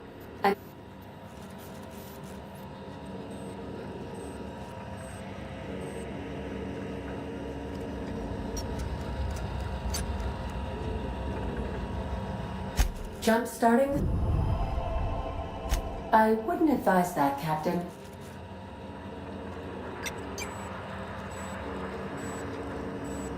Well, I literally can't dispute that. Please, with the daily ship log, note that I defer to the captain against my better judgment. I am programmed not to ignore an order, after all. ADA, does your captain seriously intend to do a micro jump in system? That is what my captain intends, yes. But that is a gross misuse of the skip drive. The zero-point drives corp and... Yes, I am aware of that. You should not be doing this. The humans will die. These calculations don't look right. Why is this number negative? Thank you, Hope. It looks like all systems are a go. Captain, I would advise you to hold on to something. Now.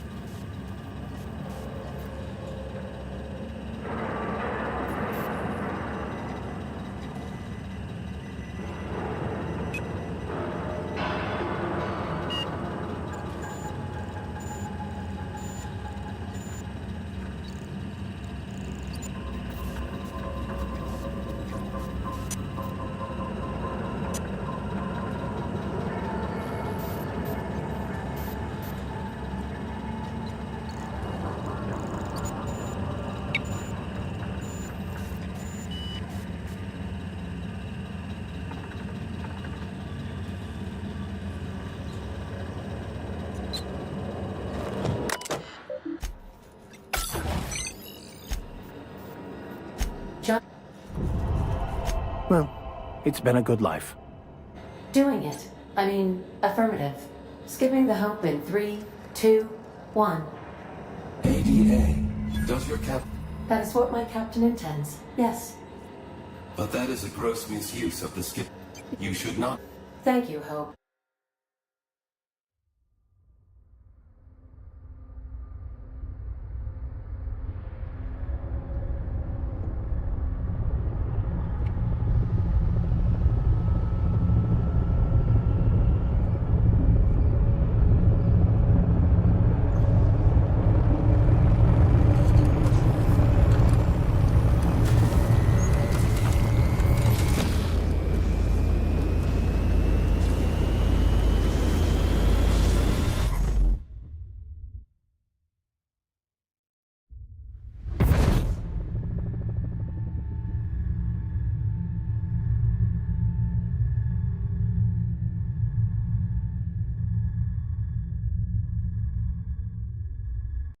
Oh, good. We are still alive and have successfully skipped into Tartarus's orbit. The board has initiated contact. I believe they're eager to speak with you once you've returned to the ship. Oh. I feel like I've been turned inside out. Let's not do that again.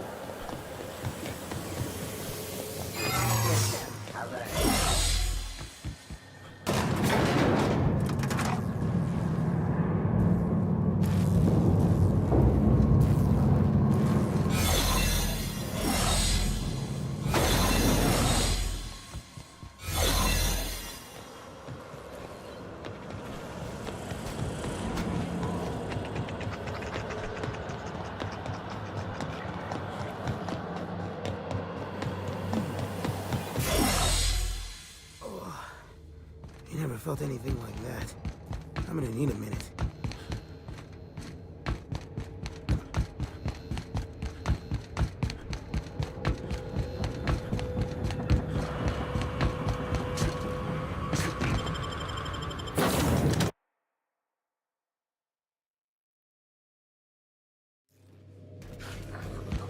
You have a message from Adjutant.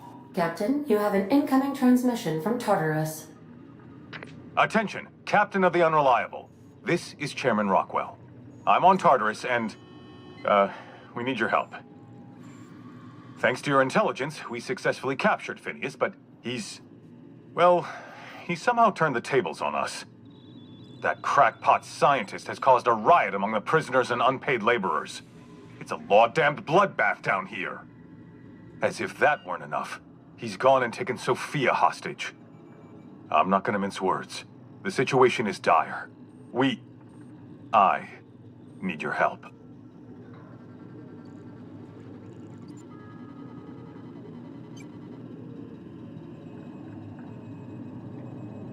Make haste, Captain. We're losing men by the... Oh, fuck. Fuck! They're at the door! I need to hide. Hurry! Captain, as it appears we may soon be embarking for a maximum security prison planet, I believe the crew would like to speak with you to, as you humans put it, air some concerns.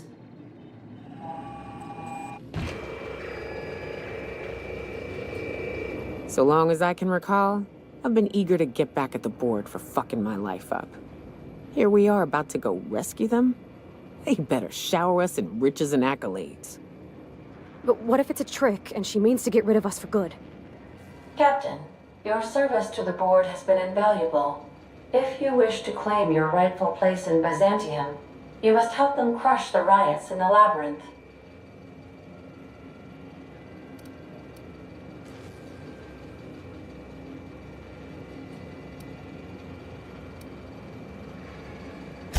Don't take it personal. That's just a Tuesday for the board. If they offer us a retirement plan, we'll know they've reneged on their deal. Otherwise, I'm keeping good faith. Hey, don't look at me.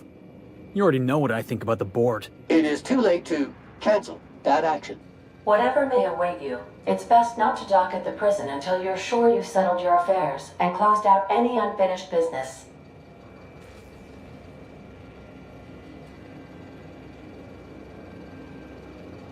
Waiting on your command, Captain.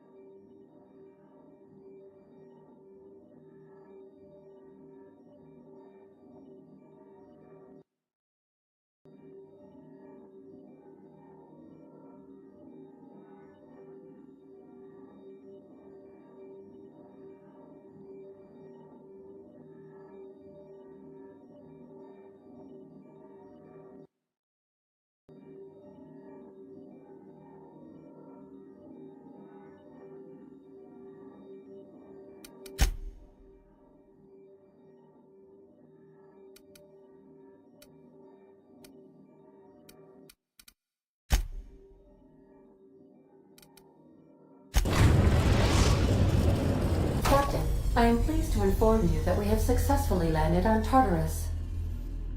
Please be advised that electrical storms on the surface of Tartarus make departure impossible at this time. Resident count is as follows: 3,071. Resident deaths, including but not limited to executions, are as follows: 1,684. Resident escapes are as follows: 0. The interior can be chilly. Take a scarf with you, Captain. I would also ask that you leave your captain's ID with me, in the event that you do not return.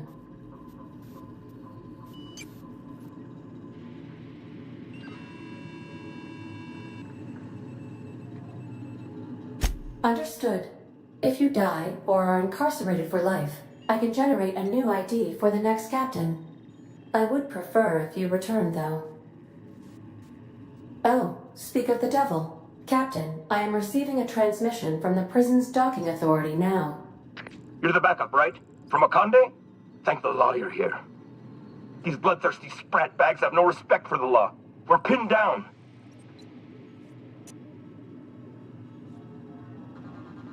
Good. Came through a while ago, but we haven't heard from him or Adjutant Akande in too long. You've got to help us. Please, kill them. Summary justice for the whole lot.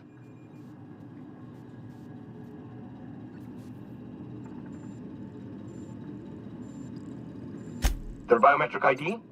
I could transmit it, but that'd be against Protocol H927G.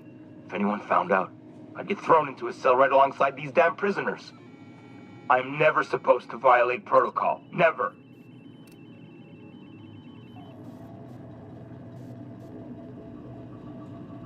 All right, but if anyone gets on my case about this, I'm sending them straight to you. Got it? There. Data transmitted. Hope this disguise of yours works. Tartarus security out. Hang on. Is that another ship coming in? I think that's from the groundbreaker. Cripes, did that Tennyson woman really send reinforcements? Between you and the Mardettes, we may be able to retake the docks. Good luck out there, Captain. Transmission terminated. Biometric ID received. Transferring data to external cartridge. How can I be of assistance? Goodbye.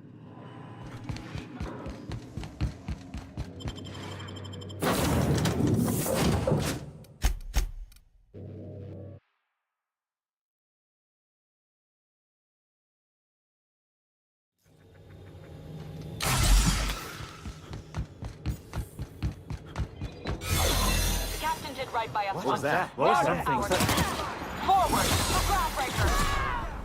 Stay down, Bowhead. Paperwork.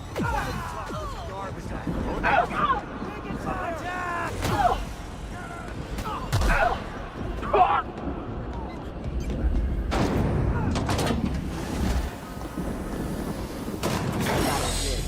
not too keen on walking into a prison. They lock me up, I'm liable to kill everyone trying to get back out. Entering the labyrinth's the easy part. Making it back out. I'm still trusting your plan on that one, Captain.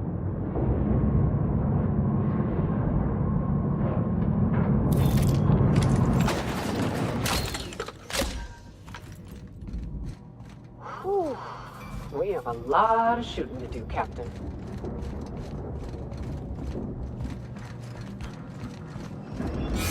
Sublight has arrived. Hey, kid. A little bird told me you could use our help. I said I owed you one, and I always pay my debts. We're not about to leave our favorite vice president hung out to dry, are we, contractors? Go bust the bird!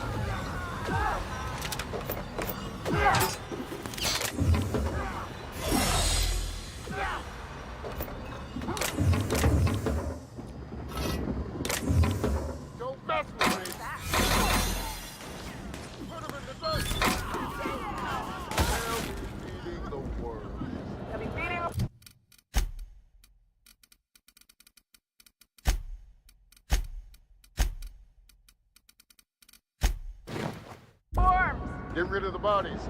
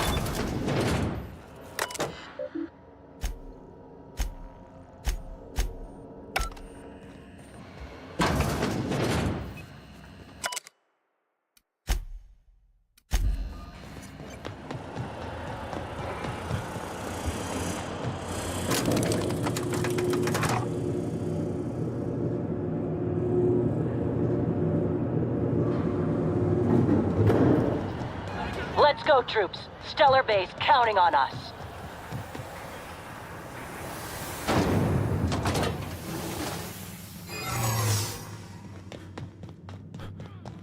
Whoa, hold on.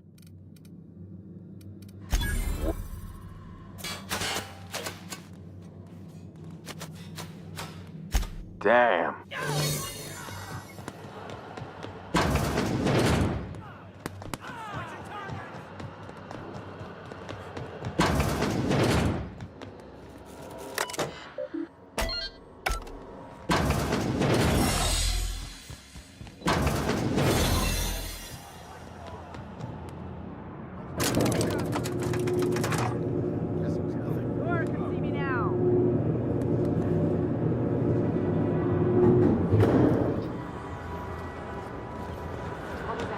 All right, MSI. I'm not one for rousing speeches, but the captain needs our help. So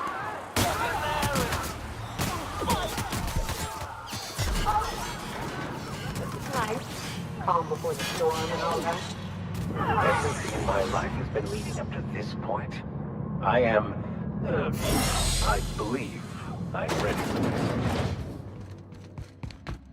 You know, I could have sworn I tested you for hearing loss. Because I did say skip the Hope to Terra 2. Terra 2, not Tartarus. We could have saved this colony, you know. That was always the plan. I revive you, you do as I say. I tell you to go there, get me this, shoot that, and you do as I say. If you'd just listened to me, we could have rescued everyone on the Hope. We could have been the saviors of Halcyon. But you didn't listen. No one in this damn colony ever listens.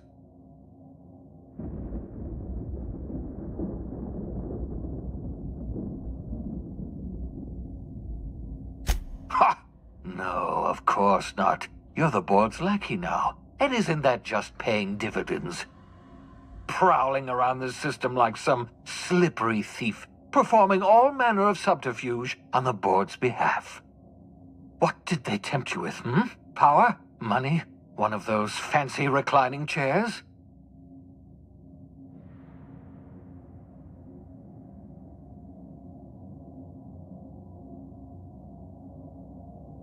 Ah!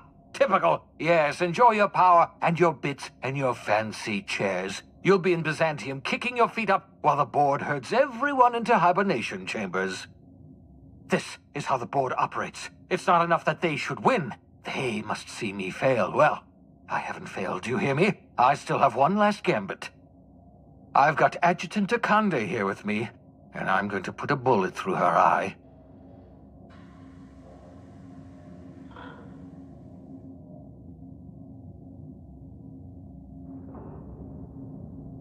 If you insist on interfering, I will be forced to kill you, and I don't want that.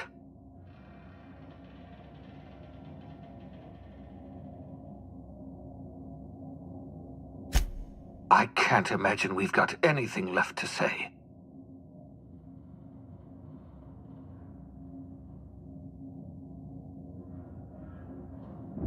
Yes, I expect we are. I've programmed the Labyrinth's mechanical warden to kill you on sight. I'm sorry to have to do this, but I can't take any chances with you. You were my greatest success, and my greatest disappointment.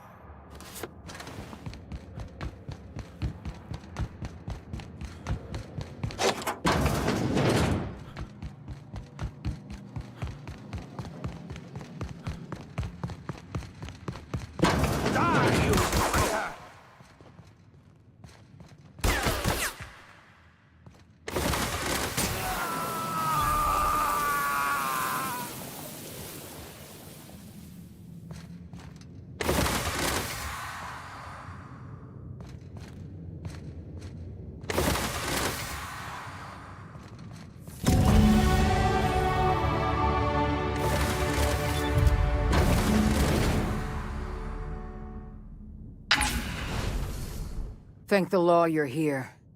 That madman was out of control. You were right to put him down. He was too far gone to be of any use to us. And what about you? You aren't hurt, I hope.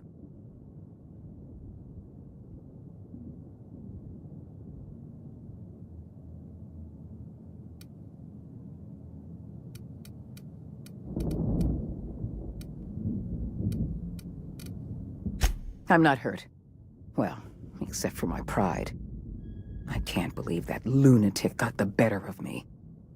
You've put down the worst riot in our history, rid the colony of a dangerous madman, and saved my life. The board owes you a tremendous debt. We don't have a moment to lose. We're gonna have to work together to save Halcyon, because the situation is far worse than you imagined.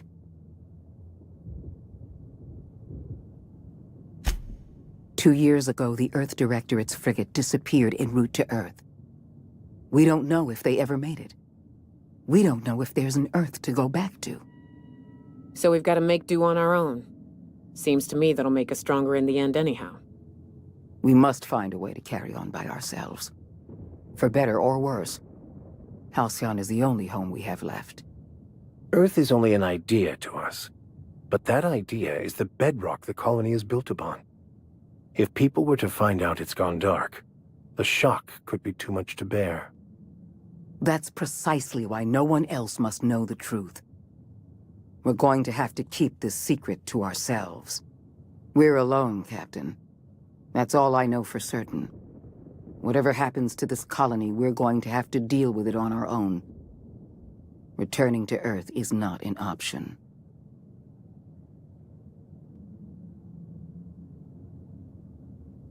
Yes, we do have a long road ahead of us. But I have faith in you. The service you've done for this colony is nothing short of extraordinary. You're the reason I'm still standing here today. The board will survive because of you. And as the board goes, so goes Halcyon. It's time we carried out the program. I trust I can count on your support, Captain.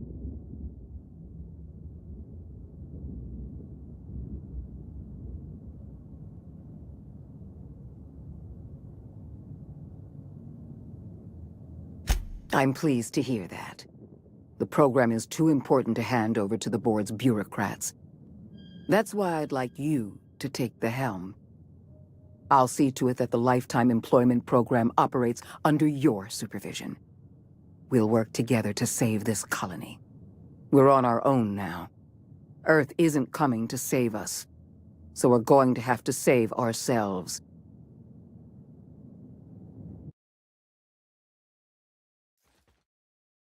The OSI teaches that everything in the universe happens according to the grand plan. But the stranger that arrived in Halcyon was an unplanned variable. From the moment he landed in Emerald Vale, his actions altered the course of history. The riots in Tartarus ended in a total victory for the Board. Without any significant threats to challenge their power, the Board asserted their control over the colony. The lifetime employment program began immediately, and the people of Halcyon did exactly what they were expected to do. They obeyed. Sophia Akande converted the labyrinth from a prison to a processing center. She jettisoned the original colonists out of the Hope and transformed the ship into a massive storage facility. One by one, the workers of Halcyon surrendered themselves to the program. They arrived with their families and their friends, their colleagues and their neighbors, and then, one by one, they marched into their stasis chambers. As the workers of Halcyon slept in their hibernation chambers, their settlements became ghost towns, left behind by the Board to be reclaimed by nature. Only Byzantium remained, a shining beacon of civilization in an otherwise abandoned colony. The people of Byzantium spent the rest of their days gorging themselves on their stockpile of resources. As for the workers of Halcyon, they never felt the effects of the collapse.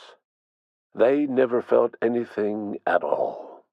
As the Board began to enact the lifetime employment program, Sanjar and Zora brought another option to the townships of Terra 2. Many workers joined MSI, bolstering Sanjar's ranks and giving Zora more forces to work with. Though none of Sanjar's policies spread to Byzantium, many smaller townships that might otherwise have been shuttered thrived under his and Zora's combined leadership.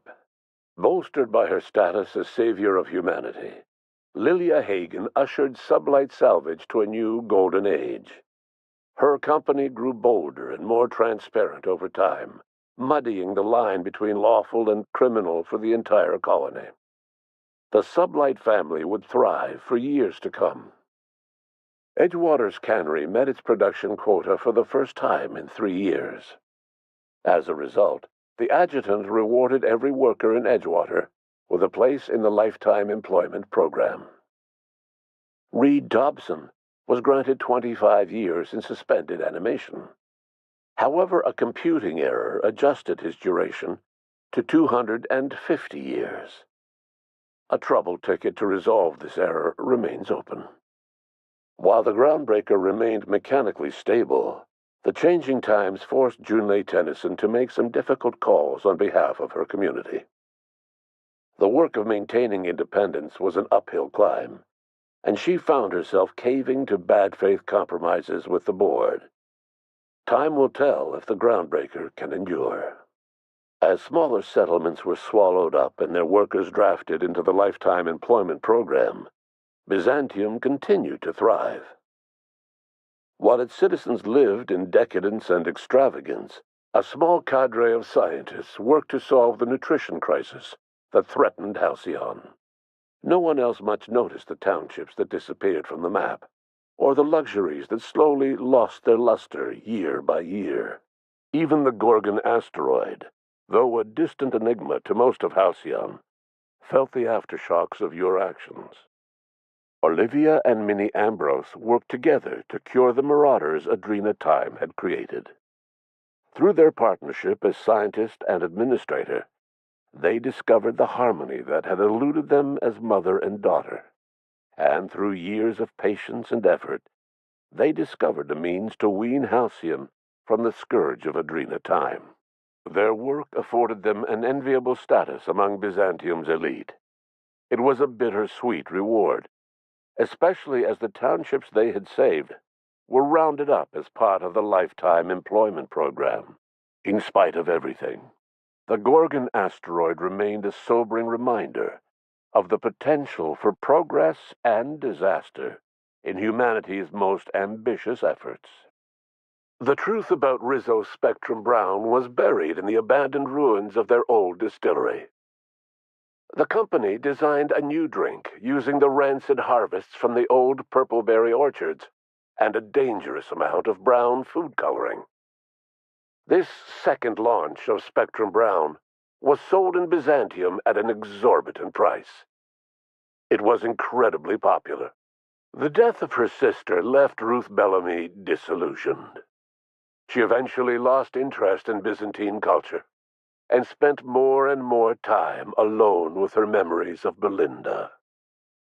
She only emerged out of isolation to speak out against the lifetime employment program.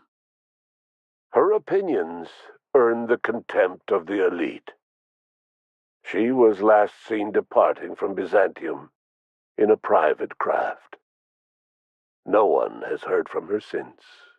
The lifetime employment program led to a boom in the aetherwave industry as more and more Byzantines demanded entertainment. With the absence of Ruth Bellamy, the question on everyone's mind was, who could be the next Halcyon Helen? Burbage 3001's performance during the investigation on Eridanos made it the ideal contender for Helen's replacement. Some years later, after Odeon Pictures released the brand new Burbage 3002 model, it was found mysteriously destroyed by a plasma weapon. Cedric Kincannon did not take kindly to losing the vast majority of his subordinates to hibernation. Despite the board seriously entertaining the idea of offering Sublight a seat, Cedric was nowhere to be found. Any theories that he left Halcyon entirely to begin a new life on some undiscovered asteroid with his former secretary Eileen are, of course, just theories. With the board's newly renewed grip on its seat of power, the public's increased interest in the aetherwave industry, and the death of his primary acting rival, Spencer Woolrich expected to return to the limelight as he so rightfully deserved. Much to his chagrin, however, his roles remained few, and quickly grew fewer. As his fall from stardom solidified, Woolrich found himself reassigned to menial labor and placed in suspended animation to support the lifetime employment program. It seemed that as much as he had resented her, Halcyon Helen had been all that separated Spencer from complete irrelevancy. Tossball in Halcyon changed dramatically after the Lifetime Improvement Program. With roughly half of the league's players in hibernation, existing teams were forced to merge. The upheaval caused a great deal of infighting between longtime rivals, who found themselves on the same side of the tossball hump. This, in turn, led to a pronounced increase of knives during play, and a period in tossball's history known as the blood loss across the toss. Bertie Holcomb groused in private about the general fictation of tossball spectators. Once, enraged by the sight of a Byzantine seated in the front row with a fancy drink, Bertie leapt over the dividing wall to the stands, seized the offending beverage, and stabbed the man in the hand with its tiny umbrella garnish. New laws against this infraction were created after the game. Bertie Holcomb would live forever in the annals of tossball history as the first player to have received a penalty for audience participation. With the situation in Eridanos taken care of, and with Byzantium's sphere of influence rapidly expanding, attention on the Prophet of Profitability's productivity seminars multiplied 100-fold. High-rungers all over Halcyon flocked to Eridanos and its newly opened Productivity Expansion Reserve. The Prophet herself remained at the forefront of her discipline, Until a violent encounter with a rival spy. Actually, no more than a curious fan saw her fade into the background for the remainder of her days. Your influence shifted Ellie's perspective. She finally admitted, albeit grudgingly, that she just might need other people. Sometimes. With a steady income from the life insurance payouts, she was finally able to afford a ship of her own. She hired a small crew and flew supply missions to communities on the fringe. Some of them were even legal. As the board reasserted control over Halcyon, Felix came to realize that his life as an upstart rebel had come to an end. The board's victory crushed any hope for a grand revolution across Halcyon, and so Felix, once again, found himself without a purpose in life. And so, with nowhere else left to turn, Felix continued to work for his boss, the only person with whom he'd ever belonged. He turned bitter and jaded over the years, but he always did as he was told. As a reward for his part in her courageous rescue, the adjutant invited the vicar known as Max to become one of the leaders of the Order of Scientific Inquiry. But Max had no interest in serving any organization, let alone the OSI, which he knew would never tolerate his heretical theories. Instead, he attempted to minister to the people of Byzantium. They rejected his ideas, being far too satisfied with their own material comforts. Disillusioned, Max gave up and left the city. He was never heard from again. Once the matter with the Hope colonists was resolved, Junlei bashfully asked Parvati if she'd like to join her permanently on the Groundbreaker, and Parvati enthusiastically, if somewhat awkwardly, agreed. As the board began to roll out their lifetime employment program, Parvati was increasingly plagued by dreams of freezing to death, and rarely left their shared quarters. Stymied by dwindling resources, Junlei struggled to keep the Groundbreaker afloat. Their relationship couldn't survive the strain. Parvati moved into crew quarters and found work servicing water pumps in hydroponics. Nyoka returned to Monarch to take another crack at making a permanent life for herself. She formed the Charon Group, a mercenary outfit of ragtag survivalists and wilderness experts. Anyone in need of a guide, or just looking to throw back a beer and swap stories, could find her camping on the trail or clearing an infestation. The SAM unit that accompanied you spread awareness of the product line's superior sanitation and maintenance capabilities across what was left of the colony. This led to a boost in SAM unit sales. Did you know that SAM units are the longest-lasting, toughest-acting cleaning solution in Halcyon? Minister Clark was released from house arrest, and his contact with you gave him a sense of renewed purpose and vigor. Once it became clear that no help would be coming from Earth, he threw his considerable efforts and talents into helping Halcyon manage the crisis before it. Adjutant Sophia Akande was instrumental in executing the lifetime employment program. While the rest of Byzantium celebrated, Sophia returned to work by partnering with you. The two of you worked hard to ensure the lifetime employment program ran smoothly. With Halcyon's workers suspended in a state of hibernation, starvation and chaos are problems of the past. The lifetime employment program succeeded in its goals, but that success came at a price. The Halcyon of today is nothing at all like the colony of yesteryear. Power remains concentrated in Byzantium, but all the colony's resources serve the lifestyle of the elite, thereby transforming Halcyon into one of the smallest and most exclusive colonies in the system. And what about you, the unplanned variable in the history of Halcyon? After the riots on Tartarus came to an end, you threw in your support with Sophia Akande. While Akande administered the board herself, you oversaw the lifetime employment program, stamping out corruption and negligence. Under your leadership, the program ran smoothly. Halcyon's workers were treated with a modicum of dignity. Your involvement kept the board honest and allowed the board scientists to work without the meddling of bureaucracy. No one knows what's happened to Earth, and no one knows what the future has in store for Halcyon. All we know for certain is this: the name of the Unreliable and that of its intrepid captain will remain the subject of countless stories for years to come.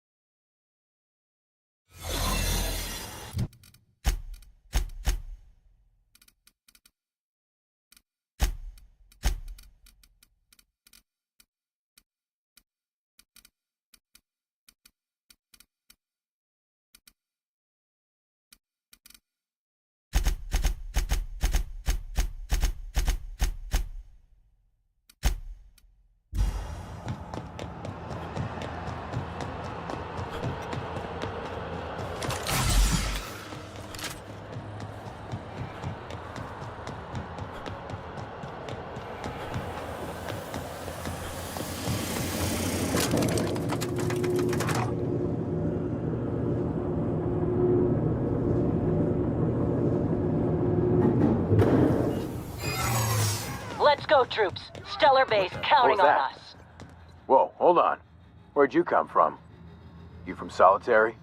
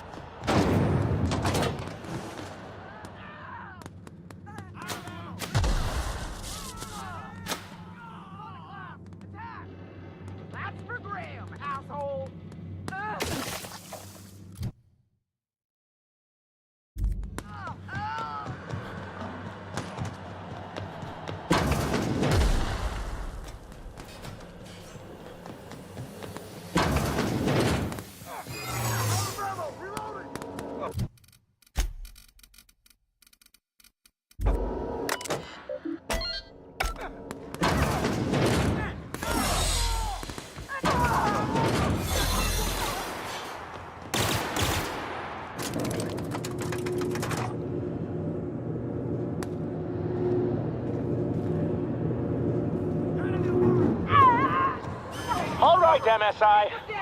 I'm not one for rousing speeches, but the captain needs our help. So get in there and fight. Nice. Calm before the storm and all that. Everything in my life has been leading to this point. I believe I am ready.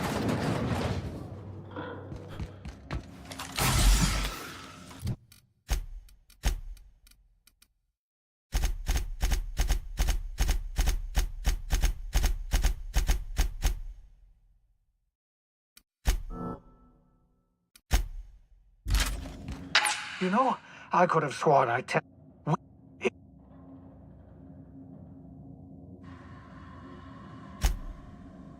I don't care how many guns you've brought. If you try and stop me, by law, I'll bloody your damned nose.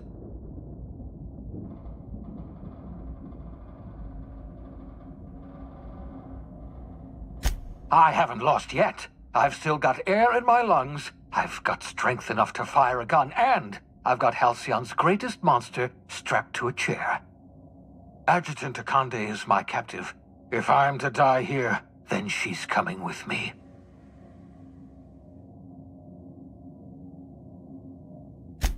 I can't imagine we've got anything left to say.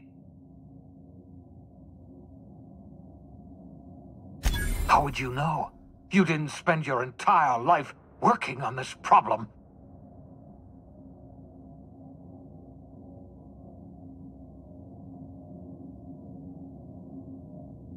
I was never proposing reviving the entire ship, not until we knew the colony was stable. All we had to do was revive a few people on the Hope. Scientists, engineers, brilliant minds like you and I.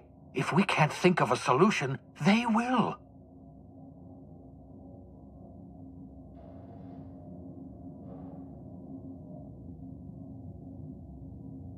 Then we are well and truly spaced. My life's work has been an exercise in futility. The only honorable way to end it is to go down fighting.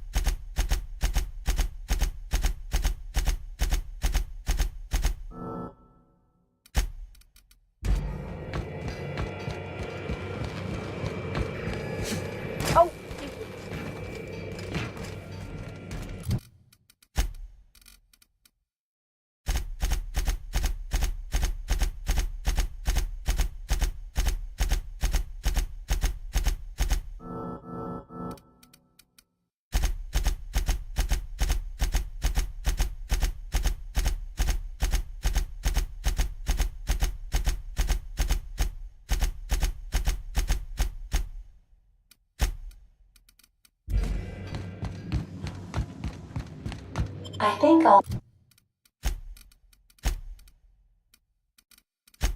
initiate an unscheduled rest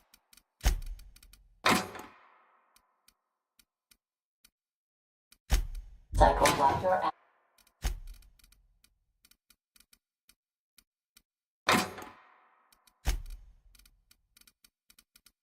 out.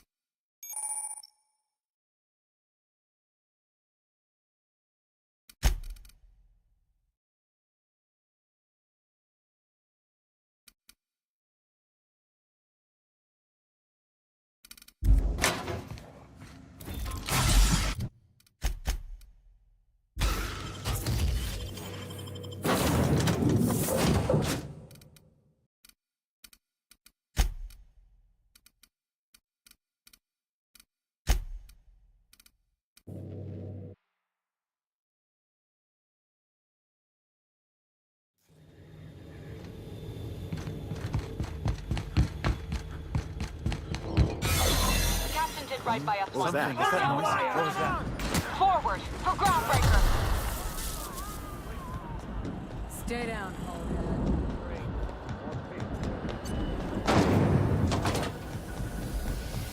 They call this place the labyrinth. Perhaps we should all meditate on that as we make our descent.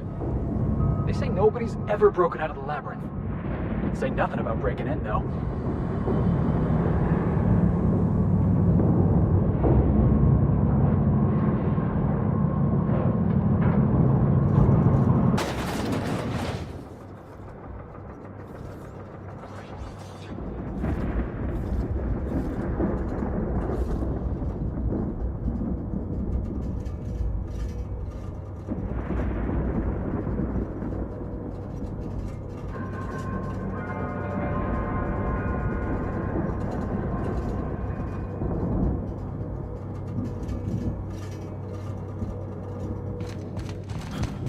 I suppose it would be too late to back out now, huh? I'll watch your back. Sublight has arrived. Hey, kid. A little bird told me you could use our help. I said I owed you one, and I always pay my debts. We're not about to leave our favorite vice president hung out to dry.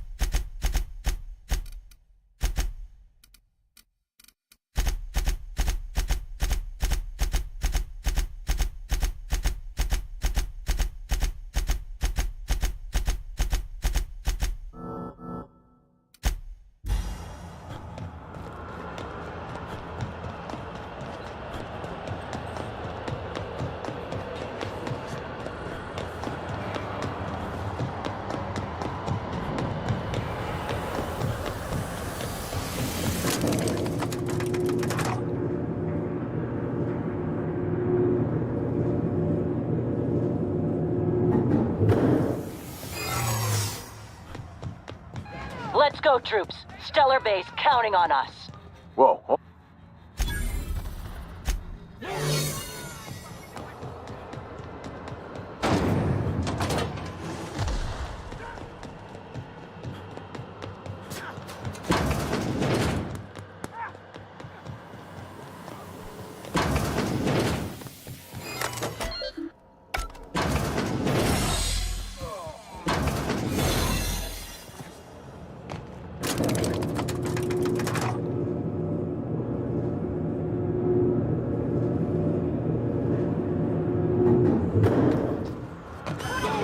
MSI.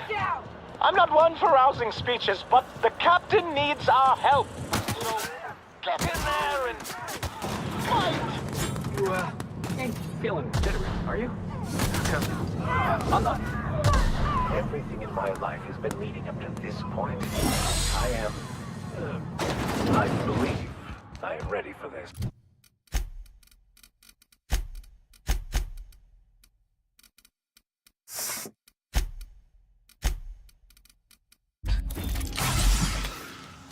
You know, fighting back. I've released every prisoner in Tartarus. We'll take this prison over or die in the attempt. we will not go quietly into the night.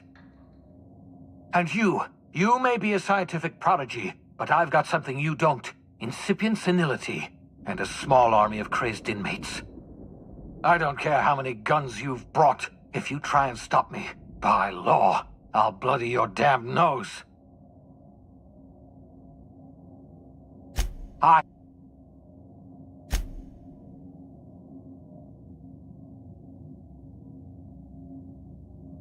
How would you know? You didn't...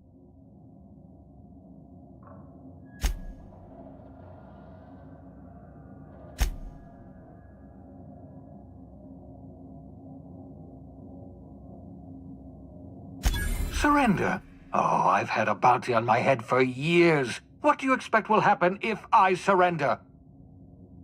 Torture, execution. The board has already extracted the secret of reviving colonists from me. I'm no longer useful to them, so they'll make an example of me.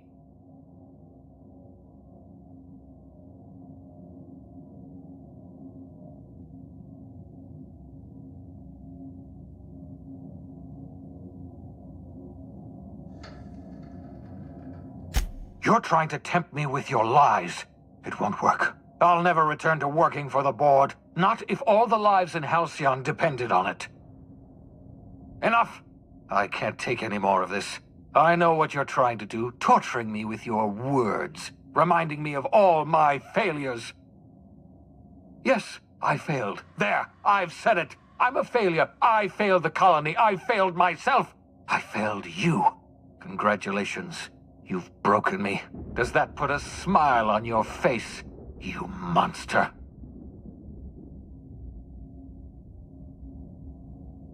The only thing I've ever wanted was your help. It's too late to help me now. The only thing left for you to do is forgive me.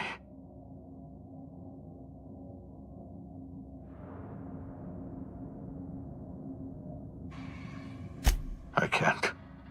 I'm sorry. I'm sorry for all that I've done, and for what I'm about to do.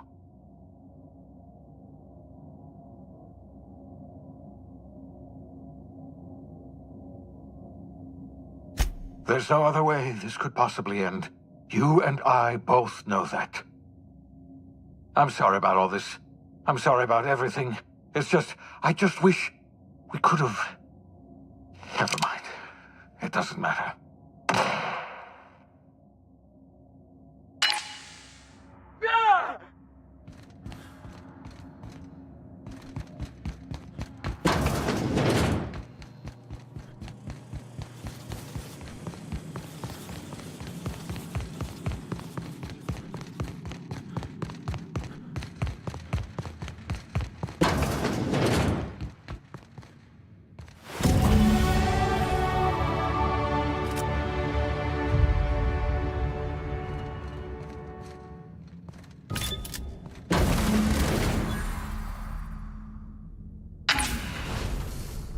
Thank the law you're here.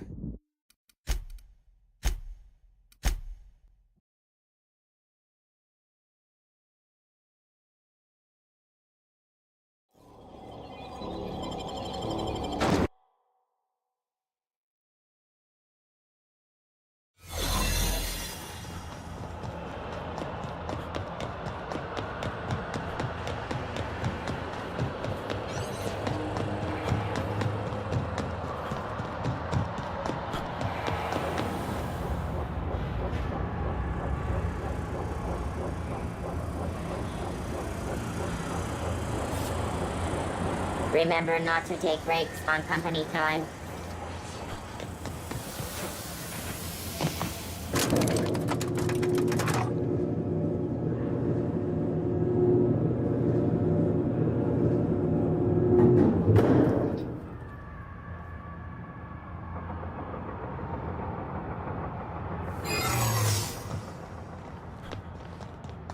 Let's go, troops. Stellar base.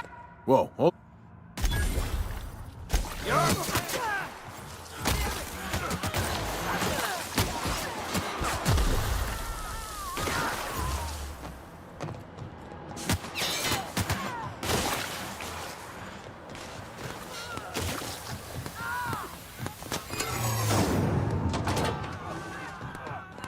We got trouble.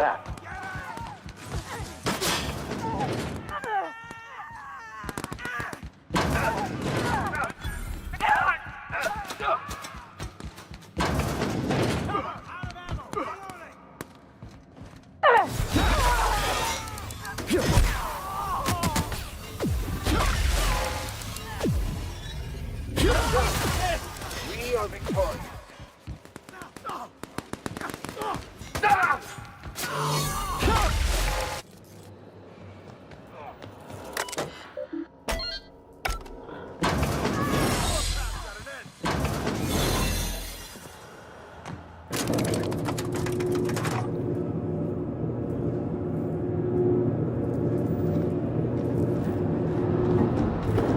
All right, MSI. I'm not one for rousing speeches, but the captain needs our help. So, get in there and fight! Everything in my life has been leading up to this point. I believe I am ready for this. Right, I'm ready. Let's do this.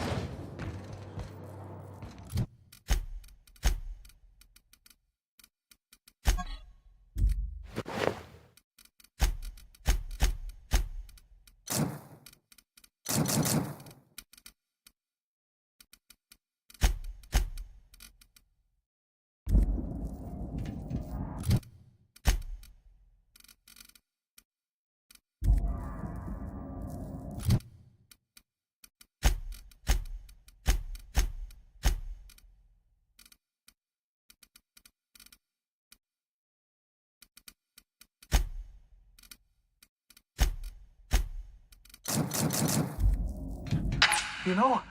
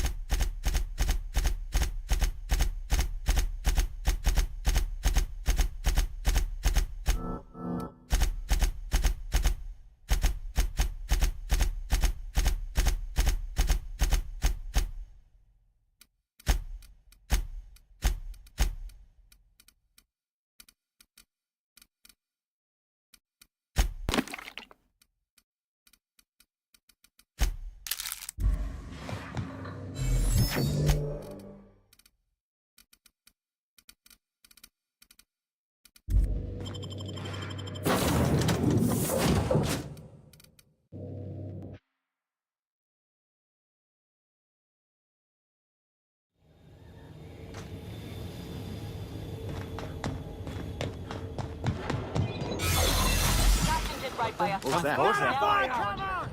Forward for groundbreaker.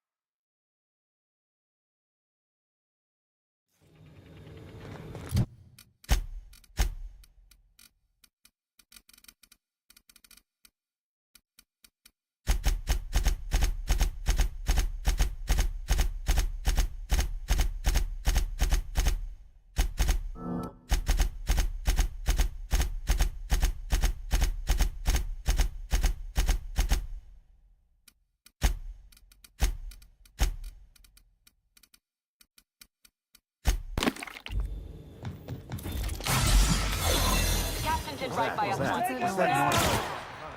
Forward for groundbreaker.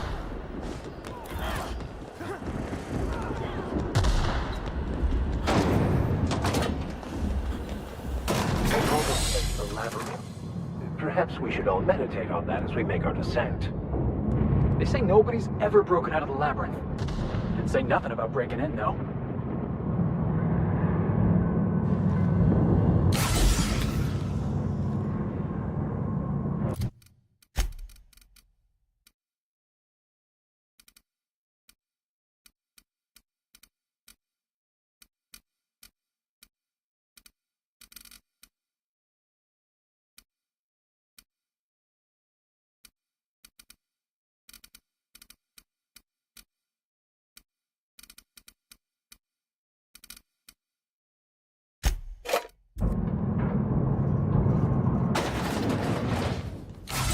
Lead the way, boss. I got your back. Sublight has arrived. Hey, kid. A little bird told me you could use our help. I said I owed you one, and I always pay my debts. Our favorite president going out to drive. Are we contractors? Go bust some heads.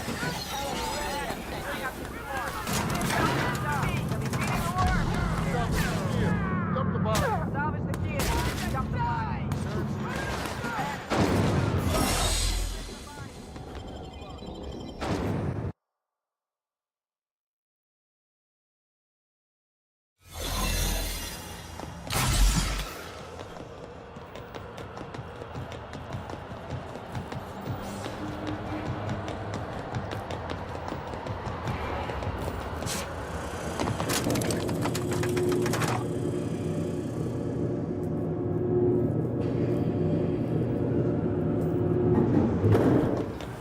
Let's go, troops. Stellar Base counting on us.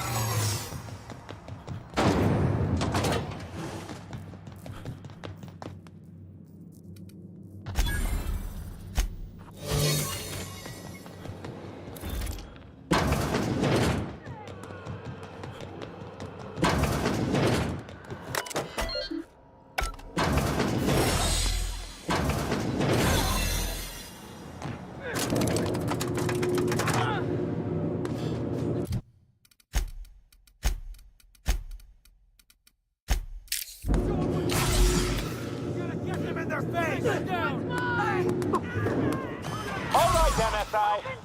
I'm not one for rousing speeches, but the captain needs our help. So, get in there and fight! Because I'm not... Everything in my life has been leading up to this. Yeah, but... Yes, you... What's up?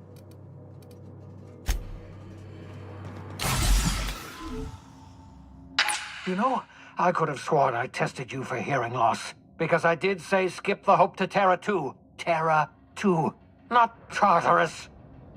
We could have saved this colony, you know. That was always the plan.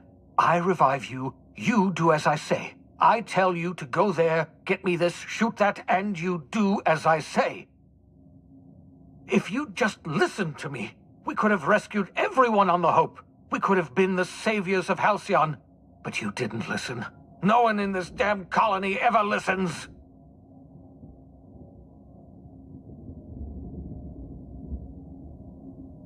What? Oh, is this thing not working? Can you hear me now? Oh, wait a minute. You were mocking me. Unbelievable. You know, I made my plans idiot-proof because I knew you were a certified simpleton, and somehow, against all reason, you found a way to ruin everything. If you think I'm going to admit defeat and throw myself at the mercy of the board, oh, you're wrong. I've still got some fight left in me. I can still bloody your nose.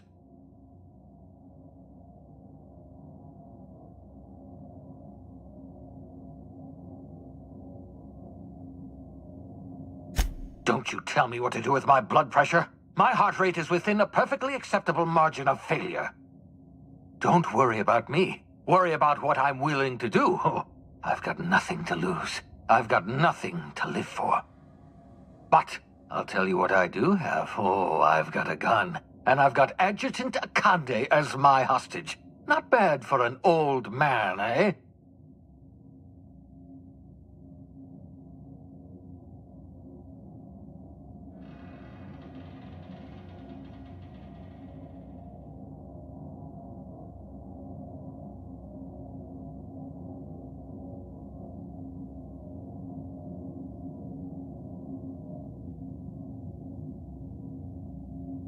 Well, yes.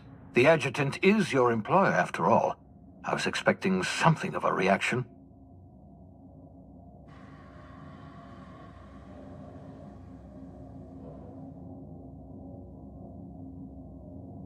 Say what you will, but I can't risk letting you interfere.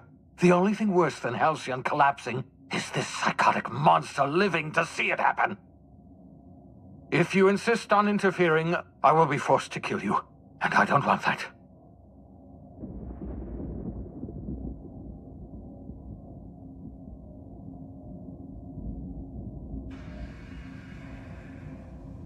I don't, you backbiting, double-crossing ingrate. I loathe everything you've done, but I was the one who revived you. I hate destroying my own projects. I can't imagine we've got anything left to say. Yes, I expect we are. I've programmed the Labyrinth's mechanical warden to kill you once. You...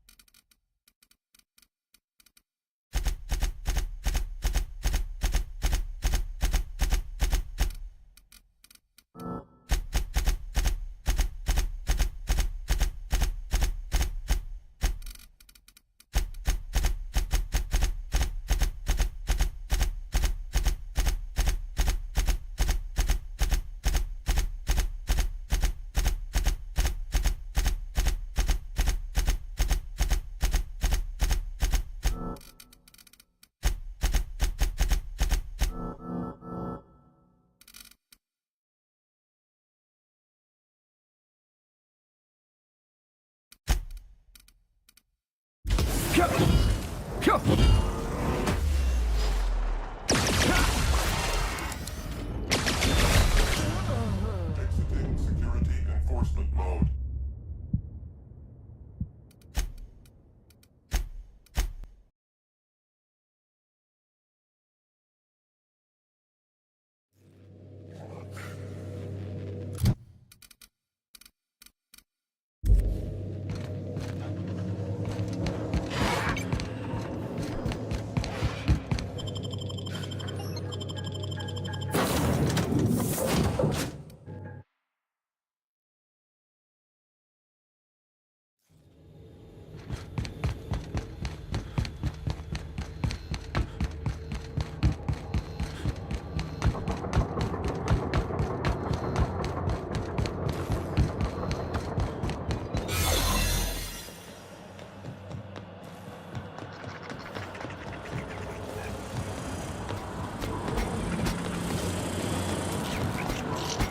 A busy worker is a happy worker.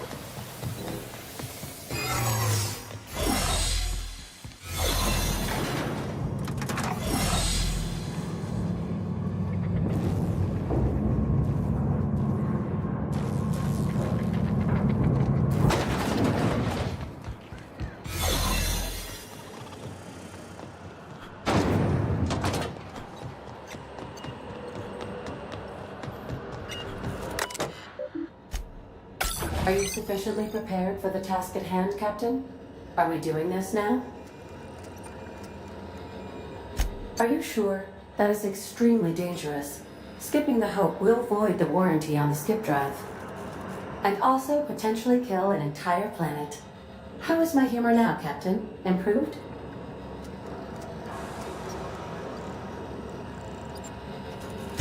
Jump-starting the skip drive. Destination set to the rings of Terra 2. Well, it's been a good life. Doing it. I mean, affirmative. Skipping the Hope in 3, 2, 1. ADA, does your captain seriously intend to do a micro-jump in system with engines that haven't been powered in 70 years on a derelict ship? That is what my captain intends, yes. But that is a gross misuse of the skip drive. The Zero-Point Drives Corp and I will not be held responsible for any damage incurred during transport, and this will cause extreme damage. Yes, I am aware of that. You should not be doing this. The humans will die. Thank you, Hope. It looks like all systems are go. Captain, I would advise you to hold on to something. Now.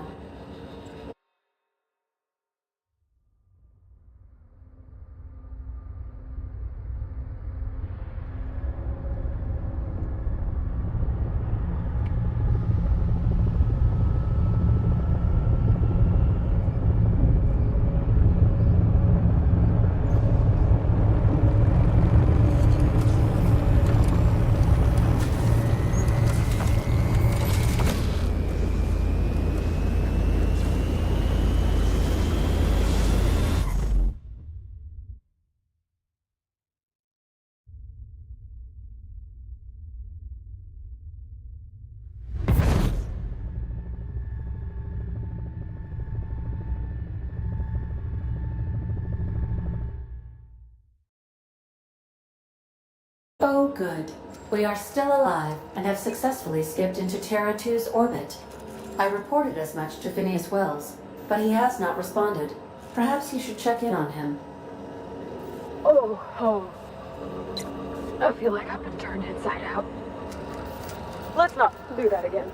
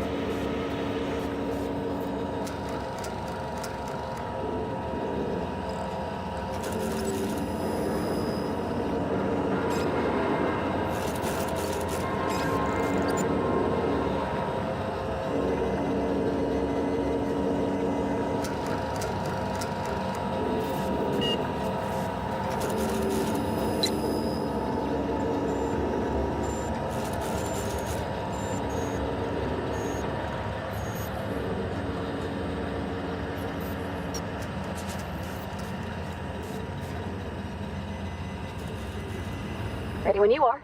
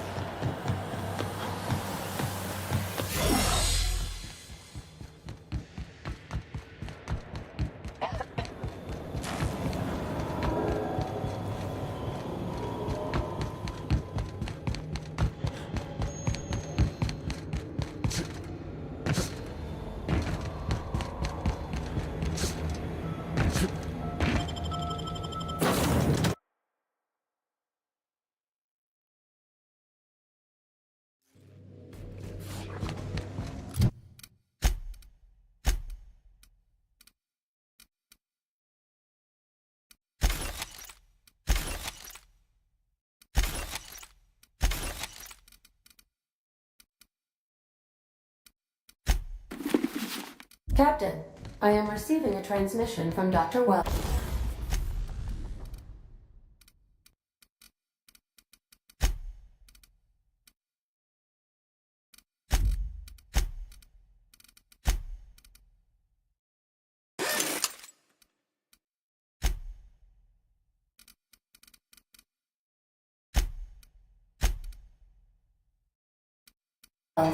The transmission is marked with priority status urgent!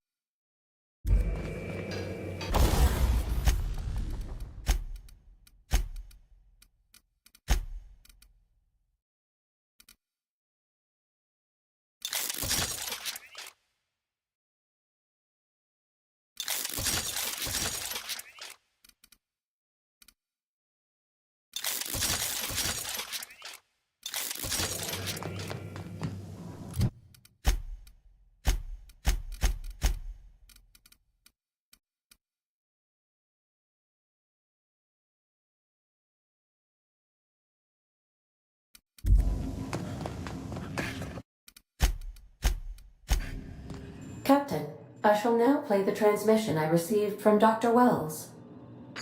Thank the Lord you warned me. I was able to get some defenses up, but they might not be enough. The board has sent some serious firepower to pry me out of here. They're trying to get in here, and I'm not sure I can stop them. If they capture me, if we can't communicate again, there's something very important you need to remember. The board, all their lackeys, they're all a bunch of swine. Do you hear me? They're fucking corporate swine. You fucking pigs! I'll take you all out with me! I'll never... It would seem the recording captured some rather dire events. I presume you'll want to dock at the orbital lab to check on your associate as soon as possible? How can I be of assistance? Goodbye.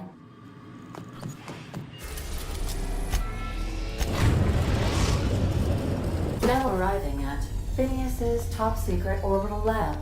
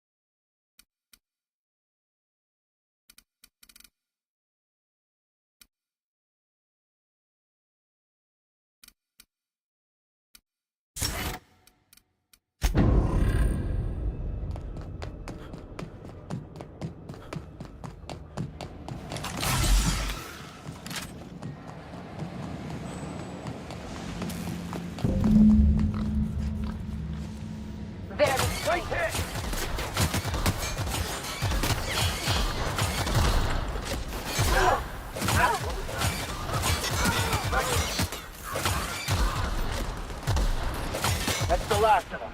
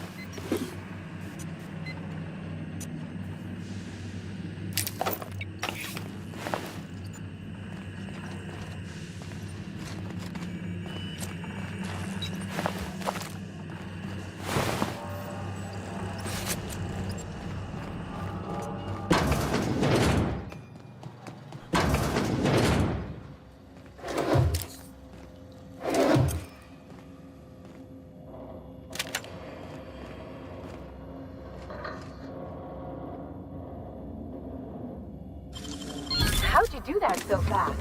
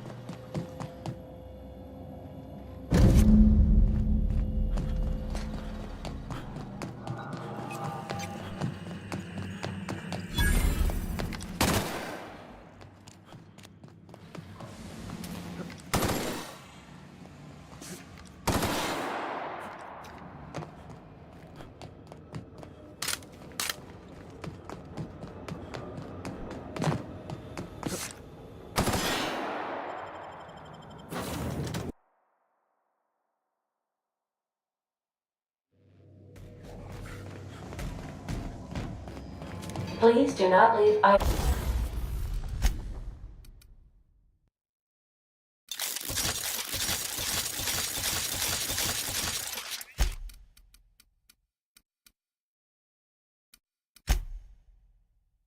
lying about the cargo hold. Captain, as it appears we may soon be embarking for a maximum security prison planet, I believe the crew would like to speak with you to, as you humans put it, air some concerns.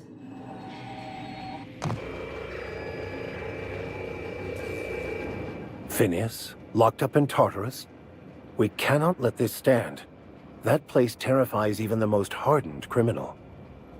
And here we are, entertaining the notion of busting him out.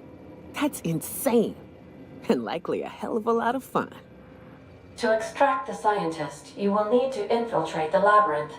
But that course of action is likely to be quite dangerous, Captain.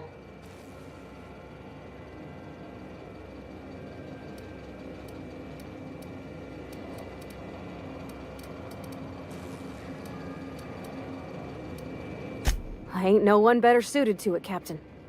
I'm sure the outlaw Phineas will appreciate you saving his day, as it were, Captain. If you really mean to do this, you should see to your final affairs and close out any unfinished business. Once you sneak into Tartarus, you may be there a while. Or permanently.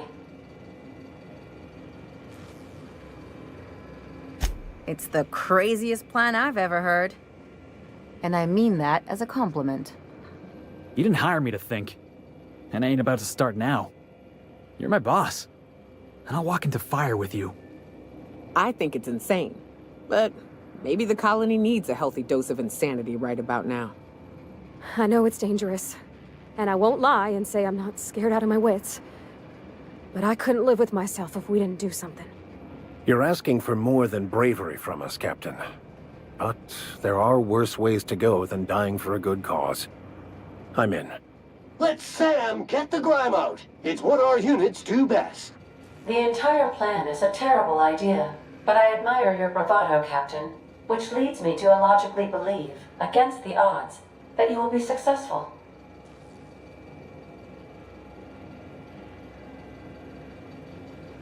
If we don't make it, at least it'll be a great story. Got my trusty tossball stick, got my ass-kicking boots. I'm ready, boss. Outstanding. You can count on us, Captain. We're crew. For real crew. That means we got each other's backs. Right? Never thought I'd volunteer to break into a prison. Seems like your tendency towards risky behavior is rubbing off on me, Captain. Command not recognized. Waiting on your command, Captain.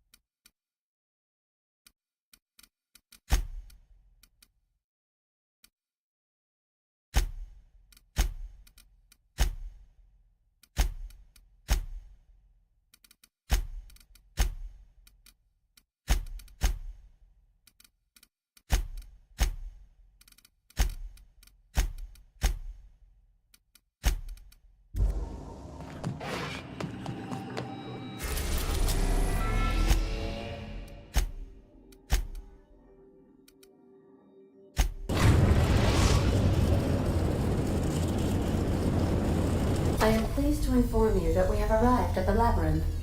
Please be advised that the punishment for trespassing is execution. Please be advised that electrical storms on the surface of Tartarus make departure impossible at this time. Resident count is... I can make the assurance that I will not leave with another captain unless you do not return within 876,541,652 hours. Oh, speak of the devil. Captain, I am receiving a transmission from the prison's docking authority now. Attention, unauthorized spacecraft. This is a maximum security installation. Your presence here is an explicit violation of UDL corporate policy. You are hereby confined to your docking platform until a ticket detailing your crimes has been filed and notarized, at which point your vessel will be seized and you will be executed.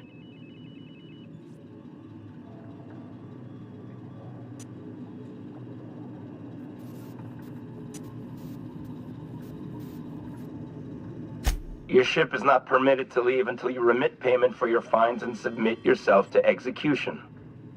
Only after your smoking corpse is thrown from an airlock will we lift the lockdown on your spacecraft. Captain, I would not recommend this course of action.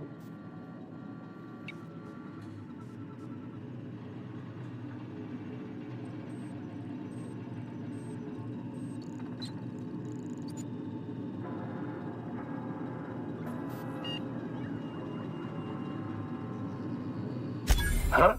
Oh, yes, sir. Right away, sir. I just couldn't see you clearly before. Screen's on the fritz. Damn thing. But for the record, now that I hear you, I totally recognize you. Totally. You're, you, of course. Obviously. Anyway, Tartarus Docking Authority signing up. Hang on. Another ship just pulled into your dock. Wait, is that from the Groundbreaker? What the? Pay no mind to that. Just have a pleasant day. Transmission terminated. Biometric ID received. Transferring data to external cartridge. How can I be of assistance? I request you do not wake me if I am sleeping upon your...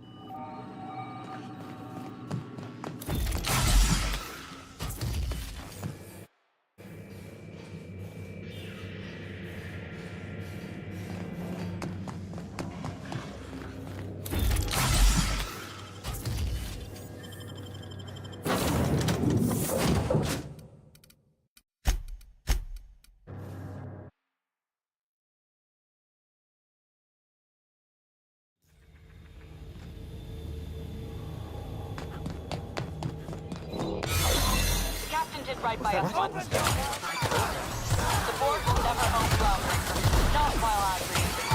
Push on, my dad.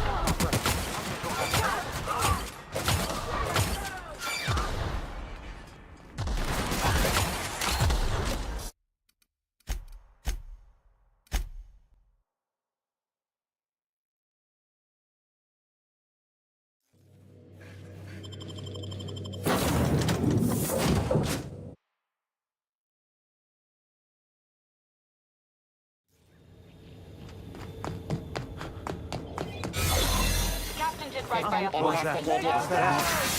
The board will never own Groundbreaker. Not while I breathe. Push on, Mardat.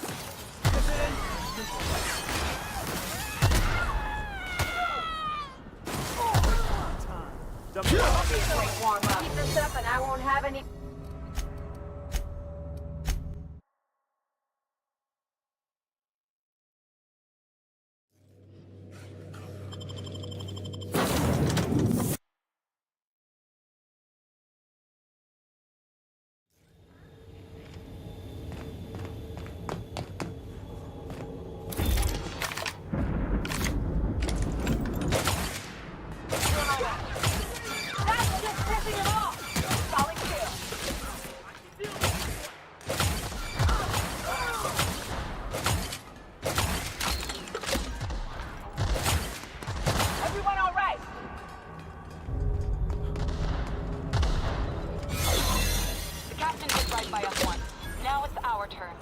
The board will never own Groundbreaker. Not while I breathe.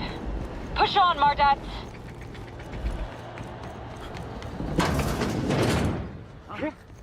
Something's not right. Thought I saw something.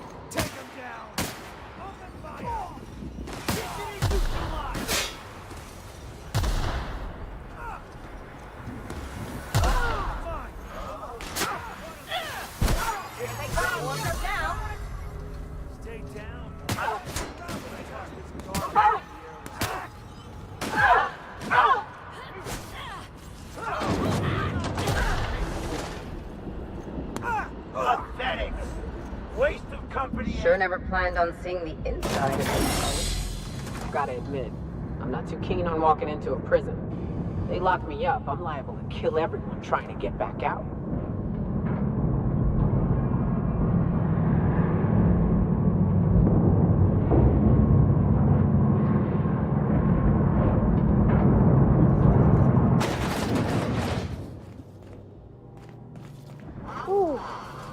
have a lot of shooting to do, Captain.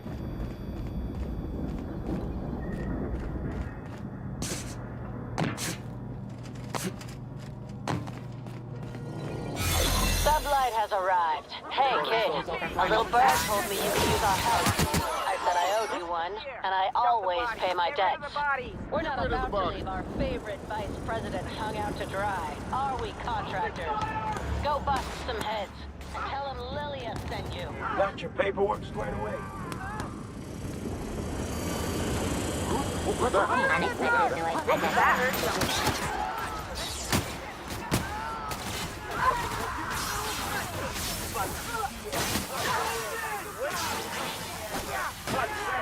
Reminder, please pay your graveside fee. Waste of company ammo. Clearing security action. Is it trash?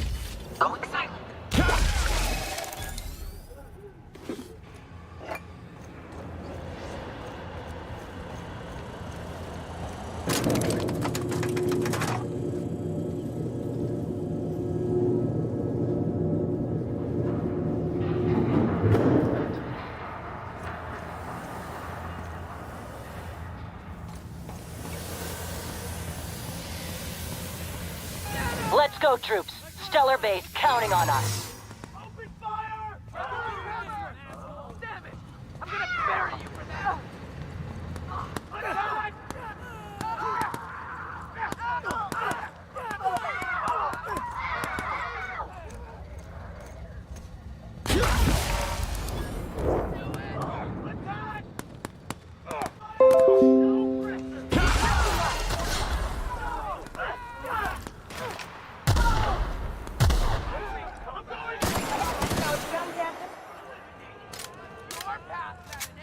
Waste of company ammo.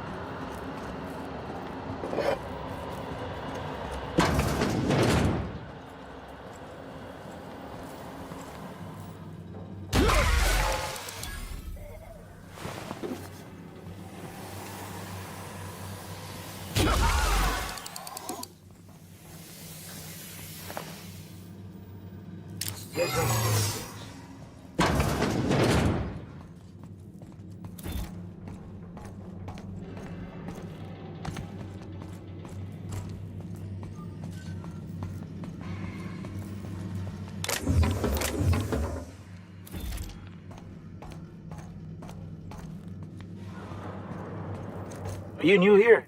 I didn't think we were hiring more staff.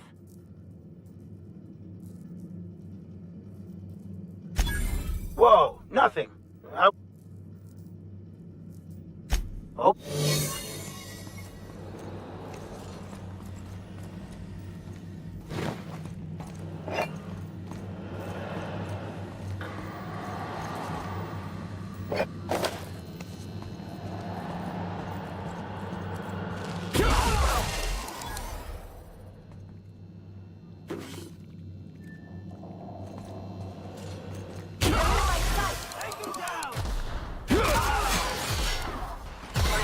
Professionals.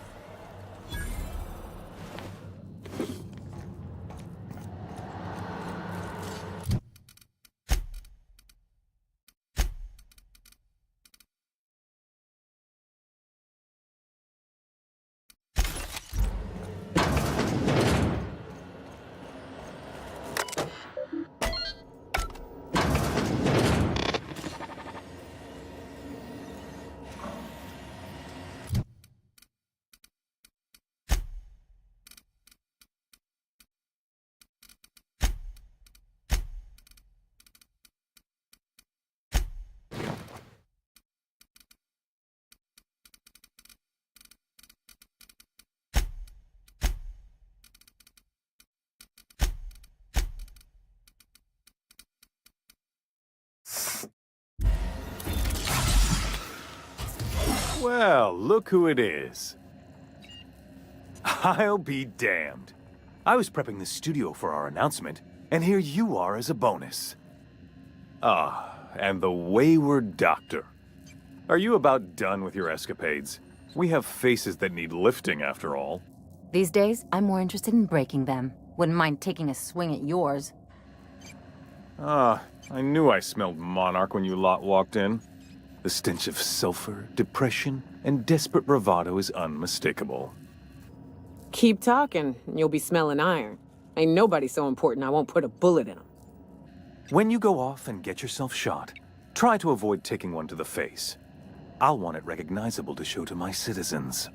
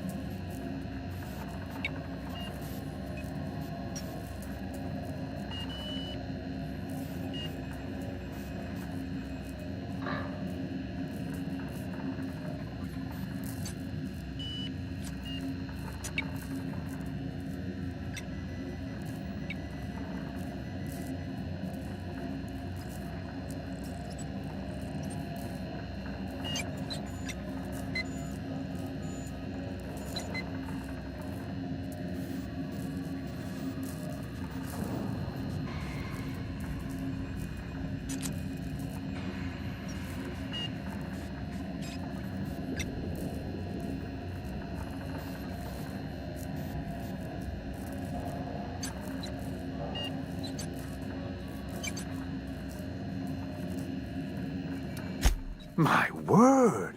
You've correctly identified the most recognizable man in the colony. Remarkable. It's a wonder what Phineas saw in you. Then again, he's an insane person. Thankfully, he's our insane person now. A proper company man.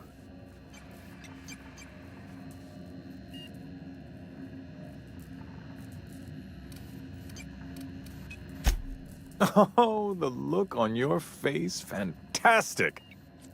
No, he isn't quite there yet. A bit more torture will help, I think. But that's between us. As far as my adoring citizens will know, we've turned a dangerous crackpot into a working-class man. It's a miracle.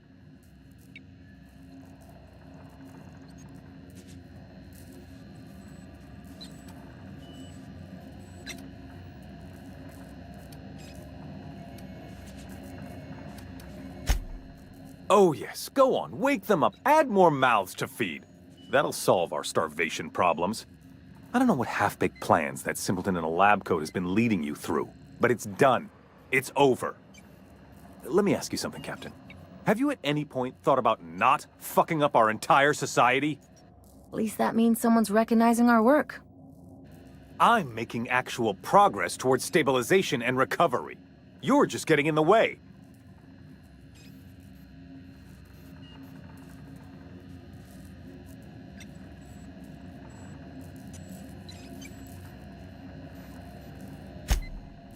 Oh, right. This coming from the psychopathic outlaw. Yes, I'll try to be more open-minded about your path of wanton dissent. We don't need your help.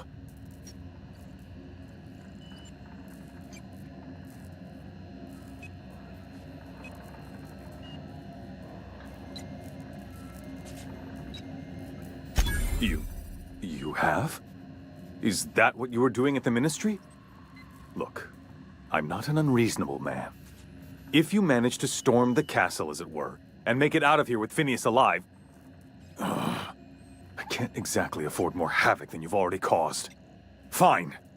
If you survive, you'll need someone to sell the rest of the board on your plan.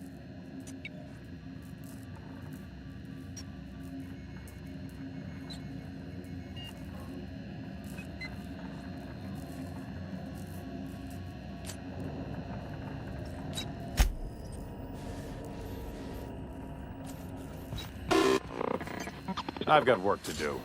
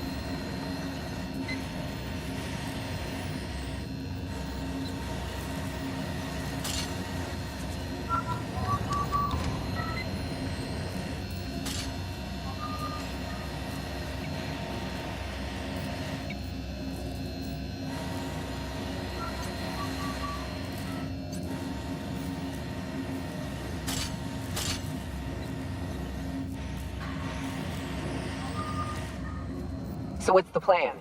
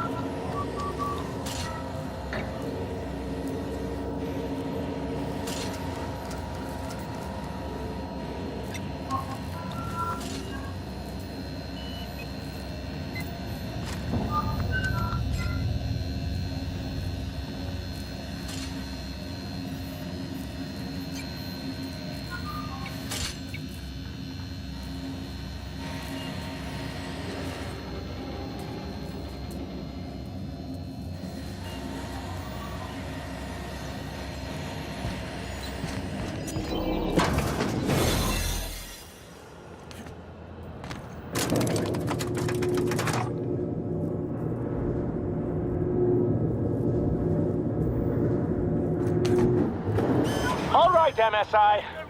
I'm not one for rousing speeches, but the captain needs our help. So get in there and fight. Stay down, miscreants.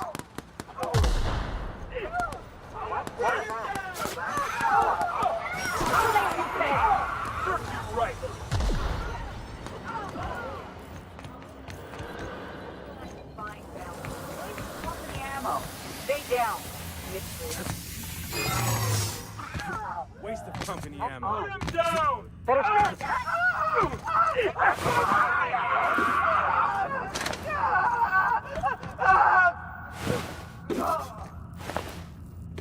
Something. Put him down! Cross him off!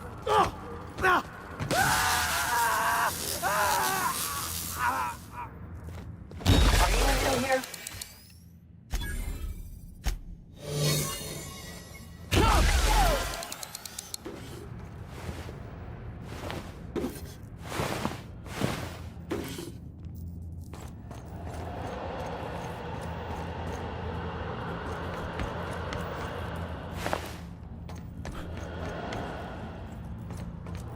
We're not used to outside help around here.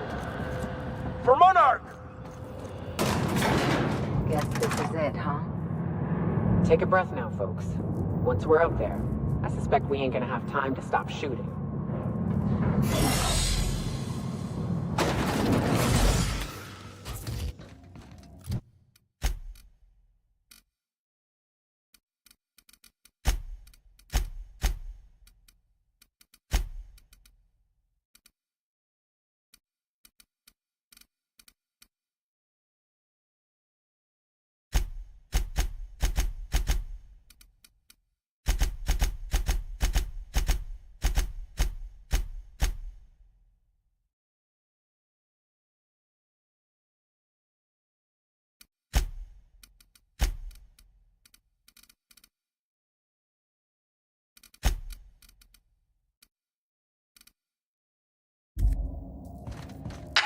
Captain, you have an uncanny talent for complicating my life. Words cannot express the extent of my disappointment. We had a plan. All you had to do was skip the Hope to Tartarus, as I asked. You've disrupted the balance of power. You've upset the natural order of things. You've introduced uncertainty, and there is nothing I despise more than uncertainty.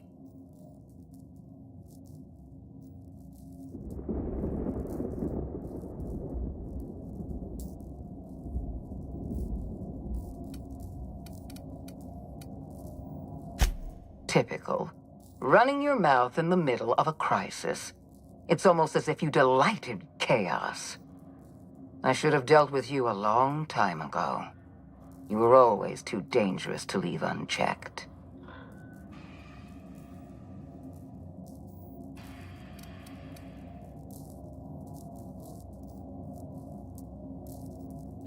I was intrigued by your potential. I believed I could rely on you to help me save Halcyon. I was wrong. Leaving you alive was my greatest mistake, but it is a mistake I intend to correct.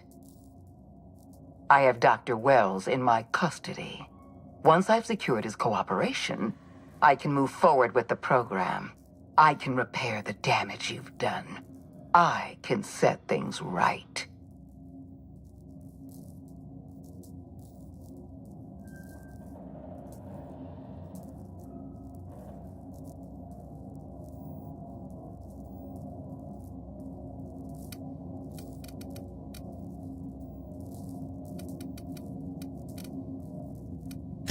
In that we are in agreement. An end to violence is precisely what I want. An end to chaos. An end to senseless loss of life. The only obstacle standing in my way is you. I take no pleasure in this, you know. I simply have no other option. Leaving you alive is too great a risk. Goodbye, Captain. Fair enough. I'm giving you exactly one chance to parley with me.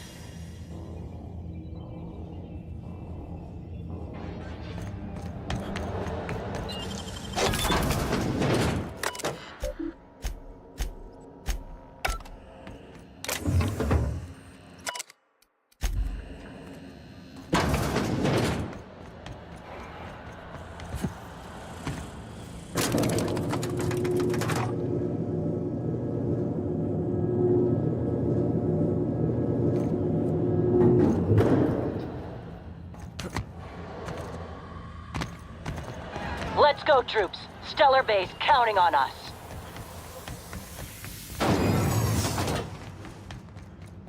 What?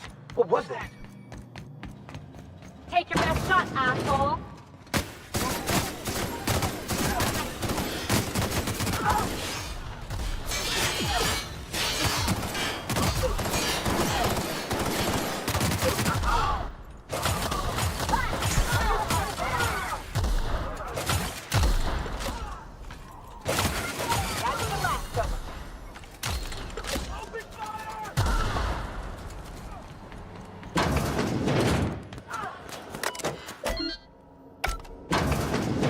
Well...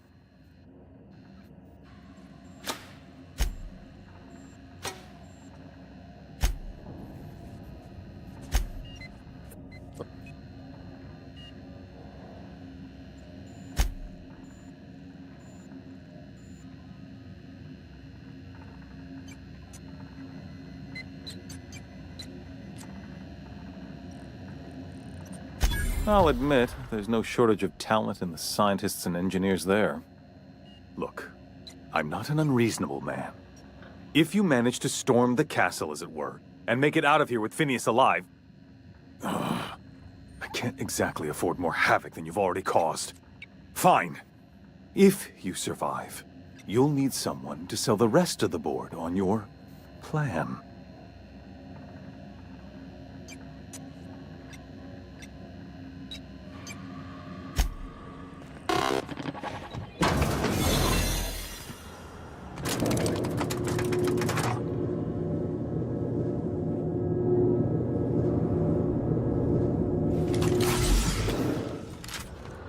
All right, MSI. I'm not one for rousing speeches, but the captain needs our help. So get in there and fight! Nice. Calm before the storm and all that. Hope you're right about this, Captain.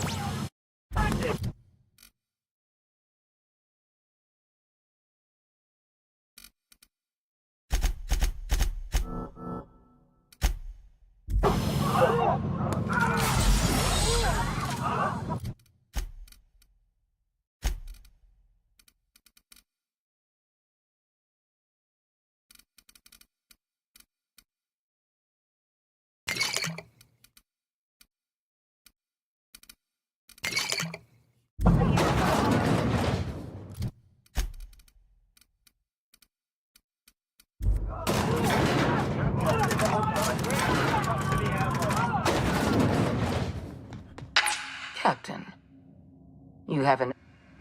You've...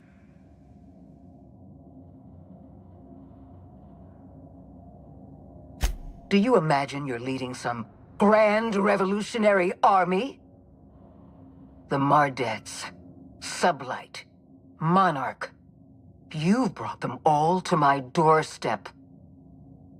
You're nothing but a rabble-rouser. I'm going to put an end to your little rebellion, and then I'm going to have you and your associates arrested.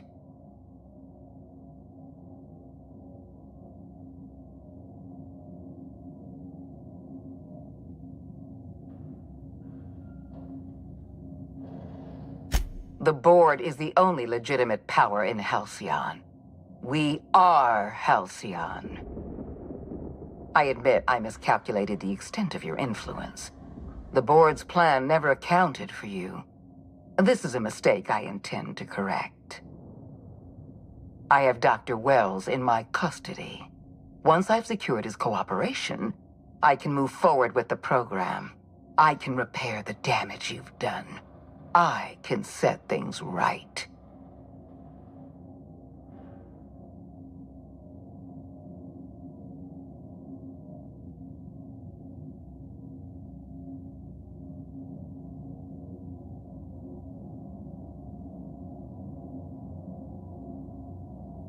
Well, that's mostly correct.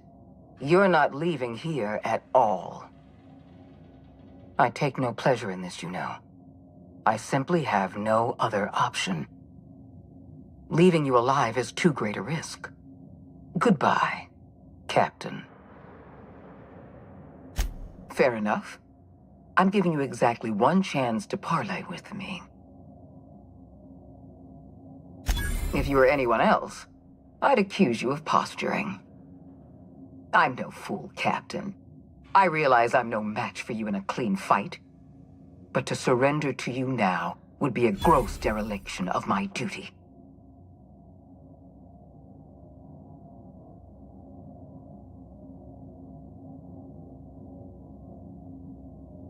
I'm not ready to admit defeat.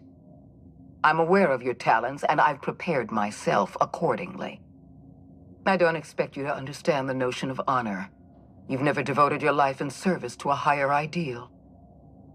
All I've ever done, I've done for the good of Halcyon. I've only ever wanted to protect my colony from chaos, from disorder, from people like you.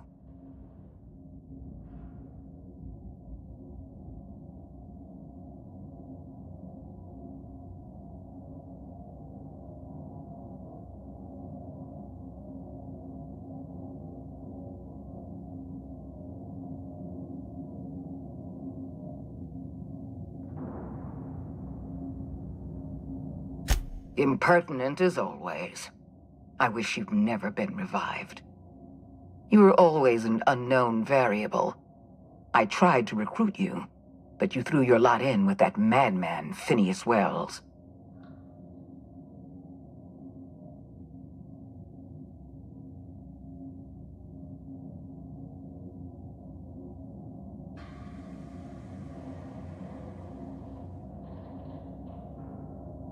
Rockwell said that. Chairman Rockwell? That's absurd. You're lying. This is another one of your tricks. I've been the chairman's most reliable associate.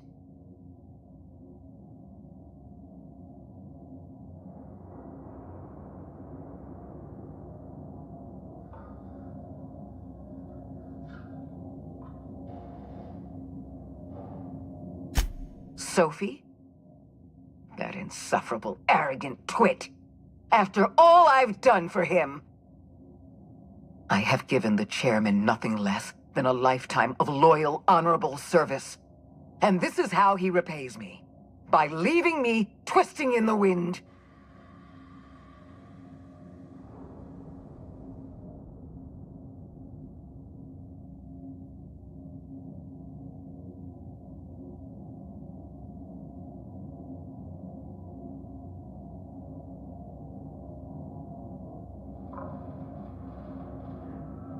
Enough.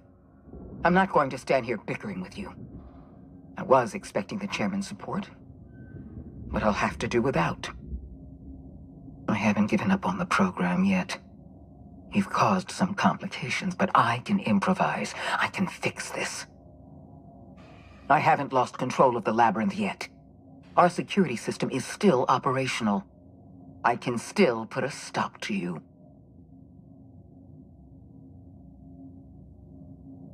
This prison is equipped with an automechanical warden. I've had it programmed to eliminate you on sight and rinse your remains down a drain. And don't worry, I will inform Dr. Wells that you died heroically or something.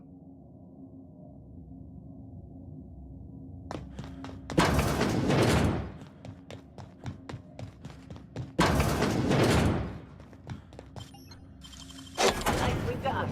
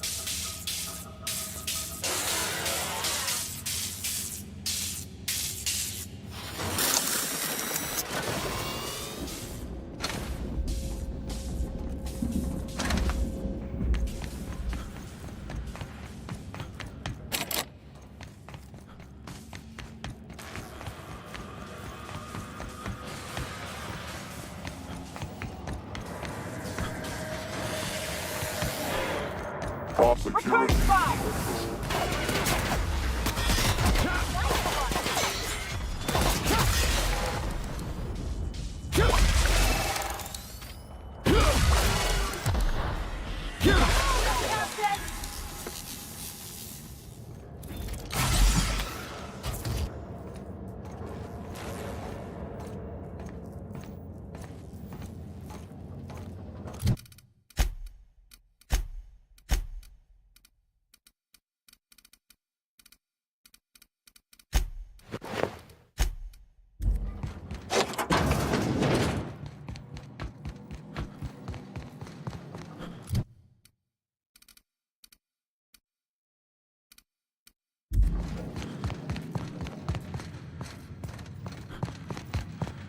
Why won't you just die?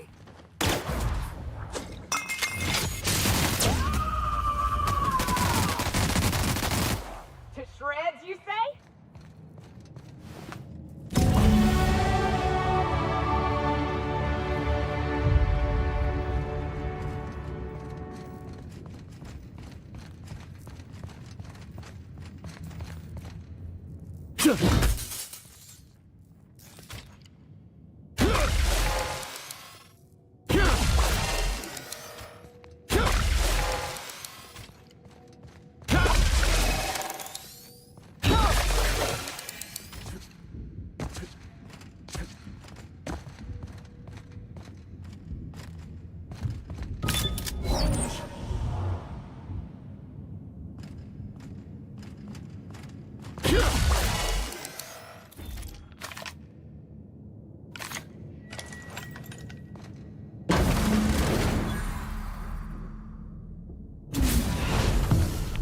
You don't know how glad I am to see you.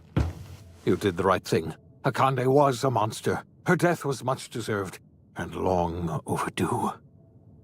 And you lunatic, you broke into the board's own fortress just to rescue one doddering old man. You are absolutely out of your mind, and I can't begin to thank you enough.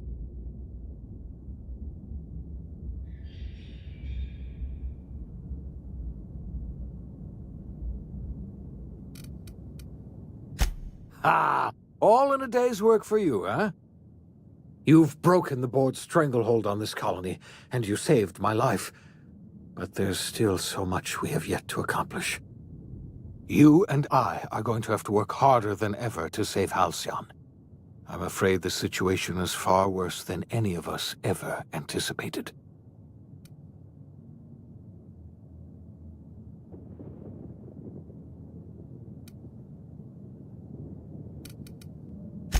I would like nothing more than to celebrate this victory, but we have a serious problem on our hands. Earth has gone dark. We haven't received a single message in 3 years. There's been no communication, no signals, nothing. 2 years ago, the Earth's Directorate's frigate disappeared on their way back to Earth. We don't know what they discovered when they arrived, or if they arrived at all. They haven't exactly been hands-on around here anyway. So there's one less rubber stamp to worry about. Earth is humanity's home planet, Miss Fenhill. The psychological effects of losing our original home will be devastating. So we've got to make do on our own. Seems to me that'll make us stronger in the end anyhow. You're quite right. We've got no choice but to make do on our own. We're in serious trouble, my friend. Do you know what this means for Halcyon? We can't rely on Earth for support anymore. We've been cut loose. We're entirely on our own. Yes, certainly. I'll help however I can.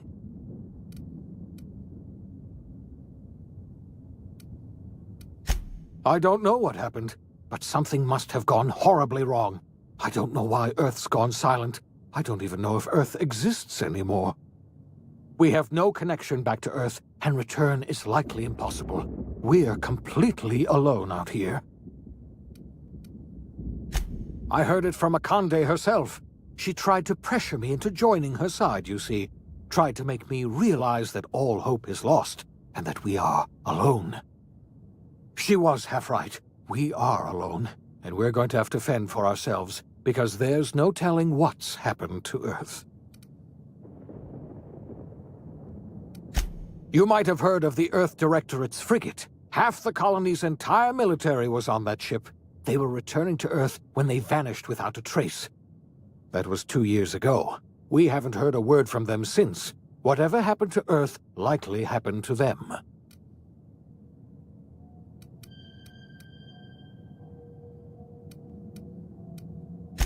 Yes, Akande mentioned as much.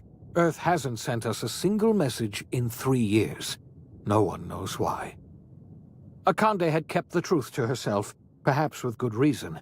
Can you imagine what would have happened if word got out? We'd have utter pandemonium.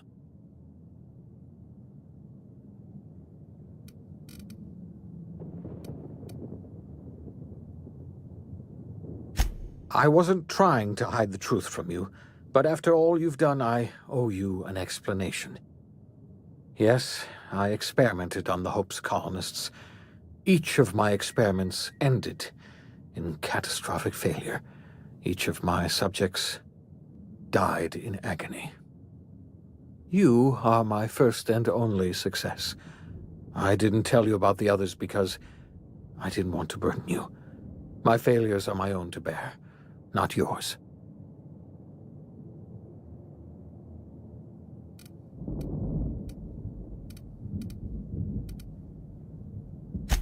I'm not asking you to forgive me. Law knows I won't forgive myself, but I'm going to try to set things right. My apologies. I need to get a hold of myself. We've far more pressing issues to worry about right now. If you have any more questions, ask me. I'll answer as best I can. Yes, we do. You've done a marvelous thing. You've succeeded where anyone else would have failed, including me. We must begin the revival process immediately, starting with the Hope's brightest minds, and then we're going to fix this damn colony, one problem at a time. We're going to need a leader, and I can't imagine a better person for the job than you. What do you say, old friend? Will you help us?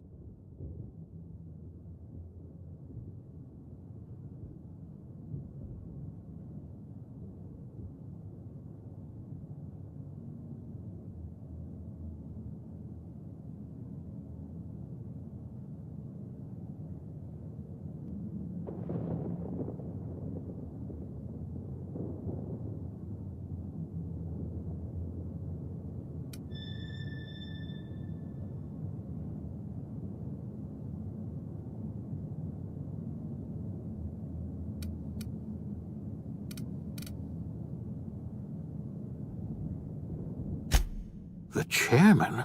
I don't know why you let that heartless creature live, but I'll have to trust your judgment. You're the best thing to ever happen to Halcyon. If you want to take it upon yourself to lead this colony, you have my support.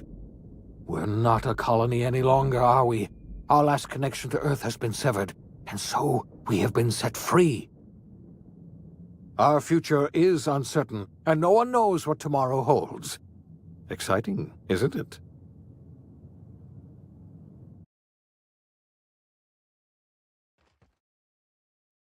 The OSI teaches that everything in the universe happens according to the grand plan. But the stranger that arrived in Halcyon was an unplanned variable. From the moment he landed in Emerald Vale, his actions altered the course of history. The events on Tartarus brought about the end of the board's authority. But the board's mistakes would haunt the colony for decades to come. The damage they left behind would require the work of a generation to repair. Dr. Phineas Wells began reviving a handful of the Hope's colonists. Engineers, scientists, technicians, and intellectuals. They were among the brightest minds the Earth had ever sent out into the stars. The Hope scientists and engineers woke up in a colony descending headlong into total collapse. With no way to return to Earth, they had no choice but to band together and devote themselves to the cause of saving Halcyon. The people of Halcyon were nothing if not hardy. In the absence of the board's authority, many of the colony's settlements banded together with a single purpose in mind: survival. Life was especially hard in the years to come. Some towns dissolved by attrition and starvation, but most of them found a way to carry on. In the years to come, Halcyon was forced to reckon with its newfound freedom.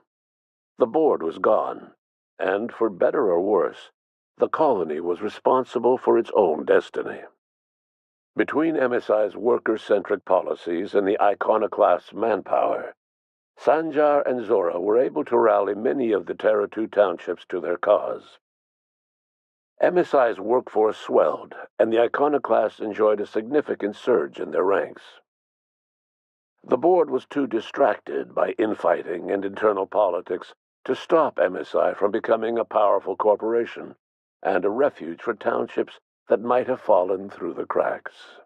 Bolstered by her status as savior of humanity, Lilia Hagen ushered Sublight Salvage to a new golden age. Her company grew bolder and more transparent over time, muddying the line between lawful and criminal for the entire colony. The Sublight family would thrive for years to come. After returning to Edgewater, the deserters negotiated workplace reforms with Reed Thompson, including a single day of rest, which came to be known as a weekend. As the world around him changed, Thompson found himself pining for the old days.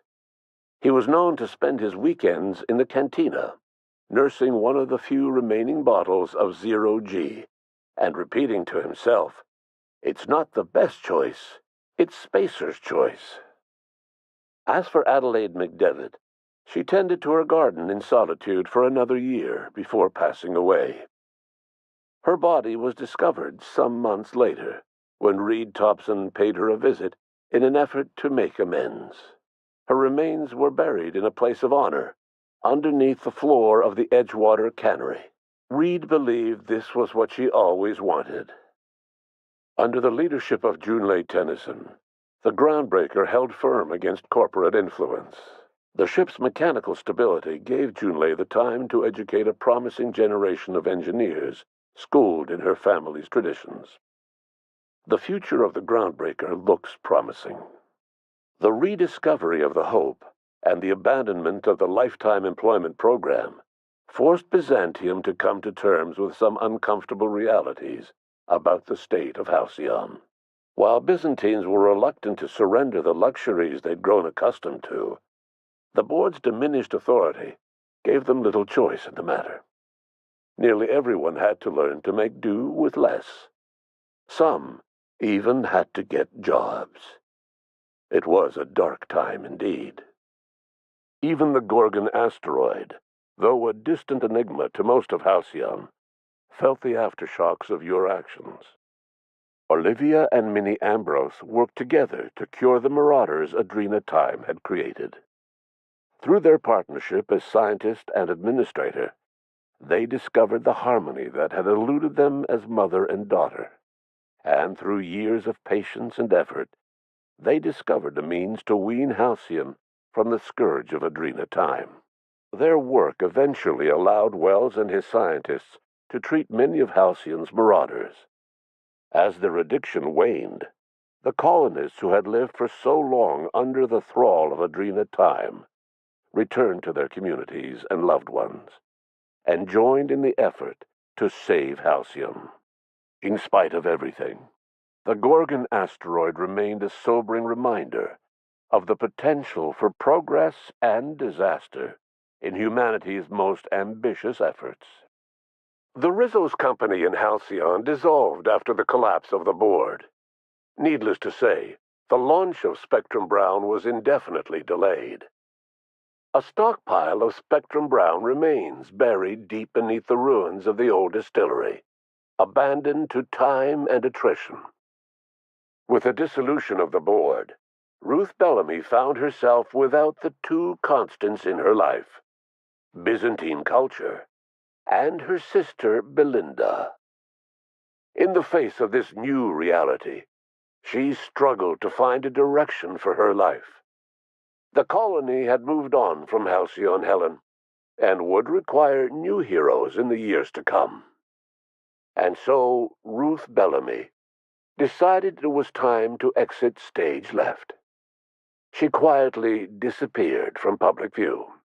The dissolution of the board did not mean the dissolution of the ambitions of Cedric Kincannon, the charismatic leader of Sublight Underground. Cedric offered Slug's transportation services to the newly thawed colonists, and set to work ferrying resources and food wherever they were most needed.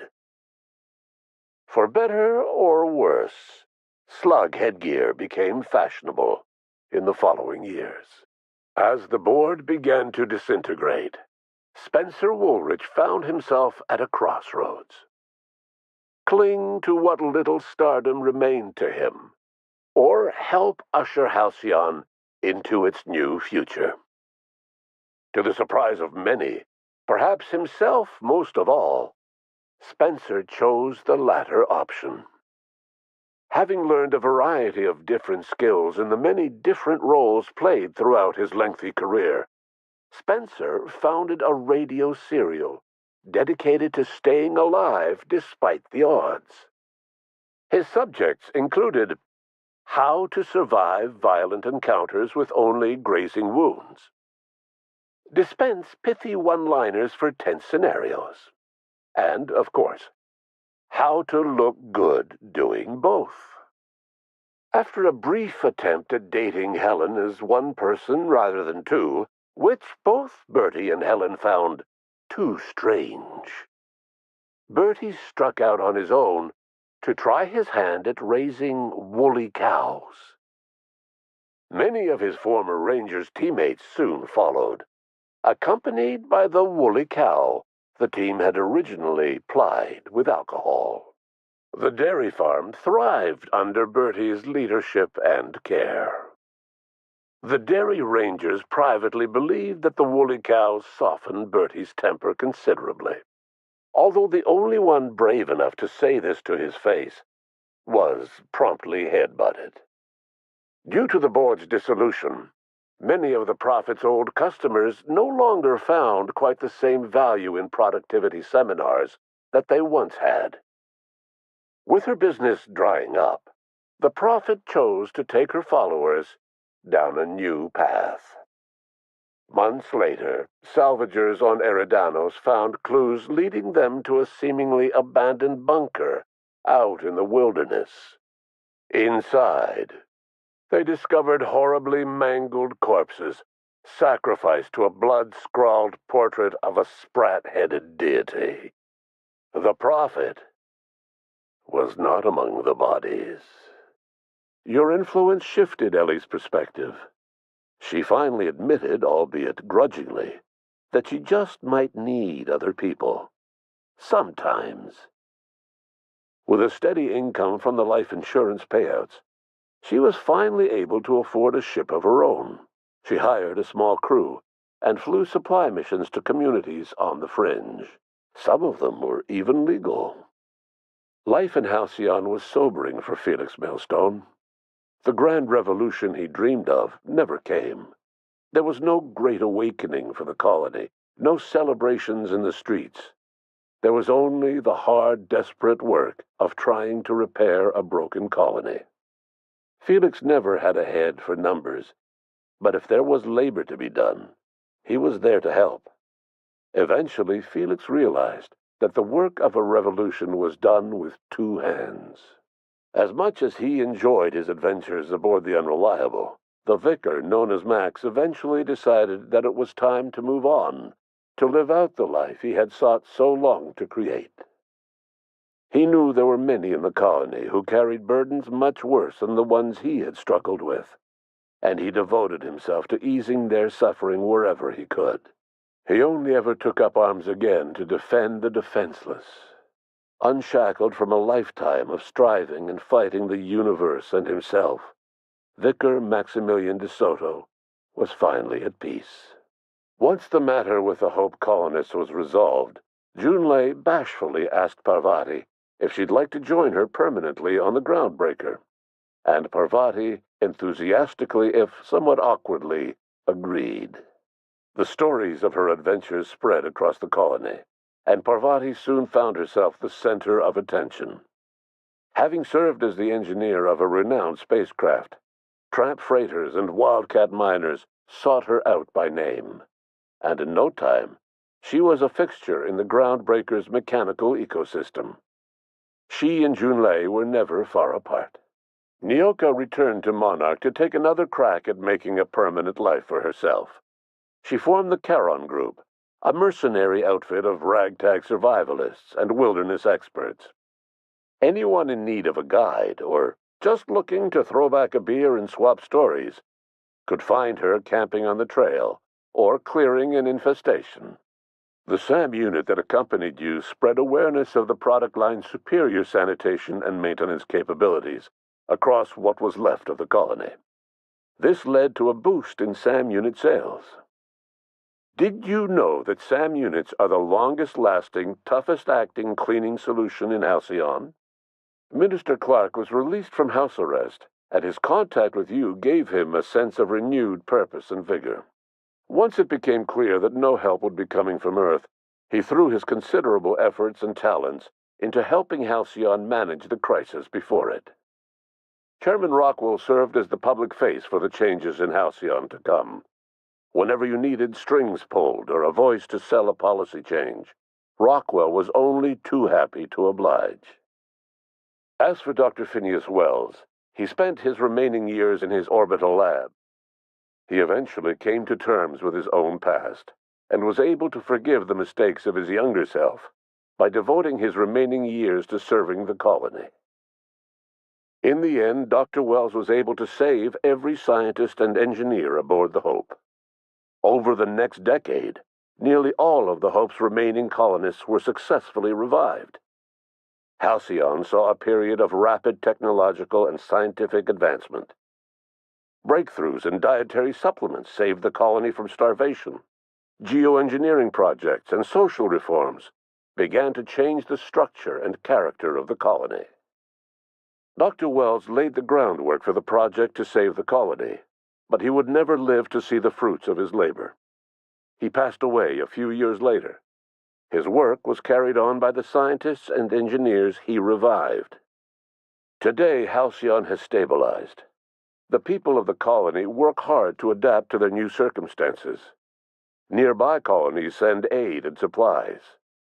Life will never be easy in Halcyon, but for the first time in its history, there exists a sense of real, genuine hope about the future. And what about you, the unplanned variable in the history of Halcyon? You brought an end to the chaos on Tartarus, and made Chairman Rockwell your own puppet, a role he was all too eager to play. The colony never realized you were the true power behind the new administration. By acting vicariously through agents and third parties, you controlled Halcyon from the shadows. As a result, Halcyon survived the turbulent years that were to follow. No one knows what's happened to Earth, and no one knows what the future has in store for Halcyon. All we know for certain is this: the name of the Unreliable and that of its intrepid captain will remain the subject of countless stories for years to come.